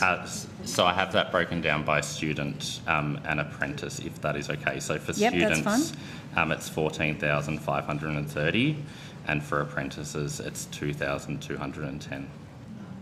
2,210. Okay.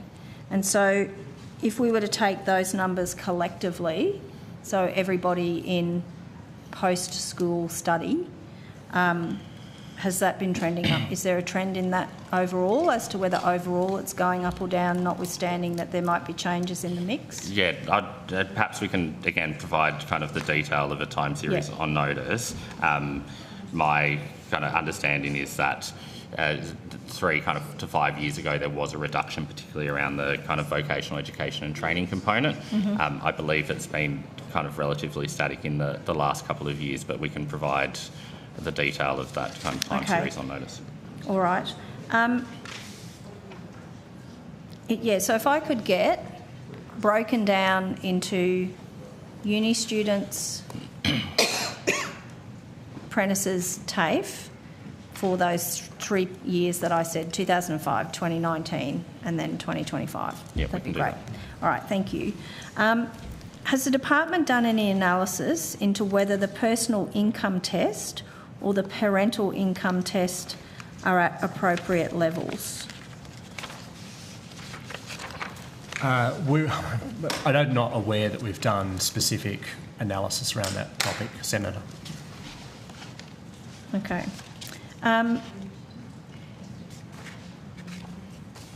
Sorry, can I just backtrack to one of my other questions on notice? In relation to that question around what proportion of youth allowance recipients were working while receiving youth allowance in those 3 years, could you also give me that for each of those cohorts that you talked about? Yep. Okay, thank you. Senator, we probably should also give you youth allowance other. I mean... Oh, yes. Just because it might be that people are moving between the categories of youth allowance. Yep, okay, that would be helpful. Does the data... Sorry, it is Friday, my apologies.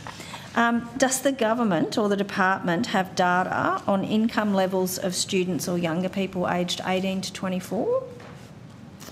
don't have income levels. What we have is earnings of people on youth allowance. So they're obviously required to report their earnings as part of the condition for receiving the payment. Yeah. And so we have data available on the earnings. That, of course, is fortnightly data from students. Okay. Well, could you take on notice for me how many students or young people were earning above the cut-off rates for youth allowance in those 3 time periods, 2005, 2019 and 2025? We might not have that. Yeah, above the cut-out rates. Yep. So we won't have people who are not eligible for the payment. Of course, yeah. because... But tax, I mean, we might, you could, that's probably a question for the tax office. Yep. But we would have... What would you have that might help me? Well, what we would have is people with earned income between the sort of the nil rate of income and the cutout. Yes, yes. So we could give you that. If I could get that, please, for those 3 time periods that I'm talking about. I mean, that data is actually already available on data.gov.au. I know, and I find that incredibly difficult to navigate. Okay. Unless you give me the link to the exact page that has the data on it. It's like going into the vortex. We'll give you the figures and we'll give you the link. All right, that would be great. Thank you. Anglicare's rental snapshot earlier this year looked at 51,238 rental listings, and out of those 51,000 or so listings, they found just 3 rooms in share houses, which were affordable for someone receiving the maximum rate of job seeker, and 0 that were affordable for someone on the maximum rate of youth allowance. What we're certainly hearing from younger people is that in order to afford rent, they're actually having to choose between focusing on study or working to pay it. And that means there's lots of people not going to classes, and I've been on some uni campuses lately and they're pretty dead. Does this suggest that one of the likely reasons fewer young people are taking up youth allowance, although I note that we probably need to check that, but that it's not enough for them to live independently and that they're having to take on extra work? Is that something that is of concern to the government? Maybe that's a question for the Minister. Officials can talk to you about whether they have any data or research that goes to student motivation or student behaviour. I think they've already indicated to you that to the extent these issues have been considered, it would have been through the processes of the review of higher education, the name of which escapes me for the moment, Senator. But I think the government has taken important steps over the period that we've been in government to make changes to the payments that are made to working age people. And I suppose your last question went to rental affordability. We're obviously in another portfolio working very, very hard at resolving a multi-decade problem around housing availability and consequently affordability. And if I can add, Senator, obviously in the Commonwealth Rent Assistance space, which we retain responsibility for, the government's made a series of increases in that payment in recognition of the housing affordability issues faced by not just young people but low-income people generally. Yep.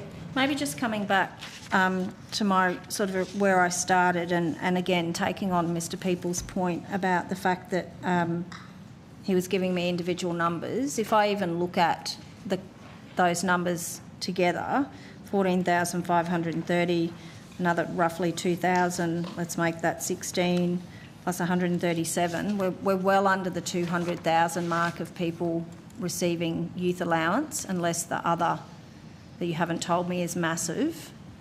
So what's the total number of people getting youth allowance right now? So, Senator, I'll check but there's about 80 or 90,000 people on youth allowance other. So I think this was the point Mr Lowe was raising, is you kind of have to add it all together because there might be some people going between study and not being in work to get a sense of the total number of people on the two main bits. Well, I'll wait for the data because certainly what we're keen to understand is anecdotally we're hearing that students are having to come off youth allowance, because the amount of money that they have to actually earn in order to afford rent and other costs of living means that they then are maxed out of youth allowance. So that's why we're also keen to see those numbers. Has the department done any analysis into whether the current rate of youth allowance, putting aside rent assistance, is appropriate given rising rents and cost of living? Well, Senator, as I was starting to indicate earlier, the government has made a series of increases that are important. So since May 2022, the youth allowance rate single has increased from by $3,455 approximately. So what is that a week? Senator, the payment amount per fortnight in May 2022 was $537 a fortnight. The payment amount as at 20th September 2025 is $670 thereabouts a fortnight. Yeah.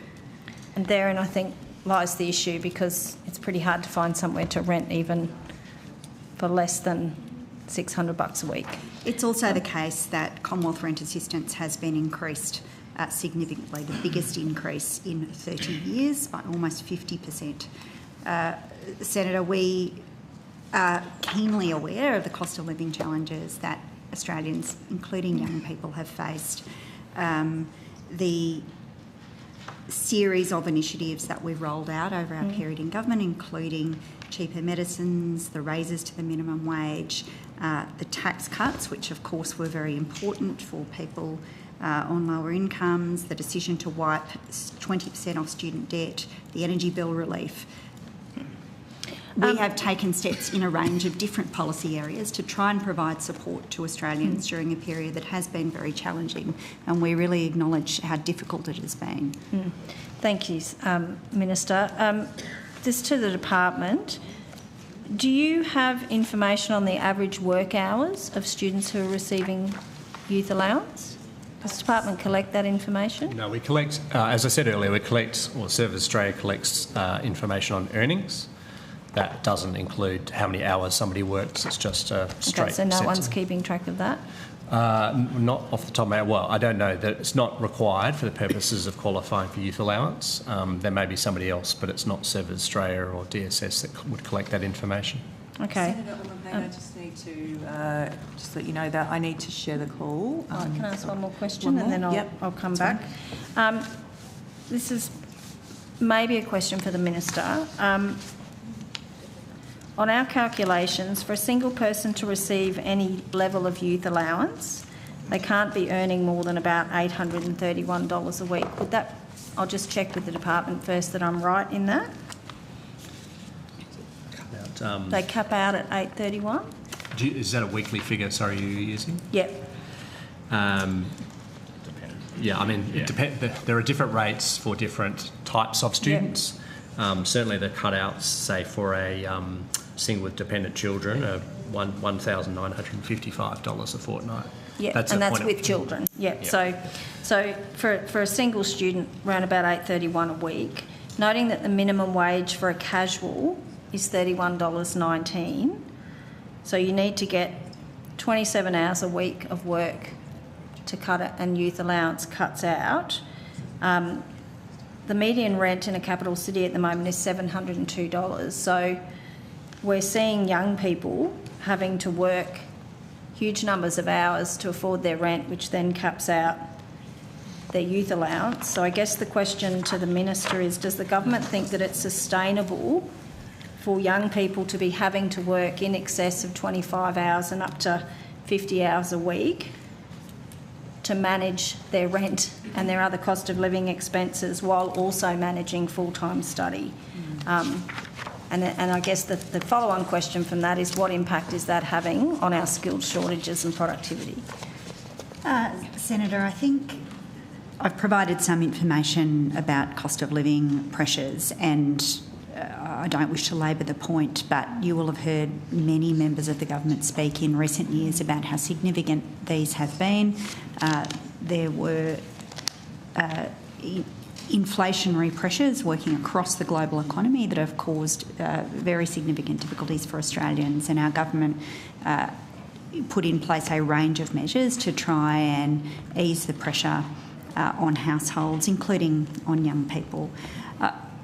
Similarly, I don't think the government does not consider that the current circumstances around housing affordability satisfactory. It's why we are making the most significant investment in housing that a Commonwealth government has made in many years, after a very long period in which the Commonwealth essentially vacated the field under the Liberals in the area of housing.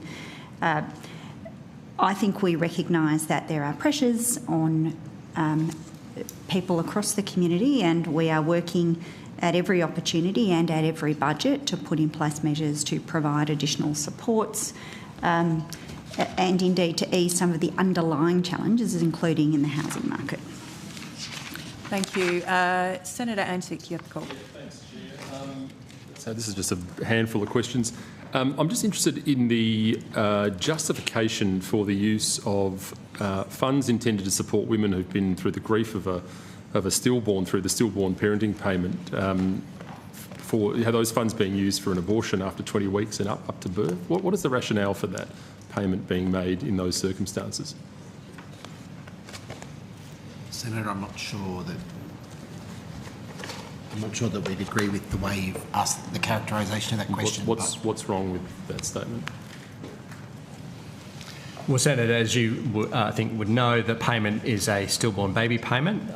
The requirements are prescribed in legislation around what a stillborn birth is, which under the Family Assistance Act is that the stillborn child needs to weigh at least 400 grams at delivery, or whose period of gestation was at least 20 weeks, and who's not breathed since delivery and whose heart has not beaten since delivery.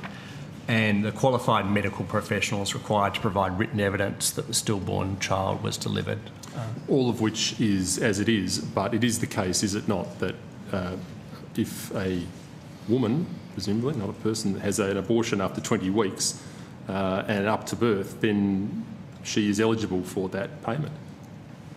Well, I think in those circumstances. I think what you would be describing are circumstances in which the medical professional is certifying or suggesting that a stillborn baby, an abortion is a stillborn. Is that the intent of the payment, the payment fund? Was that the original intent of it?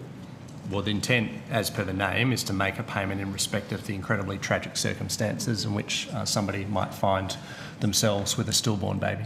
So does the department collect data from the application form as to whether the applicant had a natural or tragic natural stillbirth or an abortion? The Service Australia, of course, collects this information in the forms for the first purposes of processing the payment. I'm happy to check on notice, but as I said, it's the medical professional who's certifying that it's a stillborn baby for the purposes. So you can't tell me how many in the last 3 years, how many payments have been made for abortion procedures after 20 weeks? Well, what I will say is we're not aware, Senator, of circumstances in which the payment is being claimed for abortion. I'm happy to check with Service Australia if they have any documentary evidence. Certainly on what I've seen, the certification process by the medical professional and the way in which the process itself works does not allow for circumstances in which somebody has an abortion and then claims the stillborn baby payment. Is paid parental leave accessible in those circumstances if someone were to have an abortion after 20 weeks and up to birth? Are you entitled to both payments in those circumstances? I'm not going to characterise it in that way in terms of you keep referring to abortion. There are a set of arrangements around a stillborn baby, what occurs in the case of the tragic circumstances of a stillborn birth. Under those arrangements, for a stillborn birth, you can be eligible for a stillborn baby payment. You can also be separately eligible, you can't get both, but for paid parental leave, of course, recognising the legitimate requirement for women and for parents generally to access leave in the period after a stillborn birth. Minister, does the government have a view as to whether or not that payment should be available in both circumstances, or should there be a delineation between the two? Senator, the government supports parents who lose a baby through stillbirth. And as the officials indicated to you, the medical professional certifies that stillbirth. I'm not sure what question you're particularly asking. Does the government take the view that it is simply okay for a medical professional to use what is I think a fairly sterile approach to what is a tragic incident, and to effectively class an intentional abortion as the same thing as a stillbirth, which it is clearly not? Now, it's all very well for us to dance around the issue, but the issue is they are separate and distinct tragedies, I would say. My question is, does the government see the need for there to be some form of amendment to the Act in order to enable that stillborn payment is made for parents that have suffered and families that have suffered from a tragedy of stillbirth? I don't have any evidence that the stillborn baby payment is being used inappropriately, and I think the broader point we'd make is that we would trust medical professionals and women and their families to work through what can be very complex and traumatic circumstances. What is complex about the difference between the two incidents? Losing a baby is complex and traumatic, and a stillbirth can be complex and traumatic for families. So and we trust women to work through those with their medical professionals. We are talking about a baby at 20 weeks. Are you interrupting? I'm providing an answer, Senator Antic. Well, is it the government's position that it is a baby at 20 weeks, therefore? Senator, I've indicated to you that these are questions that we trust medical professionals to work through with women and their families. Good stuff. Thank you, Chair. Thank you, Senator Antic. I'll go to Senator Little. Thank you. I've got some questions around financial support for people with disability. Thank you. You can tell me what, how many Australians are accessing the disability support pension at this point in time? The disability support pension? Yes. So as at the end of August 2025, there were, 29th of August 2025, there were 833,200 recipients of the DSP. And what is the DSP rate? Per fortnight? Might get Mr. Peoples. Per fortnight would be fine. So the per fortnight rate for a single recipient is $1,079.70. 79 cents. Okay. And what impact have the changes to the impairment tables that were introduced in 2023 in April had on disability support pension recipient numbers? Senator, we haven't done any kind of separate modelling or analysis of what direct change those changes to the impairment tables have had. What I would say, of course, is those changes were designed to make it, easier for people in terms of collation of medical evidence or any other evidence for the purposes of making a claim. But we don't actually have separate analysis of the contribution that's made. Right, so we can't tell if there's been an increase and decrease in people in that time, or your budget associated with that? How much? No, there'll be general factors like population growth, prevalence of disability across the community, whether people are partnered, have other sources of it. There'll be a range of factors that impact on eligibility, so it's not possible to simply isolate the change to the impairment tables and to say with any precision what the impact on overall recipient numbers is attributable to that. Yep. And how many Australians actually access the essential medical equipment allowance? I'll ask Mr. Peoples, who'll have that data, I'm sure. Thank you.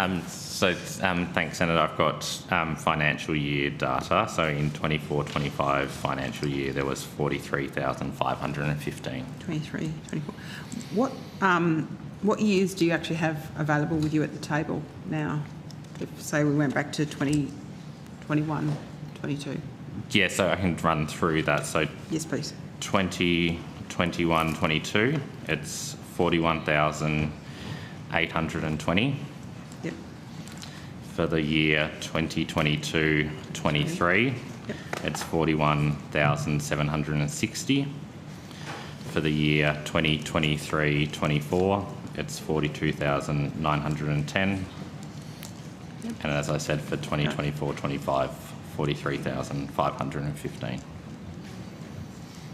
Thank you. Have there been any changes to the equipment allowance since July 2022?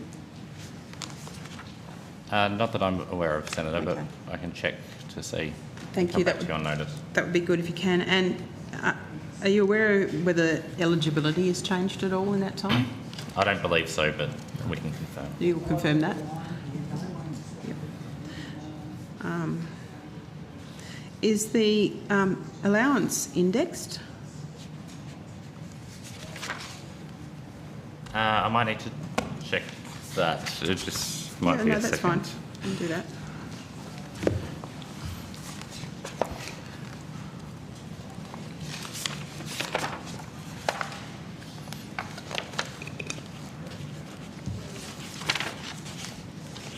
I might need to just check and take that on notice and come back to you. Thank you.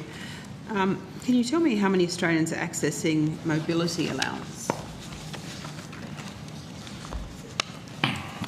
So for mobility allowance, I have financial year data only for the last year, and that's 4,165 recipients.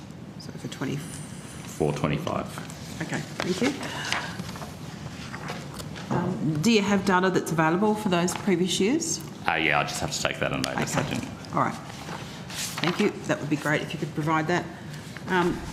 And has there been any change to that criteria for mobility allowance since 2022?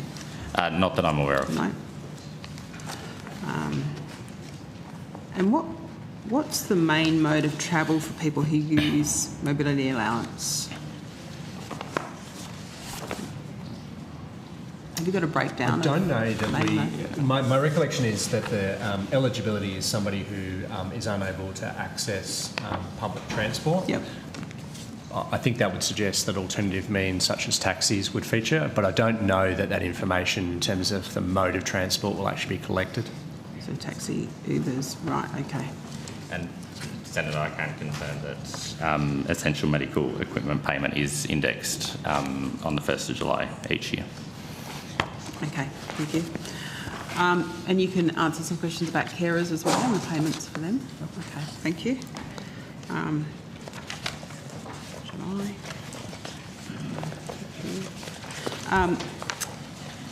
How many Australians are receiving the carer payment? So again, as at the 29th of August 2025, there was 325,670 recipients. Okay. I'll just go through a list. The carer allowance for an adult?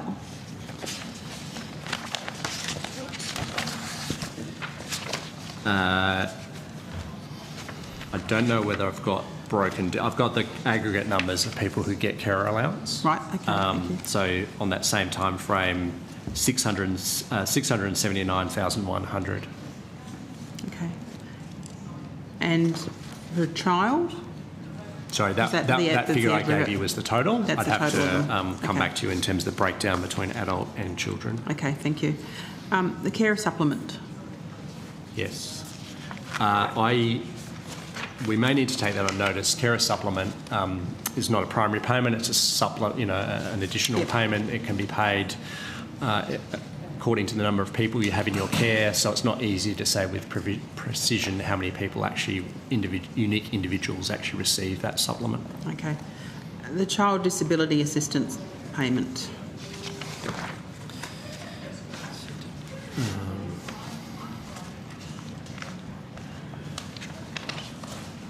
I think we'll have to take that one on notice. Okay, and the carer adjustment payment, is that the same?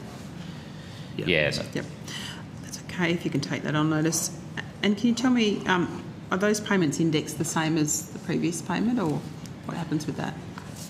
So there's a variety of different indexation arrangements across those payments, but yes, carer payment is an indexed payment. The document that Mr Peoples is brandishing is, of course, the standard guide to all social security payments and includes a list of which payments are indexed and on which dates, and we're happy to provide that link. Okay, that would be fantastic. And then, again, I'm just checking that there's been no change in eligibility criteria since 2022? No, not that I'm aware of, but we can always confirm.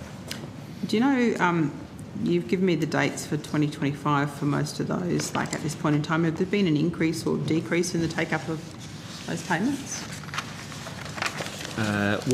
Most payments, carer allowance, carer payment increase, that's just a natural consequence of the population growing. There's been relatively sort of moderate growth in carer allowance, and I think the same is true of carer payment, at least over the last year or two. Right. I'm wanting to turn now to job seeker payment, please. Now, according to your incoming government brief, the proportion of job seeker recipients who have been on a payment for more than 2 years increased from 35% in 2010 to 53% in 2024. Can you tell me why job seekers spending longer on job seeker, especially during a tight labour market? Sorry, I just didn't catch that last part. Do you have any indication, well, given the increases in people that are actually on job seeker, can you tell me, is there any insight into why they're spending longer on job seeker during a tight labour market? In fact, over the last couple of years, since 2022, the average duration on job seeker payment has actually begun to fall. In fact, during what's been a pretty strong labour market, we're actually seeing average duration fall. You're referring to that period, our IGB in that period, that goes back to 2010 or thereabouts, or 2015. While it's true that averages have increased over that time, they've actually begun, the average duration on job seeker payment has actually begun to fall since 2022. This is actually quite important, Senator Little. Like under the previous government, the number of people that were relying on job seeker for more than 2 years more than doubled. It was a very substantial increase. It went from 217,785 in 2013 to 528,600 in 2022. And that figure has come down substantially to now down to 395,820 as of August. Are you ignoring COVID? Yeah. I'm telling you that over that period it increased very substantially, long-term unemployed by 2022, indeed. Yeah, and you're including COVID in that statement?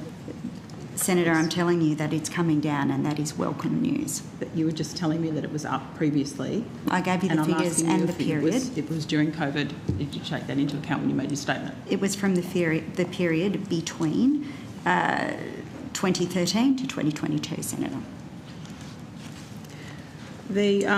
How many Australians are currently receiving the job seeker payment? So, as at the end of August this year, 887,795. Right.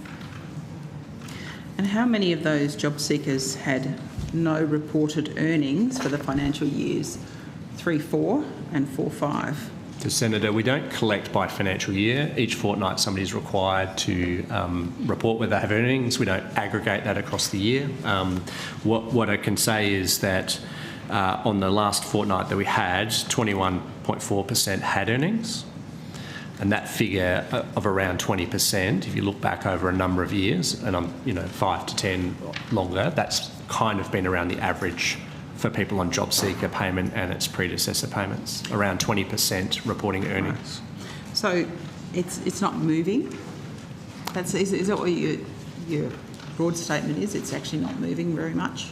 Hasn't moved very much? It's been a fairly standard feature, and it's true of most payments, that there's sort of a natural level, if you like, at which people report earnings. Zero earnings? I'm talking about 21% had earnings, and the remaining people reported no earnings in the last fortnight that we have data on. Right. Oh, okay. Opposite way. So 80% have no earnings. That's right. But the point I was making before about the year is it's quite conceivable that somebody might work a series of fortnights in a casual job and then not again. So if you look at it on a financial year, that person will report earnings. We're just giving a snapshot at the last fortnight, but that 20% figure is pretty standard for job seeker. Okay, all right, thank Senator you. Little, I just want to get a sense of how much longer you need in this block of questions before I need to share the call. Probably.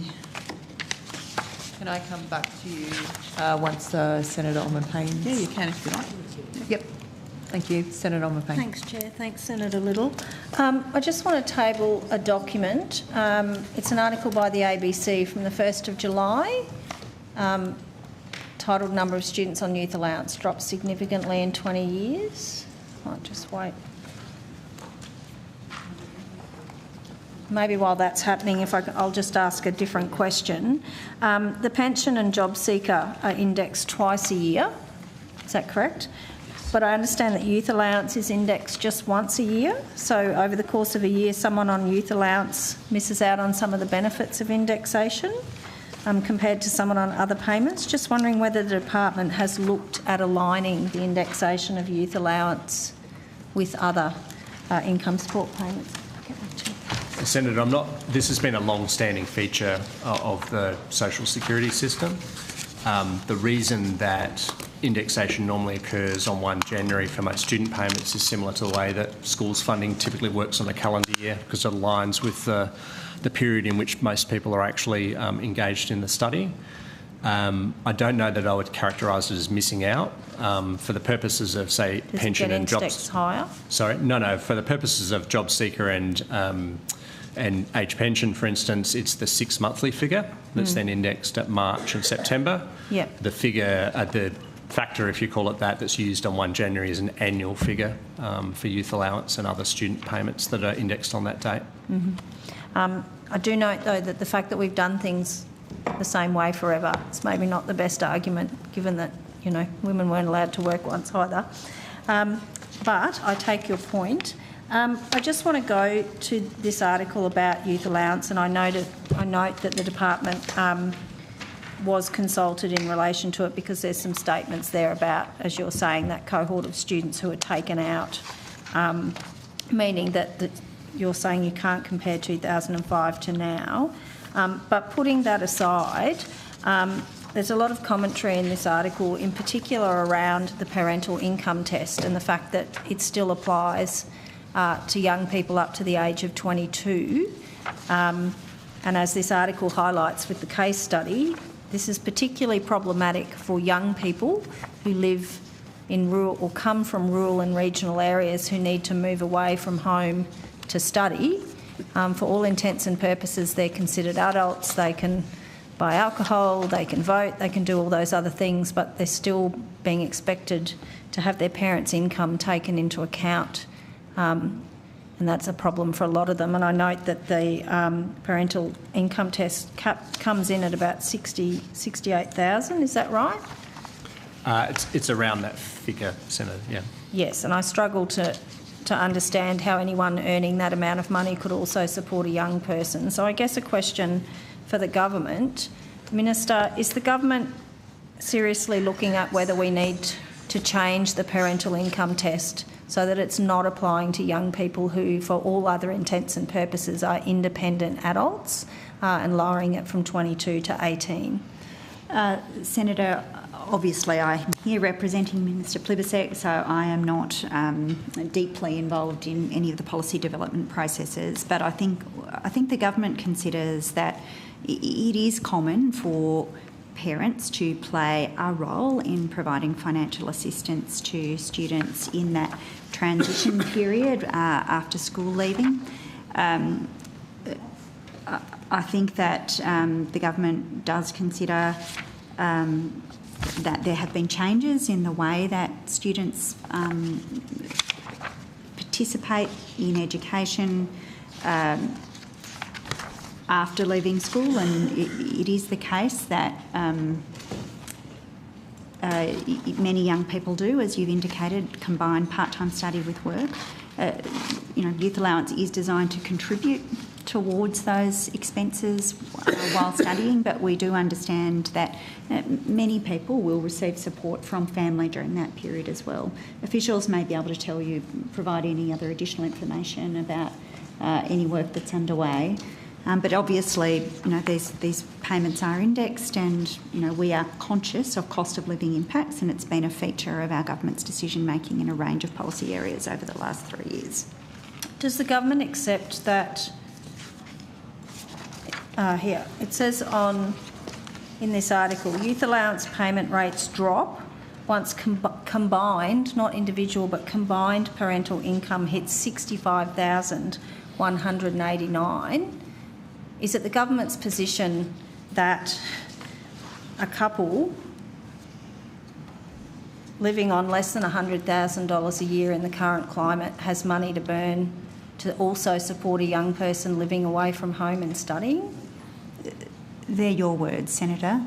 You can characterise those circumstances in the terms that you prefer. I can ask officials to talk you through the tapering arrangements. Well, Senator, I just wanted to come back maybe to the specific example you gave earlier about regional students, and there are a number of ways in which there are an ability for somebody who would otherwise be treated as dependent to be independent. That includes circumstances where it's not possible for somebody to live in the parental home, for instance. In the sad case of, say, domestic violence, they can be treated as what's known as unable to live at home, and there's several thousand youth allowance students who qualify for a higher rate as a result of that. In addition, there is a higher parental means test for students who are regional and remote who are also working part-time.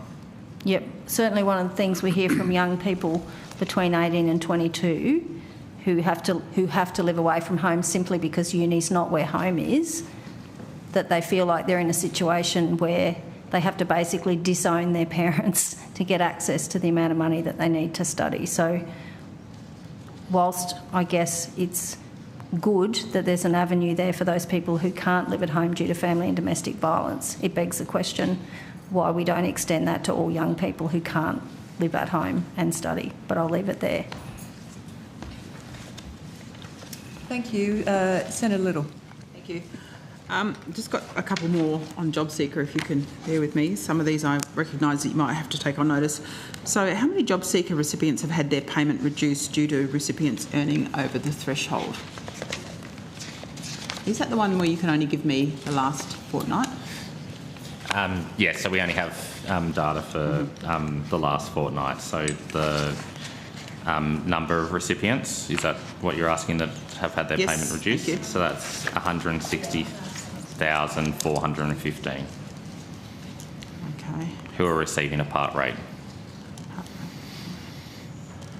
And what percentage of job seekers exit the payment within a year due to the recipient finding employment or exiting for another reason? If we look at recipients who were on job seeker payment a year ago and who are now not on income support, that's 15.3%. Okay. Do you have an average duration or suspension of those who have actually had their job seeker payment suspended or cancelled? Kind of an average for that? I think we'd have to take that. For what purpose is the suspension or any suspension? For any suspension. If we have to kind of collate the different reasons, we might need to take that on notice and see what data we can provide. Okay. Can you explain if there's any instances in terms of the reasons where a job seeker recipient who's required to reach 100% point target as part of their mutual obligation, what might be the reasons that can be relaxed? Senator, those are really questions for the Department of Employment and Workforce Relations. They administer the mutual obligations framework and the associated compliance arrangements. I've got some questions now on the Disability Employment Services Program. Thank you.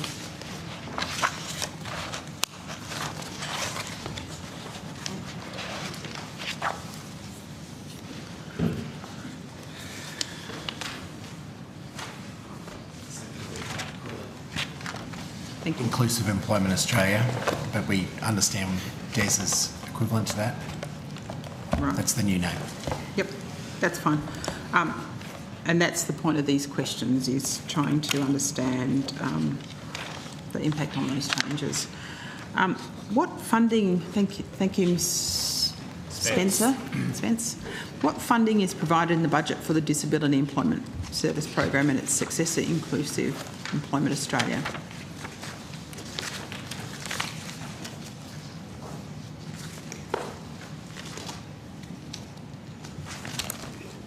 So in the 24-25 budget, there was a $227.6 million in funding to support the implementation of the new program, Inclusive Employment Australia, and the National Panel of Assessors program. Thank you. And what are the eligibility criteria for participants who are seeking employment? Is this for the new program, yes, for the Inclusive Employment Let's Australia? talk the new program. We're so close to it now. A lot of the eligibility has remained the same, which I'll find the exact details, but we do have 2 new cohorts who are eligible for the new program. One of those is participants with a work capacity of 0 to 7 hours work capacity are now eligible to participate in the program, and also people who are not on income support are also eligible to participate in the new program. So that's pretty much just the 2 things that have changed between the old program and the new one? Yes, in terms of eligibility. Okay. Can you outline the measures in the new program that will provide improved employment outcomes for people with injury and disability? So there's a range of changes to the policy in terms of trying to really lift the quality of the servicing and improve the outcomes for people within the program. Obviously, you've mentioned the expanded eligibility, but also we've made a number of changes in terms of simplifying the kind of streams and trying to reduce some of the complexity in the actual servicing so that it can be more focused on the servicing culture and tailoring. In terms of that service quality and tailoring, we've introduced a new concept called meaningful engagement, which is about really building a relationship between providers and participants to get a partnership approach in terms of goal setting and participating in activities. We've also introduced 2 levels of servicing, which one is called an intensive service, which is sort of like the one that we've got now in terms of participants preparing for work and doing various activities to do that. But we're also recognising that there's a lot of participants who aren't able to engage really intensively in a point in time. So we've called it a flexible service. And this is for participants who may be doing other activities already, such as they may already have some employment, but maybe not enough to be fully meeting their mutual obligations. And they don't need that sort of intensity of service. Or they might be in education or training or non-vocational type courses. Yep. So it's sort of allowing more tailoring to the needs of the individual. We've also had changes in the market design where we've tried to attract more specific cohort providers who've got really deep expertise in specific cohorts, and they are a new feature of the new model. Others are things like wage subsidies. We've lifted and simplified the wage subsidies for employers to hopefully try and incentivise more taking on of people with disability. Great. It kind of relates to the second question I'm going to ask, but it was scheduled to start on the 1st of November. Is everything on track? It is. Good. And how many employment providers are actually involved in the new scheme compared to the old one? So it's actually very similar in terms of the overall numbers. 83 organisations were offered the opportunity to have deeds under the program. We have had 2 who've subsequently decided not to progress. Right, so basically everybody's gone over and going over except for 2? No. So there's been still a change in terms of that provider market, and there's some who are exiting. Others are new entrants into the market. So, but it just happens that the total amount of providers is roughly similar to what it was before. Okay, so how many of those operating under the old one are actually going to the new one? What's the number then? Jacinda Still, Branch Manager, Disability Employment. Hello. There are 57 current DES providers that will continue on in the new program. Thank you. And how will participants who are engaged under the former program transition to a new provider if their existing provider is not part of the program going forward? So we have a range of supports for participants, and we're communicating in a range of different ways. So the first element is we are sending out individualised communications or letters out to participants. The first one was to let them know about the program and the upcoming changes. Their second letter gave them who we thought we matched them to an appropriate provider, and we've also given the opportunity to make a choice in changing that provider. So we have a transition line, we call it, which is a call centre where they can ring up and clarify questions, or also say, no, that's not the provider I'd like to be with, I'd like to change to this other one. So we gave them sort of an opportunity to sort of make that choice. And we also, the providers who they're with are continuing on till the 31st of October, and they will support the participant during that time, including particularly those who are more vulnerable. We're encouraging what we're calling a warm handover process between the exiting provider and a new provider. These final questions go to helping vulnerable people navigate transition and change, because everybody probably doesn't like transition and change. There's a few people that do. When the new program commences on the 1st November, how can you guarantee that clients accessing the program now will not be disadvantaged by that transition? I know that you just spoke about some of that service, but what about for those people who are currently with an employer who is no longer going forward? Is work being done now on that transition, or does that start from the 1st of November? So it depends on the circumstances of the individual. One of the principles that we took into what we're calling this transition period is minimising the disruption to the participant wherever we could, as well as the employer. But there is some cases where a participant may be in what we call the ongoing support service. This is where they need help to maintain their employment with an employer. And some of those may need to change employers. So they are getting that range of communication as well, in terms of, and we're encouraging that sort of warm handover between providers. Although we do allow quite a bit of flexibility as well. So if a participant has a really strong relationship with their provider, and maybe they're not in their local area but they're in another area nearby, they can still choose to stay with that provider and be serviced kind of remotely from one of the surrounding regions. So we've tried to add as much flexibility in as we could to support that transition. So if people are living in an area that might be a hub for people, based on your mapping of participants in the previous program, how have you made sure that employment opportunities are available within a reasonable distance from people's homes now? Sorry, can you So I'm just trying to understand. So somebody's got a provider, they've got a routine, they're all established, they catch a bus, train, they get a lift, whatever it is. When you determined who were the new providers, have you made sure that there's some sort of hub that persists so that people stay on the same transport route to get to where they need to get to? So we have 110 regions, so they're not as large as some of the other employment services, and we've tried to select a provider. If their provider was exiting, we've selected another provider within that particular region, and based on who was the closest to them within that as we could. But obviously we're balancing many variables in that, but that's why we also have the overriding principle of that the participant can choose, because sometimes what we think might be a logical map for the closest site might not be for that individual, because they might go into another town regularly to do something else. So if they don't think we've chosen the right thing for them, that is where they've got the ability to ring up and choose to change. Okay. Thank you for providing those answers as you did. I appreciate that. Thank you. Thank you, Senator Little. Senator Anandaraja.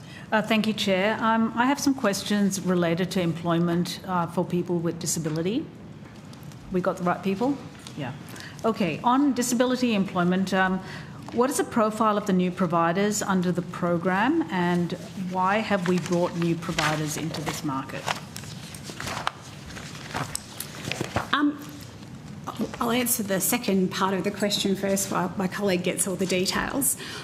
But when we were approaching the market design, there was a couple of things that we'd heard through the consultation process that we were trying to address. Now, the first one of those was that there was a view by many participants, and it came through many of the DROs and other consultations, that some of the providers didn't have the deep expertise in particular needs for particular cohorts, and that was sort of lacking in the current service model. And so we've done a lot to bring in these sort of people with particular expertise for particular cohorts. So that was one of our priorities. And the second one was we heard a lot of feedback that the current market, which was quite open, there wasn't kind of control of market shares in terms of the market. There was some areas which were really oversaturated with providers, and many of the much smaller providers offering more boutique services were getting pushed out of the market. So we reintroduced market shares back in and greater control of the market design. What does market shares mean? So market share is where the department, as part of our process, has made an assessment of how many providers do we think is sustainable and what do we think is an appropriate market share for the different providers who've applied, given things like their coverage, particular expertise and cohort. So there's much more stewardship in the new model in comparison to the previous model, which was open to a lot of people. And a lot of people think, oh, that gives a lot of choice, and that's a positive. But what we'd seen is the larger players were really dominating in terms of sites and locations and almost pushing some of the smaller players out of the market. So we've brought more stewardship into the market in terms of that. Can you talk me through some of the accountability mechanisms you're putting in place to ensure we keep the good guys in and the bad actors out? So we will have very strong performance management that we're looking at. Do you want a little bit on the profile of the providers? Yes, please. So in the new program, we'll have 61 not-for-profit providers and 24 for-profit providers. There will be 6 Indigenous-owned providers that are working across 26 employment service areas compared to 2 in the current system. We will have 29 specific cohort providers, and they've been appointed, and around half of these are new in the Inclusive Employment Australia program. Fantastic. We will also have 2 refugee and 1 culturally and linguistically diverse specific cohort providers as well. That's brilliant. Thank you. I think just one other thing to add in that is the coverage that we're achieving is much greater to those specific cohort providers than what we achieved in the previous market. And just to give you a flavour of that, currently in DES we've got about 18 what we call employment service areas or regions that had access to an intellectual disability specialist. In the new market we'll have 39 regions who'll have access to that kind of expertise, and that occurs across quite a number of our specific cohort providers. Thank you. We'd love an update at the next session we have down the track. Thank you very much. Thank you. The committee will now suspend for the afternoon break and return at 4:15 for Outcome 2, Families and Communities and Cross-Portfolio Indigenous Matters.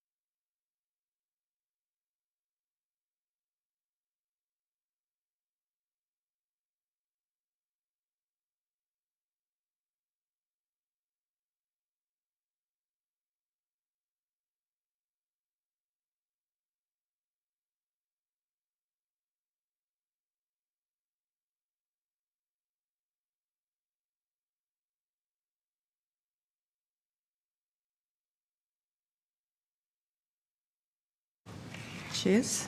I'll now call the officers from the Department of Social Services in relation to Outcome 2, Families and Communities, Cross-Portfolio and Indigenous Matters.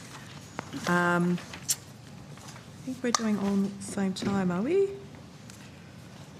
We also will welcome the Director of the Australian Institute of Family Studies, Miss Liz Neville, and officers of AVES.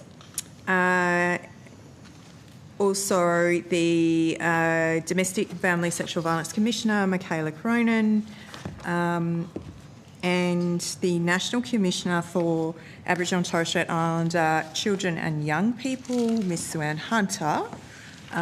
If there are any opening statements of any of those organisations, could they please table those to the Secretariat? And we'll now move to questions. So I will call to Senator Kovacic. Thank you, Chair. My questions relate to the National Plan to End Violence Against Women and Children, 2022 to 2032, if that assists officials. Thank you.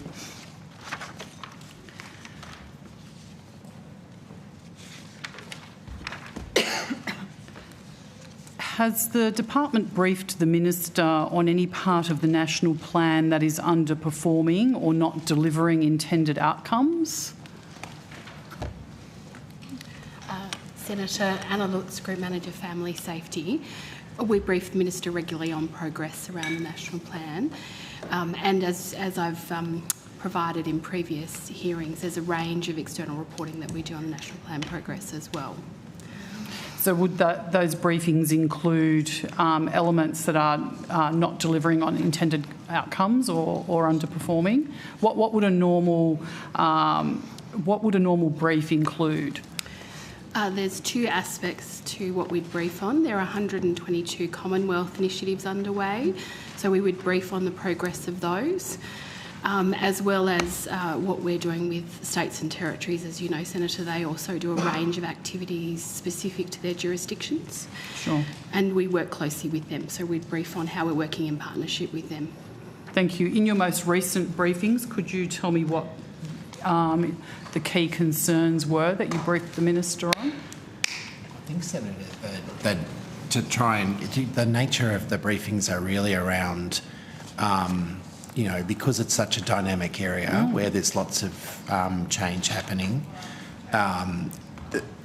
It's more a case of briefing around opportunities for, you know, for further gains. And so that's been more the nature of the, you know, as we come towards a new refreshed plan, you know, what are the areas, new frontiers, I suppose, for us in terms of tackling violence? Sure. So if we take the briefings out of it, then which of the 122 Commonwealth initiatives is underperforming under the national plan? Do you have data on that? I don't have data on any underperform, like on the full set at this stage.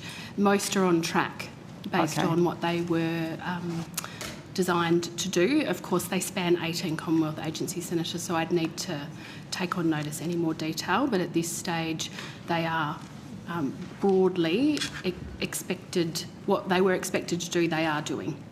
Right. Okay, so you're comfortable that that most of those key initiatives are tracking as they should, and you don't have any areas of concern or underperformance in particular that you would note in a briefing to the Minister? Senator, I'd need to take on notice whether there's any of the others, any in other Commonwealth agencies underperforming. Do you mean not reaching their milestones? Correct, Most yeah. of them are projects. So something where you're going, we're actually not on track to deliver this, and what are we going to do about it? I guess the sense of what I'm trying to ask is, if we don't measure things, if we don't know that it's not working, then how do we take measures to actually change track and actually make it work? So I'm trying to get a sense of how we do that. So, Senator, there's there's an annual reporting process across all activities for the 122 for the Commonwealth as well as states and territories. It was published at the end of last calendar year. I'm aware of the annual reporting. Is there anything done in between, or do we just take annual? I'm just trying to get an understanding of what the process is. We do actively work with Commonwealth partners in areas of common connection, and we work closely with Office Women on the Interdepartmental Committee where we're talking about Commonwealth progress and initiatives, Senator. Sure. So there is monitoring in between the activities addendum, yes. Okay, if you're able to, when you have a look, if you could perhaps on notice provide details of how the different 122 initiatives are tracking, and in particular I'm interested in those that can be flagged as underperforming as opportunities to shift. The previous 12-year national plan failed to achieve its core objective of reducing violence against women and children, and the current 10-year plan appears uncertain in some elements, with most indicators pointing to perhaps a worsening crisis in gendered violence against women. Has the department taken any preliminary work, modelling or consultation on a successor framework, for example, a 2032 to 2042 framework or any other model? Senator Commissioners, I might also ask Commissioner Cronin if she might come forward and join the table, just in case she will. Sure. Thank you. Trying to be helpful. Thanks, Chair. I think perhaps I can make some top-line responses to your question, Senator, and the department can provide additional information. But we are 3 years into a 10-year plan. There is, as Ms Hope has indicated to you, an evaluation framework, and there was significant thought went into how we would measure the effectiveness of that plan. It is really too early to generate meaningful data from that. This is a challenging social issue, and it's one that the government is absolutely determined to deal with in a serious way.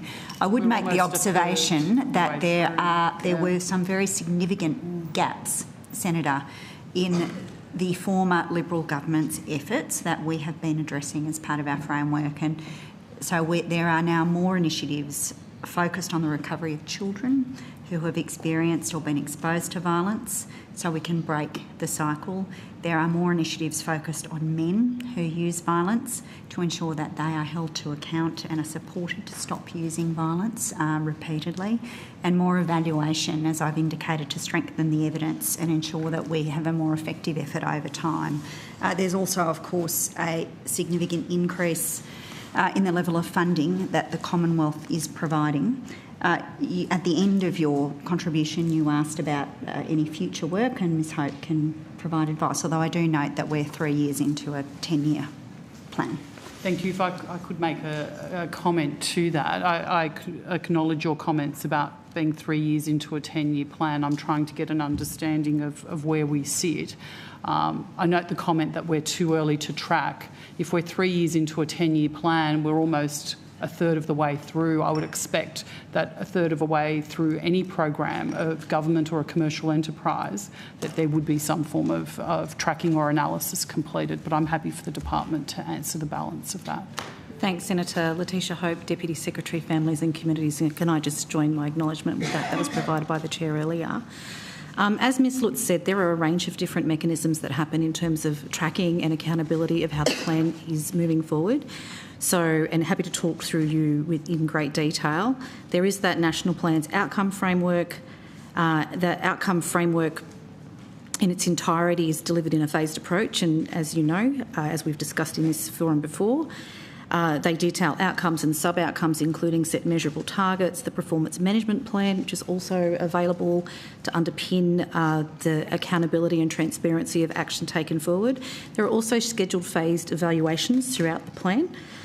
It is a 10-year plan, so it's important to keep double-checking and going back and actually testing the program logic that's within the plan, and also the policy agenda does move in an environment like this. Yeah, absolutely. And the other thing I would also suggest, Senator, is that Commissioner Cronin tables an annual report that is also about the accountability about what's happening in terms of the plan. So there are some of the things which we can talk through and table in detail about how that's coming together in relation to the kind of 6 key pillars, and I think it's 34 sub-outcomes underneath the pillars within the plan. So just to clarify before I go on to my next question, there's no work being done yet on a future model or a successor framework, is that correct?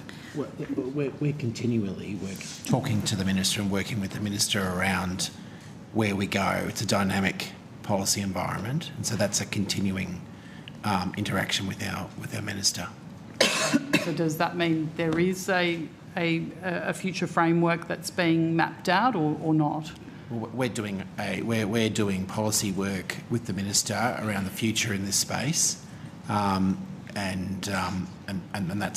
that's a continuing dialogue with the Minister. So yes, there's policy work happening. So are you looking at developing a new framework? Well, I mean, I don't want to say to you we're doing X, Y or Z, but we're doing policy work with the Minister around in this space actively. Okay, I'm just curious, what I'm wanting to understand is what it might look like and whether we're looking at another 10-year plan at the end of this or whether we're looking at a completely different framework. Would you have any insights on that you're able to share? Well, it's too early to say. Sorry, I think, Oh no, I was agreeing with this. I was nodding. Sorry, Senator. I was nodding with the Secretary. It is too early to say, but I think, as the Secretary has said, this is a dynamic policy environment. We're working really closely with the sector, with the Commission, with AIHW as policy evidence comes forward to keep iterating in this dynamic policy environment to keep maturing responses across the 4 pillars within the plan. Thank you. One of the things that really has worried me over the past few years is the homicide figure has grown from 35 in 2022 to 58 in 2023. So I'd like to get an understanding of what information the department can give that sort of helps us understand how the national plan is having a measurable impact and what kind of steps we can take to ensure that we reduce that as quickly as possible. Senator, it depends on the timescale you use. I mean, the information we've got is that the rate of intimate partner homicide perpetrated against a female has decreased by 55% between 1989-90 and 23-24. That isn't that. It does move around a little bit. And so it depends on the scale. So we're looking at that scale. That's a promising baseline fact. But, there's others where, we would consider that we're not doing well enough in terms of Aboriginal women, First Nations women. So, there's different stats. But we do see some positive baseline data coming out of our efforts to tackle gender-based violence. Is the department challenged by the lack of data or a centralised national data set? And how my understanding is that there are fragmented data sets, and that makes it challenging to actually understand what we're actually dealing with. And is there something in particular that the department can do or steps that you have taken to create a single authoritative data source? There are a few data projects already underway. We do have AIHW publish outcomes data on their website, which provides a sense of tracking against the national plan targets and outcomes. But there is work underway for an integrated data set on FDSV. There's also data collection happening in terms of the AIHW work around frontline services for family domestic violence specialist services, as the committee would be aware. So we do have data projects underway, can certainly provide more information on notice, but the AIHW that would be great if you could, because the reason I raise it is it's one of the main criticisms from the rapid review that there was a lack of centralised data sets. So I'd be interested to see how we're actually moving to change that, because that would be, a mechanism that we can control when there are so many that we can't control effectively. Okay. Is my time up, Chair? Yes, it is. Thank you, Senator Kovacic. I could feel it. I wasn't looking at you, but I could feel it. I've got one of those desks. Thank you for your Yes. Senator Roberts. Okay, thank you. Thank you for appearing. My questions are to the Australian Institute of Family Studies. In June this year, this headline rang out: 1 in 3 men report using intimate partner violence. That was plastered across the views. There was widespread coverage of research from the 10 to Men study by the Australian Institute of Family Studies, which found 1 in 3 men reported being violent towards their partners. Are you aware of that study? Yes, Liz Neville here from the Australian Institute of Family Studies. Yes, I'm aware of that research. Thank you. The Institute failed to mention in their report that almost a third, 30.9% of the men surveyed were victims of similar violence, which included both physical and emotional abuse. The correct headline should have been 1 in 3 men report using intimate partner violence and 1 in 3 men report being the victims of intimate partner violence. Why did you misrepresent the data presented in your own study? Thank you for the question, Senator. You are referring there to what we call bidirectional violence, which is acknowledged in the report.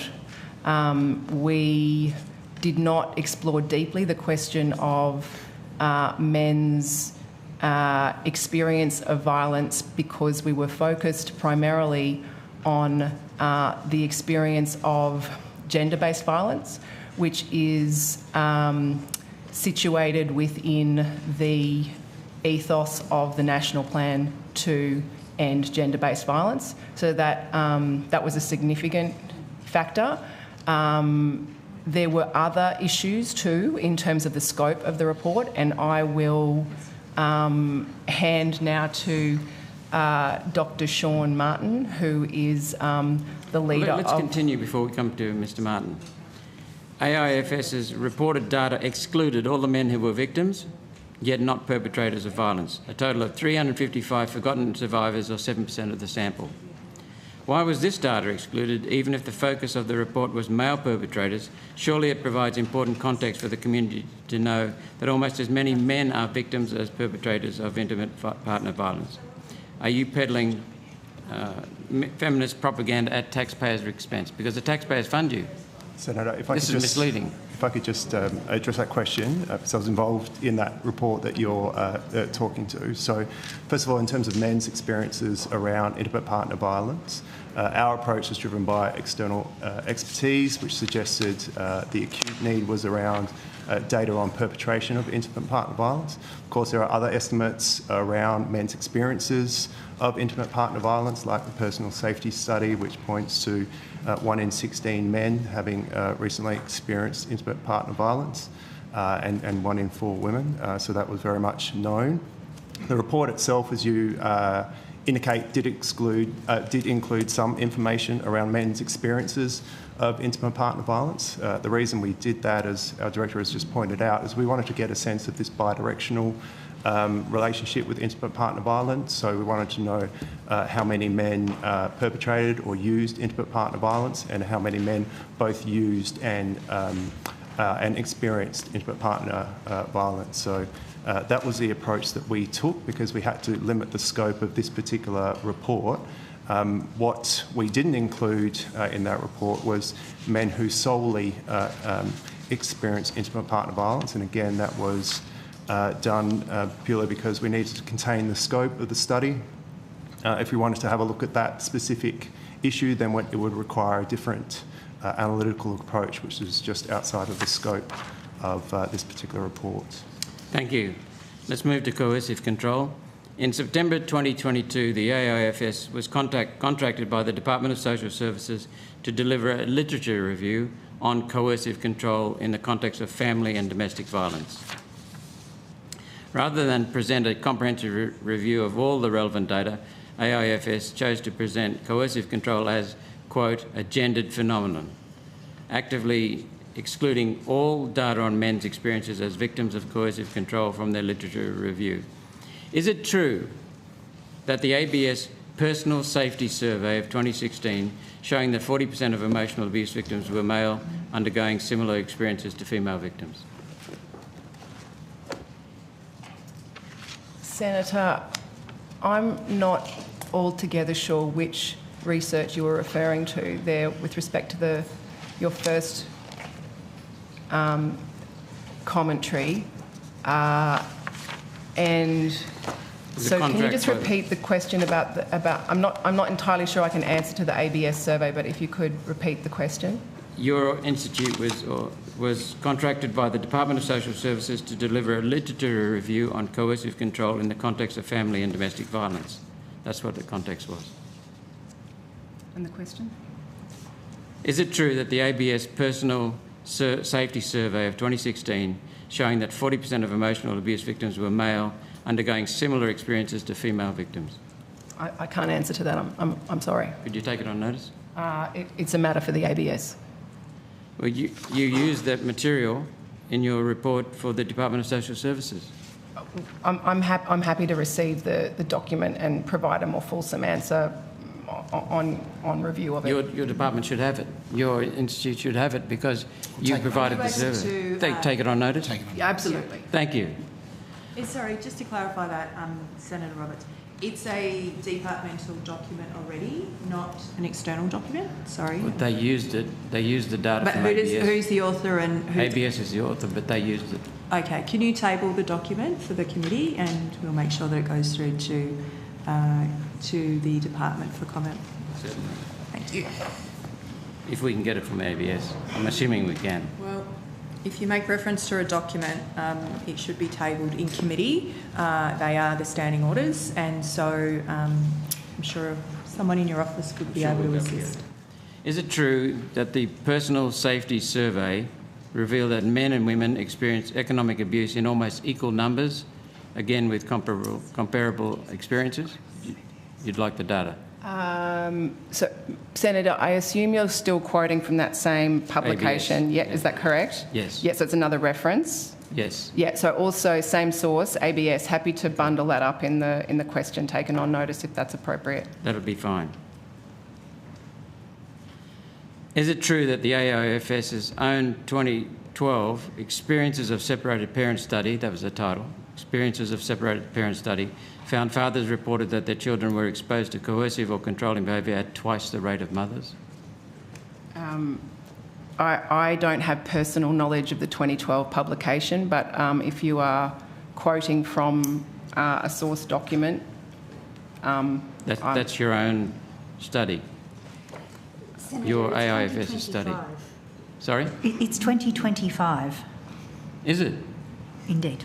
Oh, thank you for that. Well, it's simply that Ms Neville, I imagine, was not working with the Institute at the time that the publication you're referring to was published. She's relying upon the history within the AIFS. Yeah, I'm just saying that there are some limitations on officials' personal knowledge. So I accept that. That's why we're sending the report. Why is AIFS taking an ideological and, in my opinion, dishonest position on this and other issues, denying women's roles as perpetrators of violence and coercive control? Senator, I don't agree that that's what AIFS is doing, but I'm very happy to take away that particular publication and provide a more fulsome comment. Thank you. Doesn't this biased approach promote distrust of men in the community, creating division and undermining relationships, hurting families? I think that the witness has already indicated to you that she doesn't accept your characterisation of the research undertaken by their organisation. Okay. Thanks, Minister. I'll continue. False sexual assault allegations. In 2021, two independent researchers, Tom Nankerville and John Papadimitriou, discovered that the AIFS had misrepresented data on the prevalence of false sexual assault allegations. Your figure, your institute's figure, which is 2021, was 5% of reports to police are false. But that was based on only selecting cases where the complainant admitted it was false or where the police proved the offence was false. After examining the data accurately, the correct figure turned out to be between 10 and 15%. Why did you wait until the researchers had contacted AIFS more than 50 times over 18 months before you quietly removed the misleading report? Senator, I'm not aware of that particular matter, but I'm very happy to take it under consideration if you're able to provide some further documentation. Well, we have talked about this, Senator Roberts, in a different committee context. I do think witnesses are generally happy to engage with materials that you bring into the committee environment, but it is very difficult for them to do so if they absent a title, a publication place, a publication date. Ideally, people would be given a copy of materials if you're asking them to comment on them. We'll get them to you. Because of the researchers had contacted AIFS more than 50 times to get you to correct your position, why did it take 50 times over 18 months, and why did you not issue a retraction or any note on the page the report was on correcting the record? Senator, I'm not in a position to confirm that. Can you take it on notice and we'll get you the document? Senator Roberts, I just need to know how much longer you need. I am about to share the call. Okay. One more? 2 more questions. Okay, great. As Australia's biggest family research body, taxpayer funded, the organisation surely has an obligation to ensure the information you promote about such a vital issue is correct, because your legislated mission is to conduct high-quality, impartial research into the well-being of Australian families to inform government policy, and that's why it's so important, because the policy is determined partly on this, and promote evidence-based practice in the family services sector. How can you reconcile these 3 cases of bias with your mission statement to provide unbiased research, impartial research? Senator, I have already said that I don't accept that characterisation, and further that I'm unable to confirm those reports that you have shared, and that's my comment. So you're taking it on notice? With respect to the documents that you have raised and there's questions around those documents, yes, I'm happy to take those on notice. Final question, Senator Roberts. Yes, Chair. And it means that the government policy is being misdirected, and that's leading to people being hurt and wasting taxpayer funds. And it seems to me that government is number 1 in misinformation, disinformation. That's what a lot of people are saying, and this is more evidence of it. Can you comply with will you give me an assurance that you will comply with your mission statement in the future? Senator, I adhere to the Minister's statement of expectations, and I have provided a statement of intent in response to that statement of expectations. That's the authorising environment that I am referring to. Thank you. Thank you, Senator Roberts. Senator Little. Thank you. I point to I think you'd be hard-pressed to find somebody who wouldn't put their hand up to say it's disappointing that it's taken 3 years to deliver the Aboriginal and Torres Strait Islander Standalone Action Plan. I have some questions about that, if you've got somebody who can respond to that. Sure, Senator. Sorry, you said it's taken 3 years to deliver the action plan? Yes. I'm assuming you're talking about ending gender-based violence. No, I'm talking about the standalone Aboriginal and Torres Strait Islander Action Plan. For family safety? Yes. Yes, so there is a standard action plan that was delivered and actually is in play. It has a 2-year window, and we're currently doing a standalone plan, more broadly, a 10-year plan called Our Ways. I think we can both agree that when the plan first started, it was supposed to line up with the national plan, and then it didn't, and then there was an amendment made to the time frame. Let's just agree that started under the previous didn't start. No, it didn't. It started under there, and then you guys took it over, and then Sorry, Senator. More than 5 years. I'm happy to take your questions. Okay. I'm just not sure I agree with that characterisation of what's happened, but certainly happy to be helpful today. Well, I'm certainly happy to provide that time frame. I want to talk about the Our Ways, Strong Ways, Our Voices. I'm curious, as are some people who've in the sector, as to why you contracted SNAKE, that is the National Voice for Children, to create the National Indigenous Family Safety Plan and provide the Secretariat services. Why were they chosen, and what was the process under which they were chosen? Sure. Happy to ask Ms Lutz to talk about the detail of the process. SNAKE's role, though, I'll just start with a couple of high-level comments, Senator. SNAKE's role was a facilitating partner. The plan was actually has been stewarded and developed by the First Nations Steering Committee, which has representatives of the sector more broadly from across, and representatives of academia and experts within the field who have actually driven the development of the work. SNAIC's role was around providing secretariat supports and actually facilitating co-design with the community. But I'll let Ms Lutz go into some detail. Senator, SNAIC were procured to provide that secretariat. Sorry, could you just state your full name and the capacity Anna which Lutz, you're here? Group Manager, Family Safety. Apologies, Chair. Senator, the SNAIC were procured to provide that secretariat support through a procurement process. We would have to take on notice exactly the type of procurement. It would have been done in accordance with the Commonwealth procurement guidelines. Can you please confirm, as part of that, whether that was a competitive process? I'm just trying to understand whether, in fact, or there were criteria that meant that organisations that exist in there who are experts in family safety have actually applied. If they didn't, why they didn't, what prevented them from participating in that process? Senator, we can get that detail for you. It is my recollection that it was a competitive process, but we will get and we'll confirm the detail. And have you had any feedback from the family violence sector, particularly in the Indigenous space, about that decision? About the decision to have SNAIC as a largely children's organisation that deals with the incredible level of children in out-of-home care, rather than a family violence service?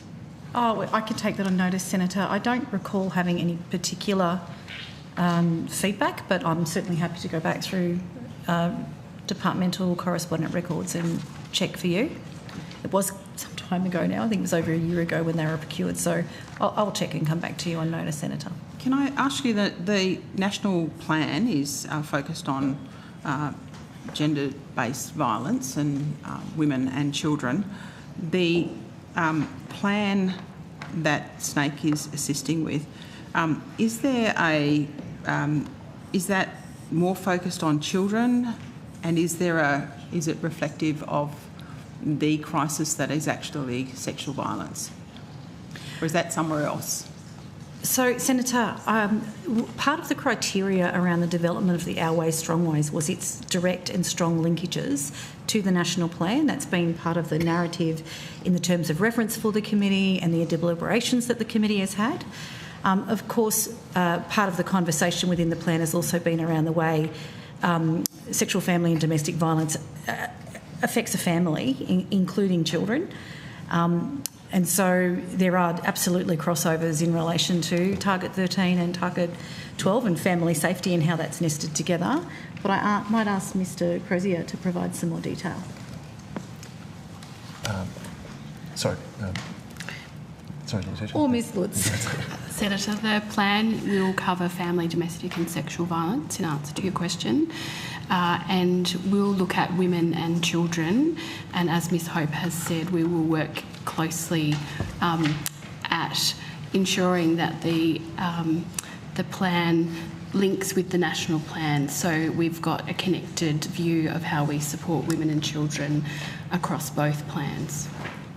I note that one of the outcomes of that consultation was a new peak body for family and domestic violence.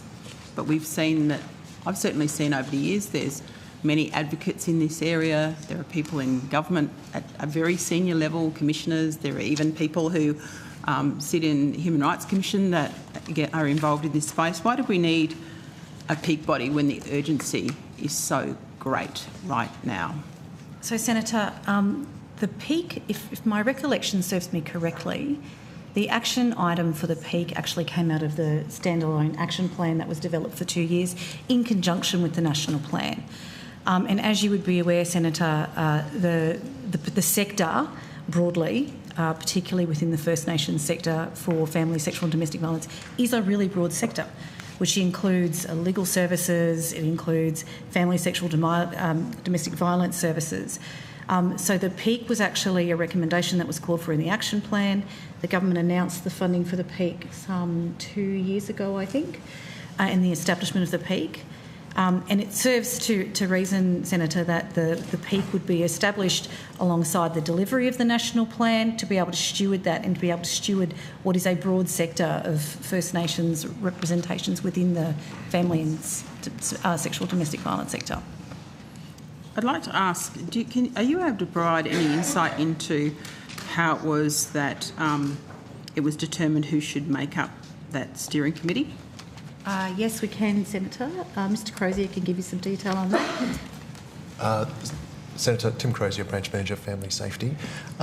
Senator, the Coalition of Peaks were involved in the selection of the establishment for the committee that is looking into establishing the peak body.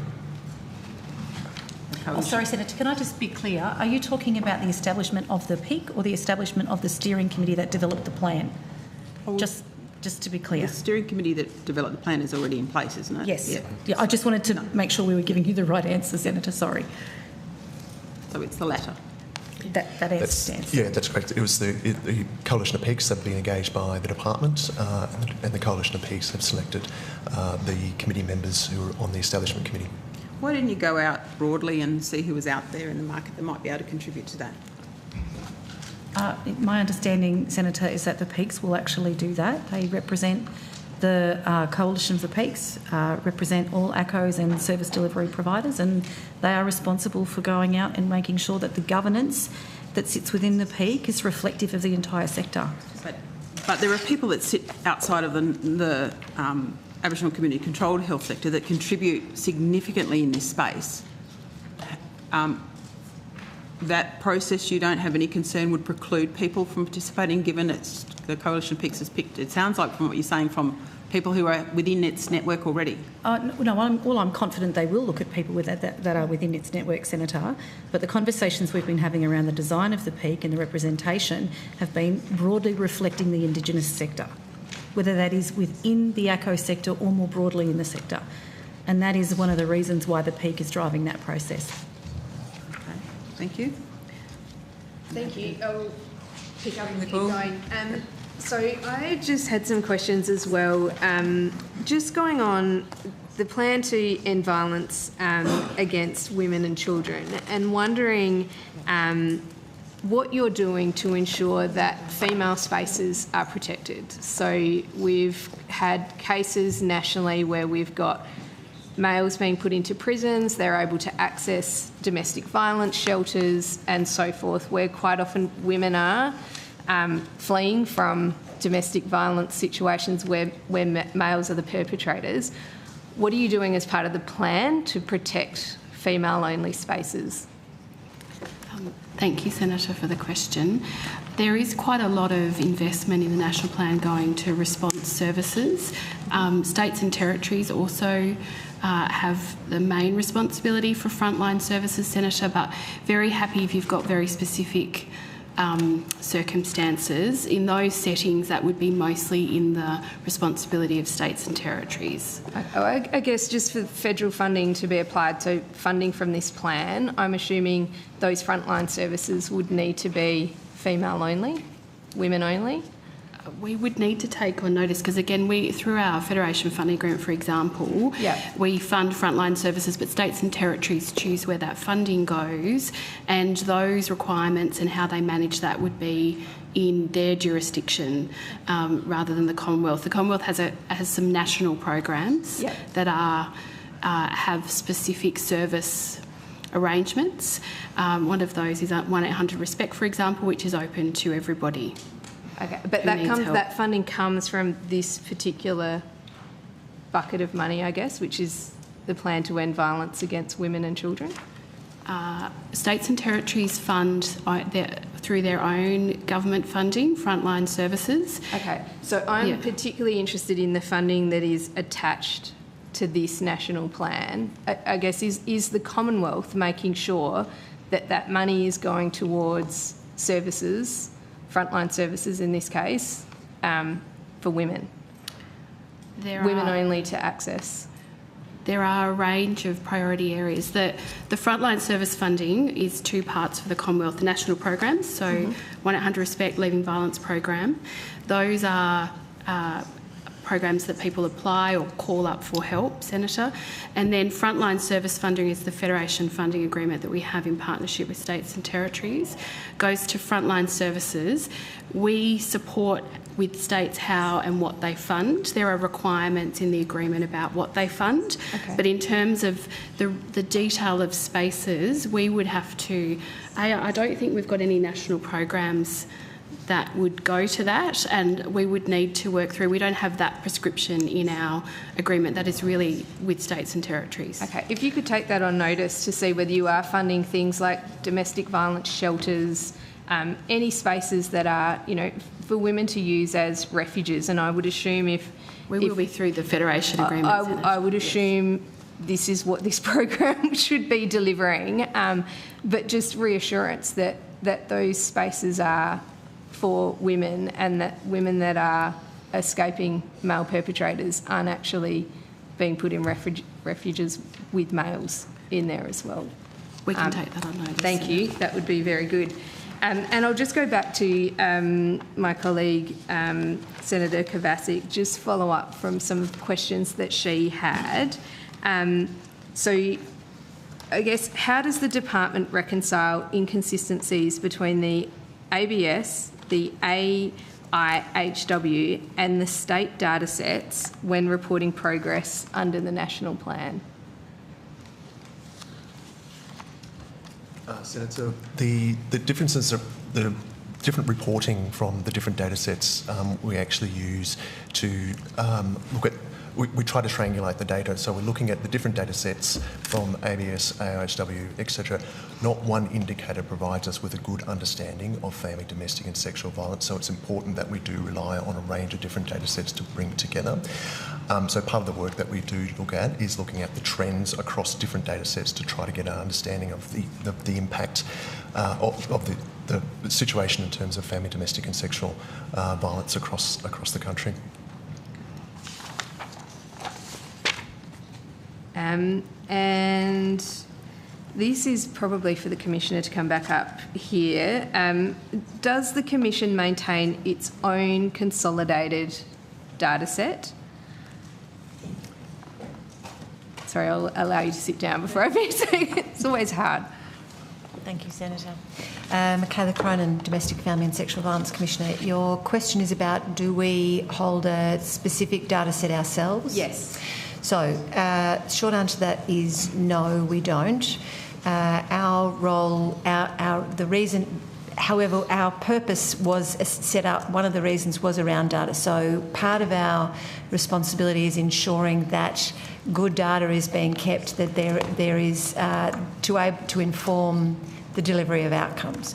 We are not data experts. There are a number of bodies that have been set up and funded by government to do that work, and you've mentioned some of those. Australian Institute of Family Studies, AIHW, the Australian National Research Organisation for Women's Safety is quite specifically set up to ensure that we are building the evidence and the data to best understand what both the problems are and what solutions are working well. Fantastic, thank you. And in terms of formal mechanisms that you have in place, what can you do as the Commission to compel states or territories or agencies to provide you with timely, consistent data that you need? Because you're relying on them.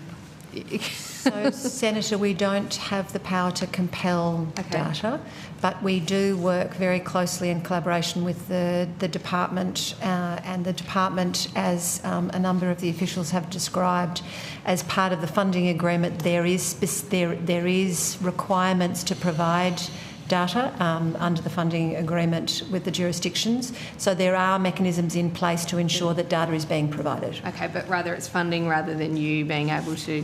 No, we can't compel data to do it.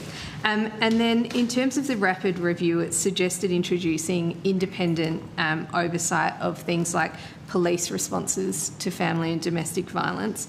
Have you considered this recommendation and how you think this would work? Sorry, Senator, can you elaborate on which of the recommendations you mean again? So the recommendation in terms of having independent oversight over police responses to, so when they get called out, that there is an overarching, I guess, it would essentially have to be a national database, I'm assuming, to bring it all together. So so in terms of our role as the Commission with regard to working with the police around that, implementing that, the intent of that recommendation, I have, last week I was invited by the Minister to meet with all police ministers and police commissioners, and they had put onto their agenda the issue of domestic, family and sexual violence broadly. They are definitely interested. We have worked quite closely with different police commissions across jurisdictions. They're aware they need to improve their responses, and there's a lot of reform in place to do that work. Our responsibility around that is to inform the Commonwealth around what, so hence the attending the national meeting of police ministers about where they can improve and look at that in terms of response rates. Okay. Thank you. So it's hopeful to think that we could have something where everyone is going to work together. I'm sure the police would be very grateful. It would be for the insight. That's definitely the intention, Senator. Well, that's good to hear those conversations are happening. Sorry. I do need to rotate the call.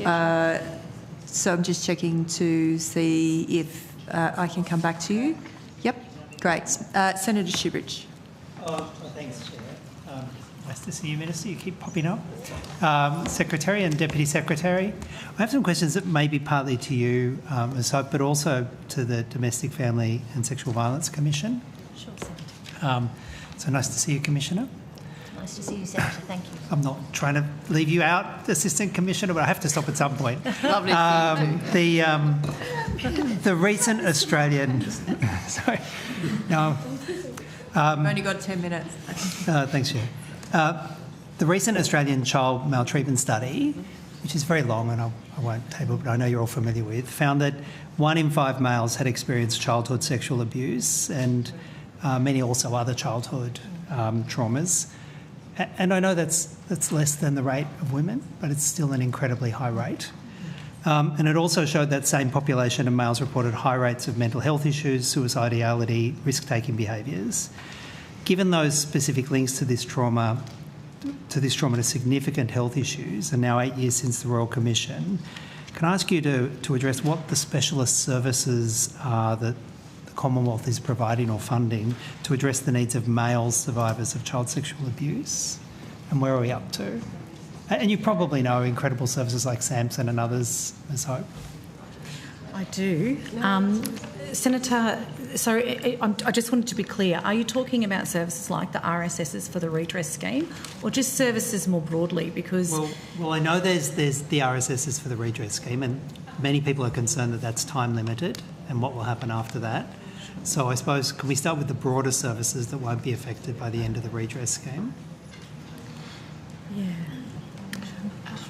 Senator Anna Lutz, Group Manager, Family Safety. We may need to take on notice to be able to answer this question fully, but under the National Plan and our Activities Addendum, there are quite a range of services for children and young people. They would be provided in the broad for all children and young people. We can confirm, if you're asking specifically about child sexual abuse services, we'd need to come back to you on notice. And the reason, Ms Lutz, that I suppose I'm focusing on this, there are a lot of barriers, particularly older men, but not just older men, younger men, that are quite distinct for coming forward and seeking help and seeking counselling. And so distinct tailored services are really critical. But I'm more than happy if you take it on notice. There was a recent roundtable in Canberra on male survivors of child sexual abuse and the intersection with suicidality and violence, and it detailed research on those links and some recent research on those links, and called for an urgent need for additional funding for specialist services. Commissioner Cronin, I can't remember if you attended that roundtable, but did anyone from I did, Senator. Yeah. What were the learnings from the round table, and are they being fed into service delivery? Thank you for the question, Senator. Jenna Roberts, Assistant Commissioner for the Domestic Family and Sexual Violence Commission. I was very privileged to attend that event hosted by Samson. There were representatives there from the Department of Social Services, Attorney General's Department, as well as a range of stakeholders that were really committed to the issue. My understanding is that Samson are providing a post-briefing paper from that, in which we would intend, like any of those similar roundtables, to take into our work and look at where we can further embed that. Senator, can I add, sorry, Yes. we also attended the roundtable, Yes, and Ms Rast here is to talk through some of the services and the service provision that we have in place, if you would like that detail. I really appreciate that, but briefly, because I know my colleague has some questions. Yeah.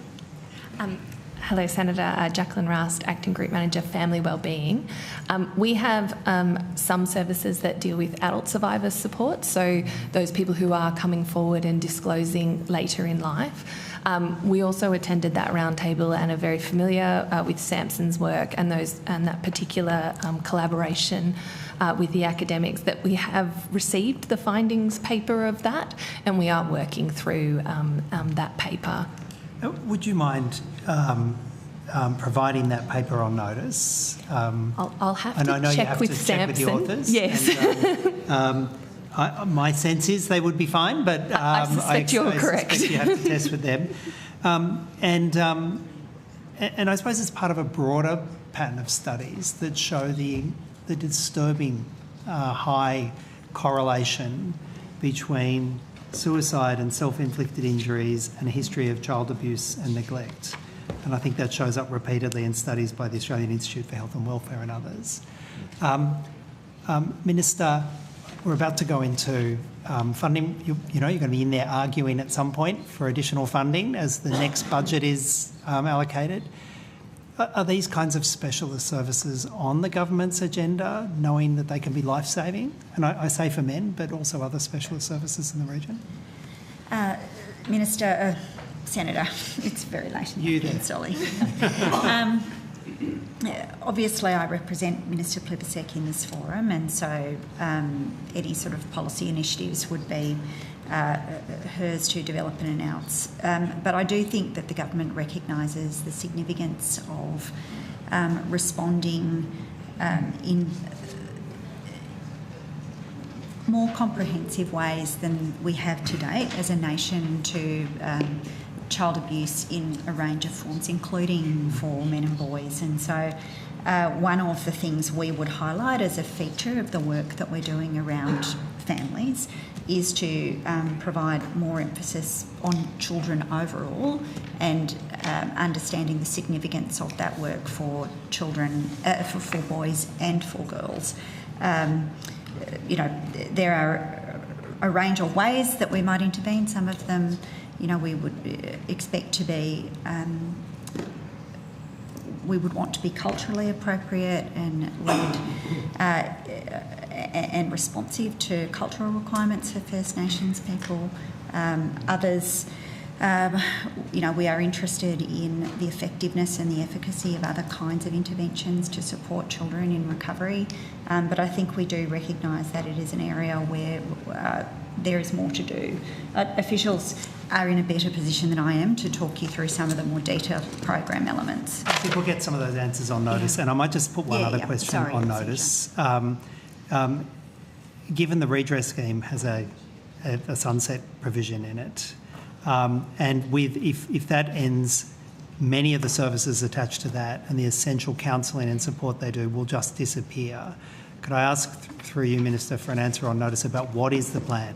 What is the plan to ensure that those essential services remain on foot, including providing funding like for the likes of Samson? Is there a plan? We're happy to take that on notice. Yeah, thank you. Thank you, Senator. Actually, we don't have enough time to share the call. You've got less than 2.5 minutes, so we're going to go to the coalition. So I'm allocating the call to Senator Little. I'll come back to you. Thank you. If I could have some of the officials that can talk to me about income management, please.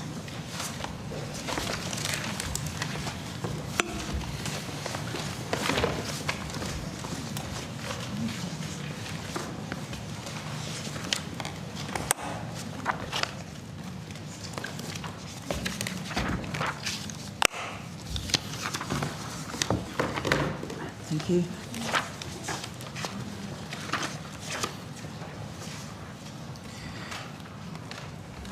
Now, I understand, I'm familiar with the this form here, but that's from 29th of August.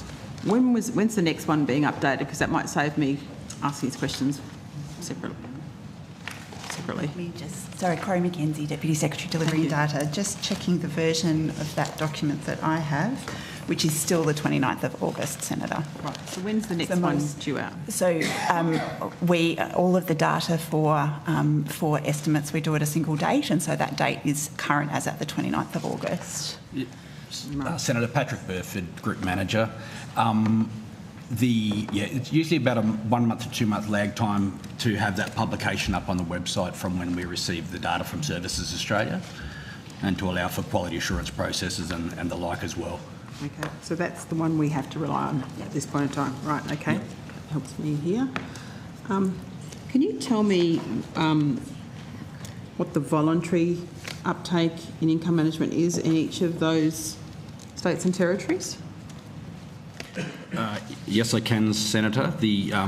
So the total across all income management programs, which, as you would know, are two programs, being the income management and the enhanced income management, is 2,649. And I'll just go to get some further data. Voluntary. That's voluntary. Sorry. Thank you. Yep. That's voluntary across the country. Most of them are in the Northern Territory. Mm-hmm. The total, that's right. So 269? Yeah, 269, that's right. Sorry, Senator, did you want that by state and territory? Yes, that breakdown? Yeah, that's right. I don't know that we have that to hand. Yeah. We might need to take that on notice, Senator. We can give you the global figures, but not the state breakdown, but we'll take that on notice. 2,649. Yep. Can you tell me, do you know the demographic of those people that are actually taking that up voluntarily?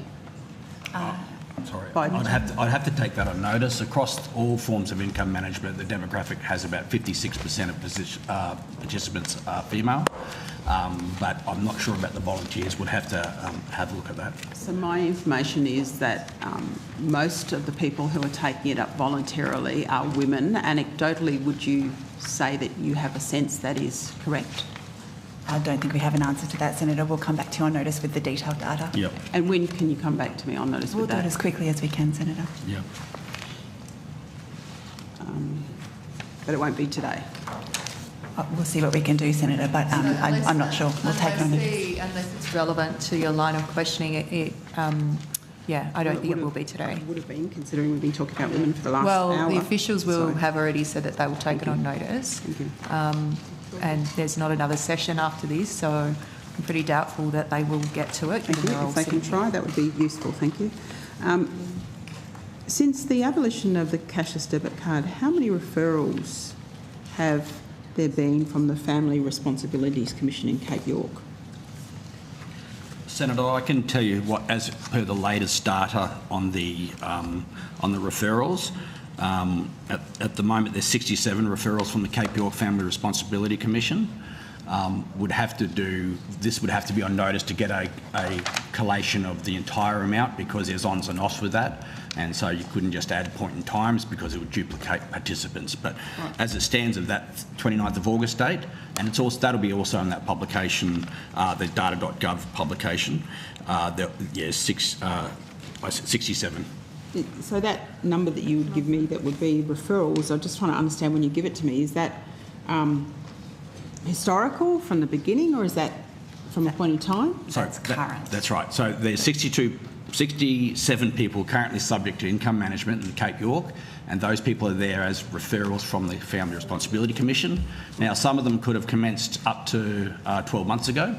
Some of them could be as soon as 3 months. The Family Responsibility Commission's got some discretion about how long someone's placed on the program. Okay. So we'd have to do some more digging on notice to disaggregate that. So can you do it from 2022, 2023, 2024, 2025? Yes. Thank you. That would be useful. No problems. On March the 1st, 2024, there were 10,498 participants on enhanced income management. And according to the 29 August statistics, there are 22,416 participants on enhanced income management. Can the department explain the increase over the last 18 months? Yes, we can, Senator. It's largely about moving people from the legacy program of income management, commonly colloquially called the Basics Card, to the new enhanced program. So legislation was introduced that from September 23, no new entrants would go on to the old program, and people were given the choice to actually move over. And then people who had expired in their time on the program, if they'd come off the program but due to eligibility would come back on the new program. So it's whilst there is moderate increase overall in those total numbers, like the total number of people on income management is 32,354. What we've seen over time is a shift from that old program to the new program. And how many of those participants are still on the Basics Card of the total? It'll be mostly in the Northern Territory, right? So Northern Territory alone or globally? Well, globally, but I'm assuming most of them are in the Northern Territory. Yeah, so of the total participants of income management nationally, there's 9,938, which are still on the original program. And of those, in the Northern Territory, there are 9,563. Is that because people don't understand about the fact that the enhanced income management card is better than the Basics Card? I know there was a lot of misinformation around about the difference between those two, but I'm trying to understand that from your understanding about what's happened here. Might set the context with the stats and then come back to your question there. So since the legislation was passed, 7,319 people actually made the choice to make that move. And like you said, I think there has been, it's been diminishing numbers of people making that choice from the early days. So those that were keen to make that choice to the new technology, they were keen to. The ones that, and this is anecdotally through our Services Australia colleagues, but people are quite used to I guess the rhythm and the relationship with Services Australia of working with the same card. So our feeling is it's partly to do with just not really wanting big change to happen and be able to still use the same card with the same relationship with their Services Australia outlet. And so then we have other cohorts. Those numbers change because if the circumstances change for some of those people and they drop off the program, if they re-enter, they will come back on. But I do think there's the people that are choosing between the two cards, from anecdote, is that they like the support they get and the functionality that keeps it simple to them. This is something that doesn't necessarily rely on a tap and go or a PIN number. It's relying on being able to swipe a card, a magnetic strip card that they've been quite used to. Can you tell me what allocation has been provided in the budget over the forward estimates for enhanced income management? Senator, the main part of the cost for income management sits with Services Australia. Right. What sits in the current budget is around $217 million, and I think we've discussed before, the majority of that in DSS's allocation would go towards support services. As required under the legislation, we have published the actual total cost of delivering the enhanced income management program, and that was, I might have to get Ms. Amanda Stanton. No, I think I've got it here. So the cost of that program to run the enhanced income management, with the majority of those costs sitting with services, was $59.8 million. But for the year between March 24 and March 25, that was published on the 27th of August. Mm-hmm. So the DSS stated at previous and estimates hearings, particularly the one in February, that the department is continuously monitoring and measuring service delivery outcomes from funded service providers. Can you tell me how you're doing that now? Yes, we've got, through those support services funding, which is quite a broad church of activities we are funding. Each funded provider is required to provide an activity work plan that articulates the deliverables and the inputs and outputs that they're achieving through that.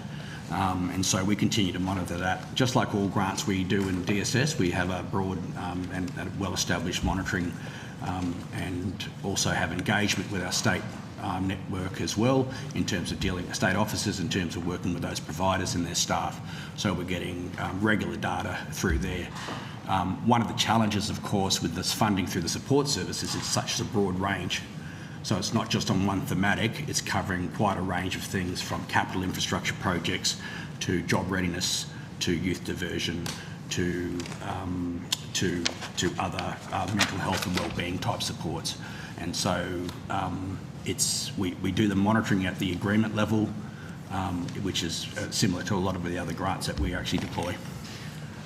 We see a lot of, or we hear a lot about the progress of the Real Jobs program. Is there anywhere where you can see a correlation between the uptake of the Real Jobs program by people and therefore a reduction of people on enhanced income management? Is there anywhere you can actually see that's happening? It'd be something we'd have to take on notice, Senator, in terms of cross-referencing those data. If someone's into a full-time job, therefore they won't be on an income support payment, they'll no longer be on the program. But there's not necessarily a tracking of whether that job came through that particular program that NIAA are deploying. I will say some of the infrastructure projects have helped set up the infrastructure of the facilities that also were able to work in partnership. So Lily Lagoon in Kununurra was an example where the remote job program was able to work in partnership with our investment to help upgrade that facility to allow for conferences and to have First Nations people in that town work in that facility, covering a range of hospitality type services. And we can share a bit of that in terms of some of those employment outcomes, but I don't believe we'll be able to make an exact link towards that, the remote jobs program and income management. Okay, so how does somebody in a community, say like Ceduna, see the KPIs and the reporting that's coming from the local group that's got KPIs associated, or local organisations that got KPI associated with getting funding that came as a consequence of the removal of the card? One of the... So community members, Senator? I'm just asking, how do people actually have any view of... Sorry? In the community. What do you mean in the community? In the Ceduna community. Well, it could be anywhere. I'm just using that as an example. How does a member of the public see what the progress is against the KPIs in those communities? Because they will report they're not seeing the change that we hear happens, is happening from people in this place. So I'm just trying to understand, how does a member of the public who's being affected by this because of where they live see the KPIs that have been reported as progress because of the removal of the card? We work with a lot of backbone organisations in these local communities that act as an important conduit towards setting priorities for those communities and also ensuring they're communicating access to these services. The main area of information and the appetite and the demand for information about these services is around access, and the nature of a lot of these have involved. It's not about the service; it's about the outcomes from the operation of these services. Is what I'm trying to understand. How does a member of the public see that there's value for money in the services that have been set up to respond in these communities? That's the nuance that I'm trying to understand here. Outcomes. Yeah, look, I would say those services are doing a pretty good job of talking about the outcomes in describing the services they have on offer to those.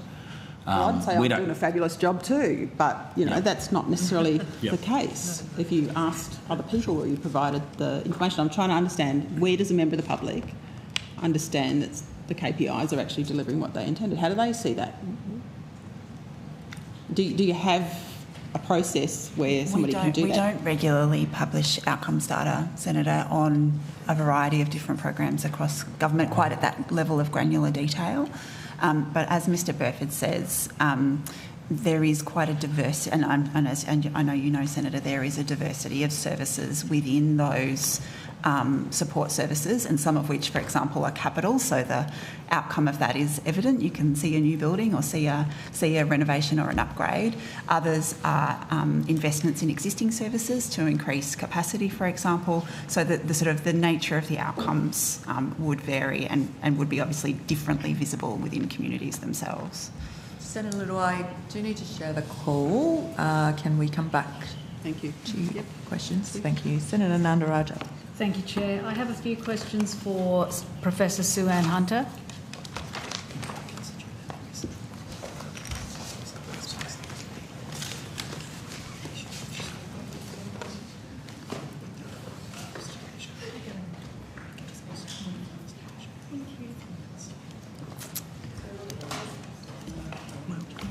Hello, Professor Hunter. Firstly, welcome to Senate Estimates, and I'd like to congratulate you on your appointment as Australia's inaugural National Commissioner for Aboriginal and Torres Strait Islander children and young people.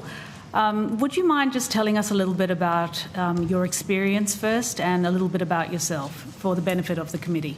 Yes, Sue-Ann Hunter, National Commissioner for Aboriginal and Torres Strait Islander children and young people.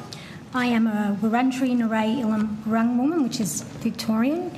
I have worked in the field of child and family welfare, specifically Aboriginal child and family welfare, for I would say the past, 30 years. Started off as a caseworker working with our young kids in out-of-home care.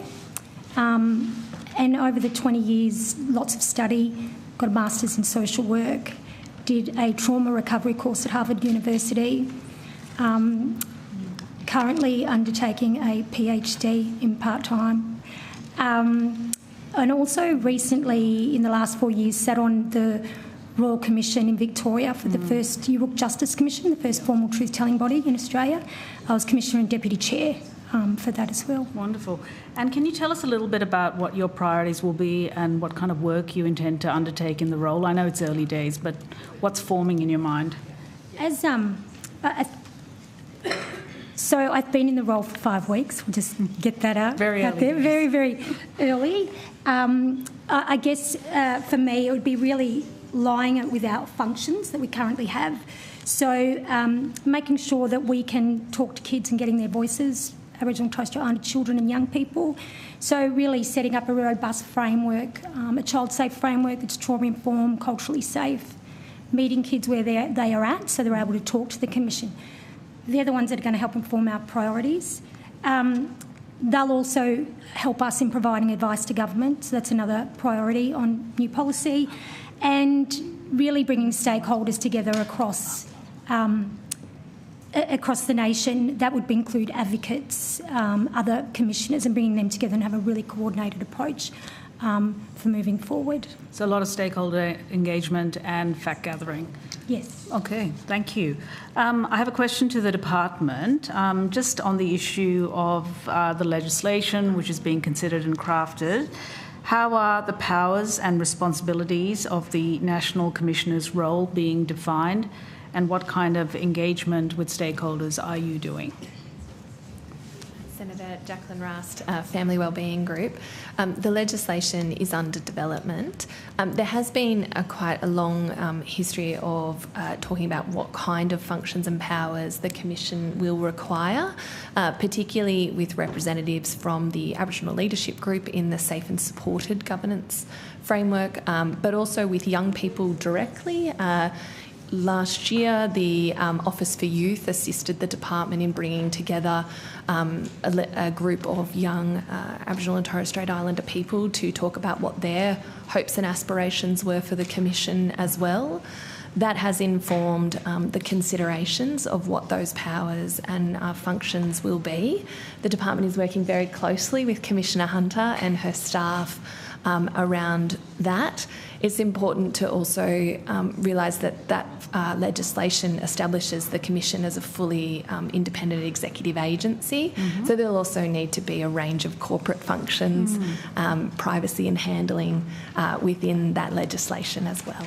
Okay, it sounds very involved. Thank you very much. Thank you, Professor Hunter. Thank you. Commissioner. Thank you. I will move to Senator Ormond-Payne. Thanks, Chair. My questions relate to compulsory income management as well. I'm particularly interested in the consultations that were completed in December 2024 in relation to the future of income management.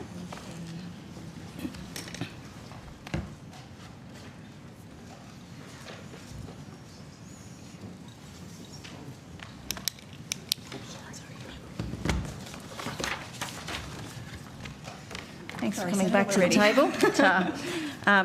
And noting that it may be the case that some of these have to be taken on notice, but we'll see how we go. So I'm interested in how many people who've been on a form of compulsory income management, either under the Basics card or enhanced income management, formed part of the community members that were consulted as part of that consultation? Thanks for the question, Senator. We don't have mappings of every individual, but we do have the actual location. So there was 4,500 community members across the 81 remote communities. Most of those were in the Northern Territory. The vast majority of those people that were spoken to in community would have been on the actual one of the programs, but I won't be able to tell you about whether that was a compulsory person or a voluntary person. So there's no data kept at all in relation to the consultation as to the proportions of people subject to either compulsory or voluntary? Not to that level of detail. The nature of that consultation process was some individual discussions from group discussions and dedicated groups for men's and women's.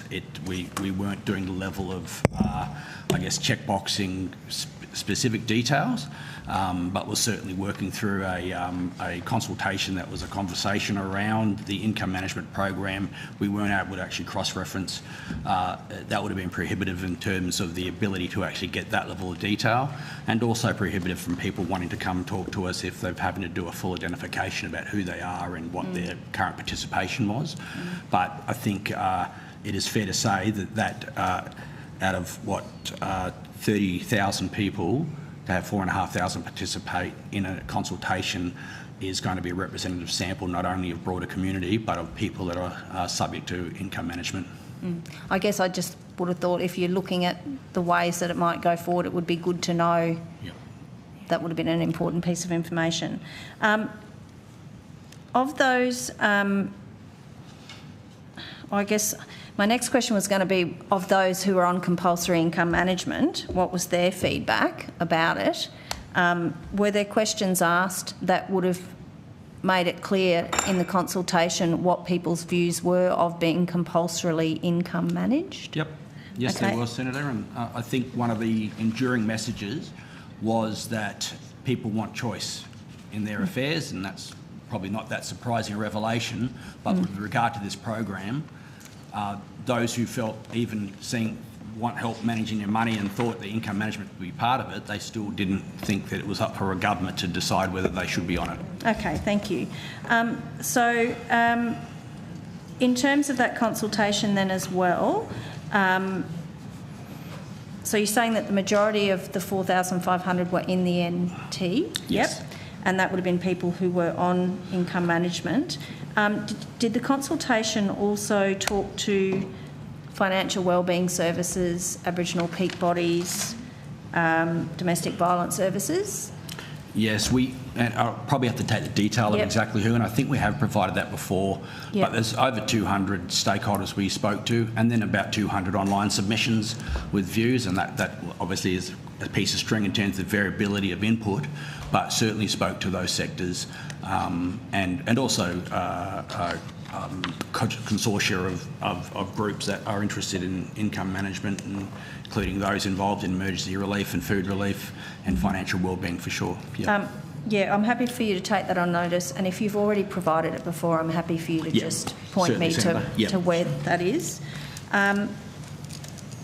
Was the design of a voluntary system of income management included in the consultations, like in the form of in the way it was discussed? Not as in terms of what it needs to look like. I think it was getting to what sort of things would you like, what sort of help do you need to help manage your money. But we did ask those who are on it, does this do those things? Does this help you do that? And so we certainly, in terms of those that are currently using it, tested do they find value in it? And we certainly had a mixed range of views of people feeling that they do, or they say, I don't need this, or there's other things I could do. So certainly that was a range of views. Okay, so a range of views about the effectiveness of it, I guess, as a tool for them. Yes. But still that overwhelming view from most people that they still thought that they should have the choice of whether they were on it or not. Is that a fair characterisation? I think that's fair. Okay. Will the consultation report be released, and if so, when? Because I note that it was finished in December, or at least the consultations were finished in December. So is there plans to release a report on that consultation? We haven't made firm plans on any such release. We have been using it ongoing in terms of our advice to the Minister and our analysis of the policy and the programs, but yet to make a decision on what would be released in that space. Minister, is it the view of the government that a report into something as important that impacts people on income management, is it likely to be released? I'll leave it to the Minister to make any, any relevant decisions around that. But as the official said, it's obviously information that is of great use to government in the policy process. Could I maybe then just ask how the information is being used to decide the future of income management, if you're able to expand any more on that? It certainly... it's a bit like the discussion we had before on family and domestic violence. I can assure you it's being used, and there's a regular two-way interaction with the Minister and around the formulation of the policy process. So we're actively using it. I would say one of the other enduring parts from that evaluation of the consultations was the call to really be careful with what comes next in the transition. People have been on, many people have been on this program since 2007, and so, like the Secretary just mentioned, these are really important observations. It helps inform a quite broad range of advice. Minister, I know that I've got to get my elections right. I think it was before the 2022 election. The government indicated that it wanted to cease compulsorily income management. Is that still the position of the government? I think it's right that the government made a commitment to abolish the cashless debit card and make it voluntary for individuals and communities who want to remain on income management. And as you know, we have abolished the cashless debit card. I think, consistent with what officials have told you, we do wish to take the time to get voluntary income management right. Okay. I will await those answers to questions on notice, and hopefully we might get to see the report, because I guess if we're making decisions in the future around any legislation, it'd be good to know the consultation that it's based on. Thank you. Thank you, Senator Orman-Payne. I'm going to Senator Blood. Thank you very much, Chair. So I will pick up and keep going from where we left off. So what mechanisms exist to evaluate whether prevention and early intervention initiatives under the plan are changing behaviour? Yeah, I'll let you do it. Which plan, Senator? Sorry, so just for... we've got a number of... the national plan to end violence, domestic violence Thank against you, Senator. women. Sorry, thank you. I was going to say, we need to be more specific. There's a lot of plans. Sorry, Senator.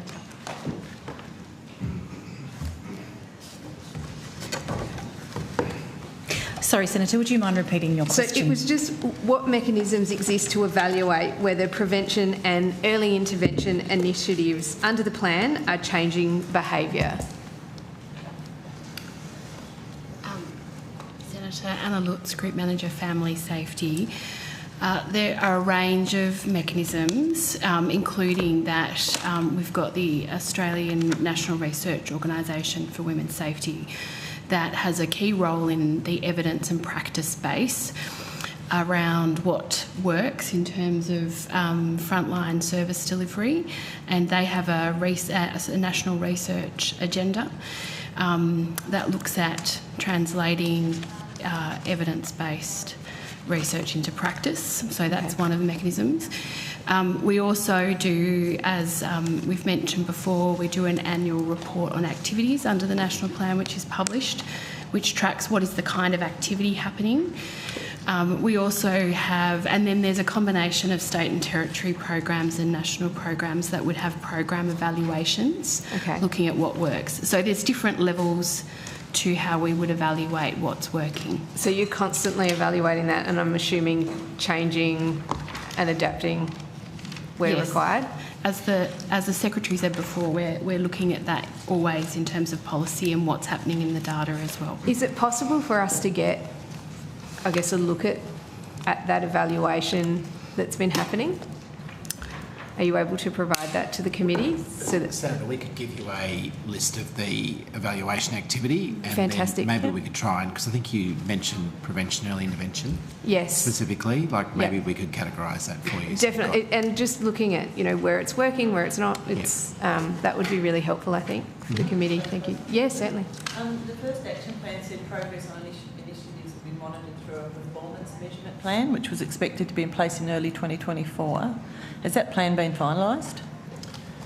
Senator Tim Crozier, Branch Manager, Family Safety Branch. Yes, the performance measurement plan has been finalised. That was released in May 2024. And does it include specific indicators to measure behavioural change from prevention and early intervention? It includes indicators. It looks at the outcomes framework for the national plan, and it tiers the indicators into 4 different tiers. So it includes indicators for the first 2 tiers of where data and indicators are available. The second 2 tiers are where further development work is required to develop indicators to measure on those particular outcomes in those tiers. And how often is it updated? Well, the performance measurement plan sets out, will be setting out and will be supported by an information on data development plan that will then be updating the data. The data that is currently available is updated regularly through the AIHW website, the FDSV website. It's updated on a 6-monthly basis generally. Excellent, thank you. Sorry about that. I just wanted to clarify that. And then I guess just looking at the plan as a whole in terms of the funding that's been allocated to it for the next 10 years, are you, and this may be something you take on notice, what proportion of the plan funding has reached frontline services versus the funding that's being used for research, communications and admin costs for delivering the plan? Senator, I do have a breakdown of frontline services funding for the Commonwealth's commitment, so that's the $4 billion funding to date. So of that, $2.6 billion of the $4 billion is going to frontline service delivery in some form through different elements. Okay, so sorry, 4 million of the 2.6. So 2.6 billion of the 4 billion is going to frontline service. Okay, and then the rest is research. Have you got a breakdown of that, whether it's research? I would have to come back to you on notice about the other 1.4 billion, Senator. Fantastic. Thank you very much. That would be very helpful. Do you have some more questions on that sense? Sorry, if you just continue your call, I think the tick-tacking is confusing, so I will give you the call if you need it, Senator Askew. But if it just gets a little bit messy. We're going to change the order of things. That's what we're doing. So the 23-24 budget outlined $159 million towards national partnership agreements on family, domestic and sexual violence responses. Is that figure correct? Senator, can I double check that and come back to you? 159 million. Million? Yeah. I'll come back to you. For the 23-24 year? That's correct. Yeah. Yep. And then do you have the amounts that have actually flowed to each state and territory and when? For the Federation funding agreement? The national partnership agreements, yes, which is the... Apologies. I'm guessing you call it the same. Yes. Just to check, there are lots of... Yes. It is called a Federation funding agreement, but it has previously been called a national partnership agreement, so apologies, that is confusing. We can provide that on notice in the breakdown. I do have that. I do have a breakdown here, but in the interest of... If you want me to go through every state and territory, and also there are different components to that. So you're talking about over the life of the whole agreement, which is 21 to 30. I can table that on notice. If you have that, that would be We can amazing. provide that on notice. That would be brilliant. Thank you very much for that. The 2024 update showed the NPA line still in progress. What funding remains outstanding for each jurisdiction, and if there is money outstanding, by what date will the funds be out the door and the services operational? That may be part of the same summary you're talking about. Yeah, because each state and territory is required to meet performance milestones for all elements of the funding agreement, and there are different components to that. Okay. We can provide that too. So they've got to meet the milestone, then the payment goes out. So it doesn't always happen at the same time for every state which and may lead into my next question, which is around what formal mechanisms, so women and women's safety, ministerial court, senior officials groups are being used to drive cross-jurisdiction delivery. So I'm assuming they've got to hit milestones. That's essentially what you were saying. Yes. There. Yep. Yes. Okay. And are you able to also provide what those milestones decision targets are for them to have their funding released to them? Yeah, it's available on the Federation Funding Grant website, Senator. We'll provide the link with the answer to the other two questions on notice that are related, but you can find all that information for each of the states in their various components. Fantastic. And that this may answer depending on what you give us. I'm assuming that's going to show us any states or territories that are behind in delivering their initiatives funded. The milestones in the Federation Funding Agreement don't necessarily, they focus on achieving different things depending on whether you're talking about innovative perpetrator responses, 500 workers. 500 workers is on track. Yep. So the payment milestone will depend if they've met the project reporting requirement. Okay, so maybe could you provide to us, unless you have it now, which I'm guessing you won't, whether there are any states or territories that are behind in delivering their initiatives funded under the agreement, and if so, which states and which initiatives? Senator, what we'd be able to do is give you a list of where the payments are up to. The 500 workers, for example, is on track with all states and territories, so we can clarify that in our answer. Okay. And same with innovative perpetrator responses. Projects are underway and on track, but we can certainly give that in the response. And that's probably a very good segue as we go into the 500 workers initiative. I'm happy to share the call with Senator Askew before. Do you want to go to a different topic? If we can just finish that, and then we can go. We are going to run short on time, we will run anything that you can put on notice will be appreciated. I'll skip through this really quickly.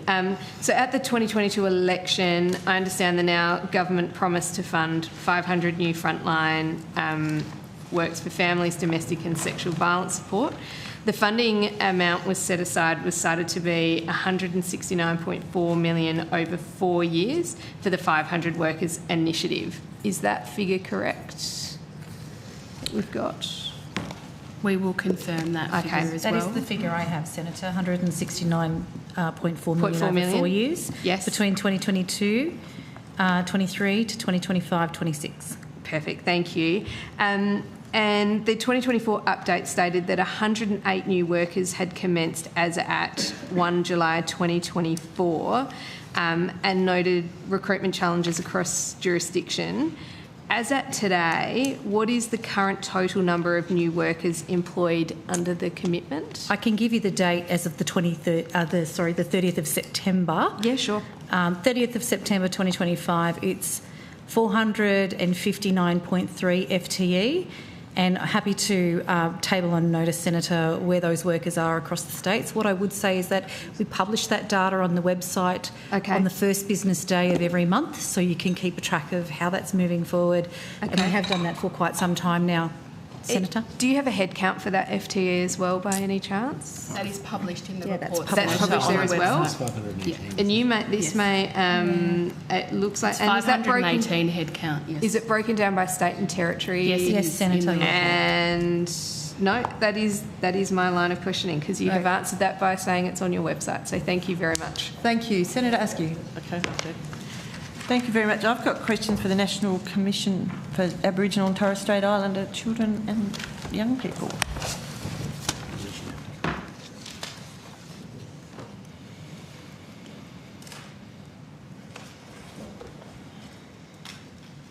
Who have I got?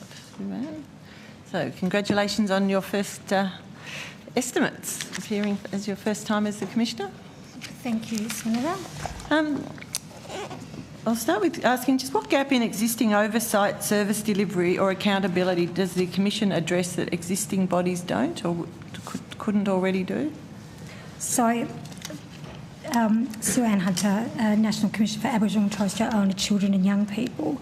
5 weeks into the role, I've started mapping those sorts of where are the gaps, but what we'll be doing is working with the states, commissioners, advocates and guardians, and working with them to have a look at what the gaps are in those within the systems and planning a way forward. So the government has not yet legislated the Commission's terms of reference, is that correct? That is correct. Is there a reason for that? Perhaps the Minister might like to be able to answer that one. Senator, the government is aware of the significance of closing the gap. We've also conscious of the potential of this position. We established the position and we intend to give it very strong powers. There's been a number of discussions with First Nations stakeholders about the relevant powers and the future powers for the National Commissioner, and those discussions will inform the approach to legislation. Is there a time frame around when they'll be tabled? We're working on it, Senator, and we'll take the time to get that right. So is it a question we ask again in December, or do we wait till next year? Is it sort of imminent or not? It's probably my main question. We're working on it, Senator. Okay. What powers will the Commission have then? Can it, for example, can it compel the provision of state data or a big close, which is obviously a big issue with the closing of the gaps, or undertake audits of service providers who have important work to do? Senator, we're in the process of working that through in the preparation of the legislation, as the Minister's indicated. Okay. I mean, as I understand it, the previous Indigenous Affairs opposition spokesperson said in the lead up to the election that they would abolish the position if they won.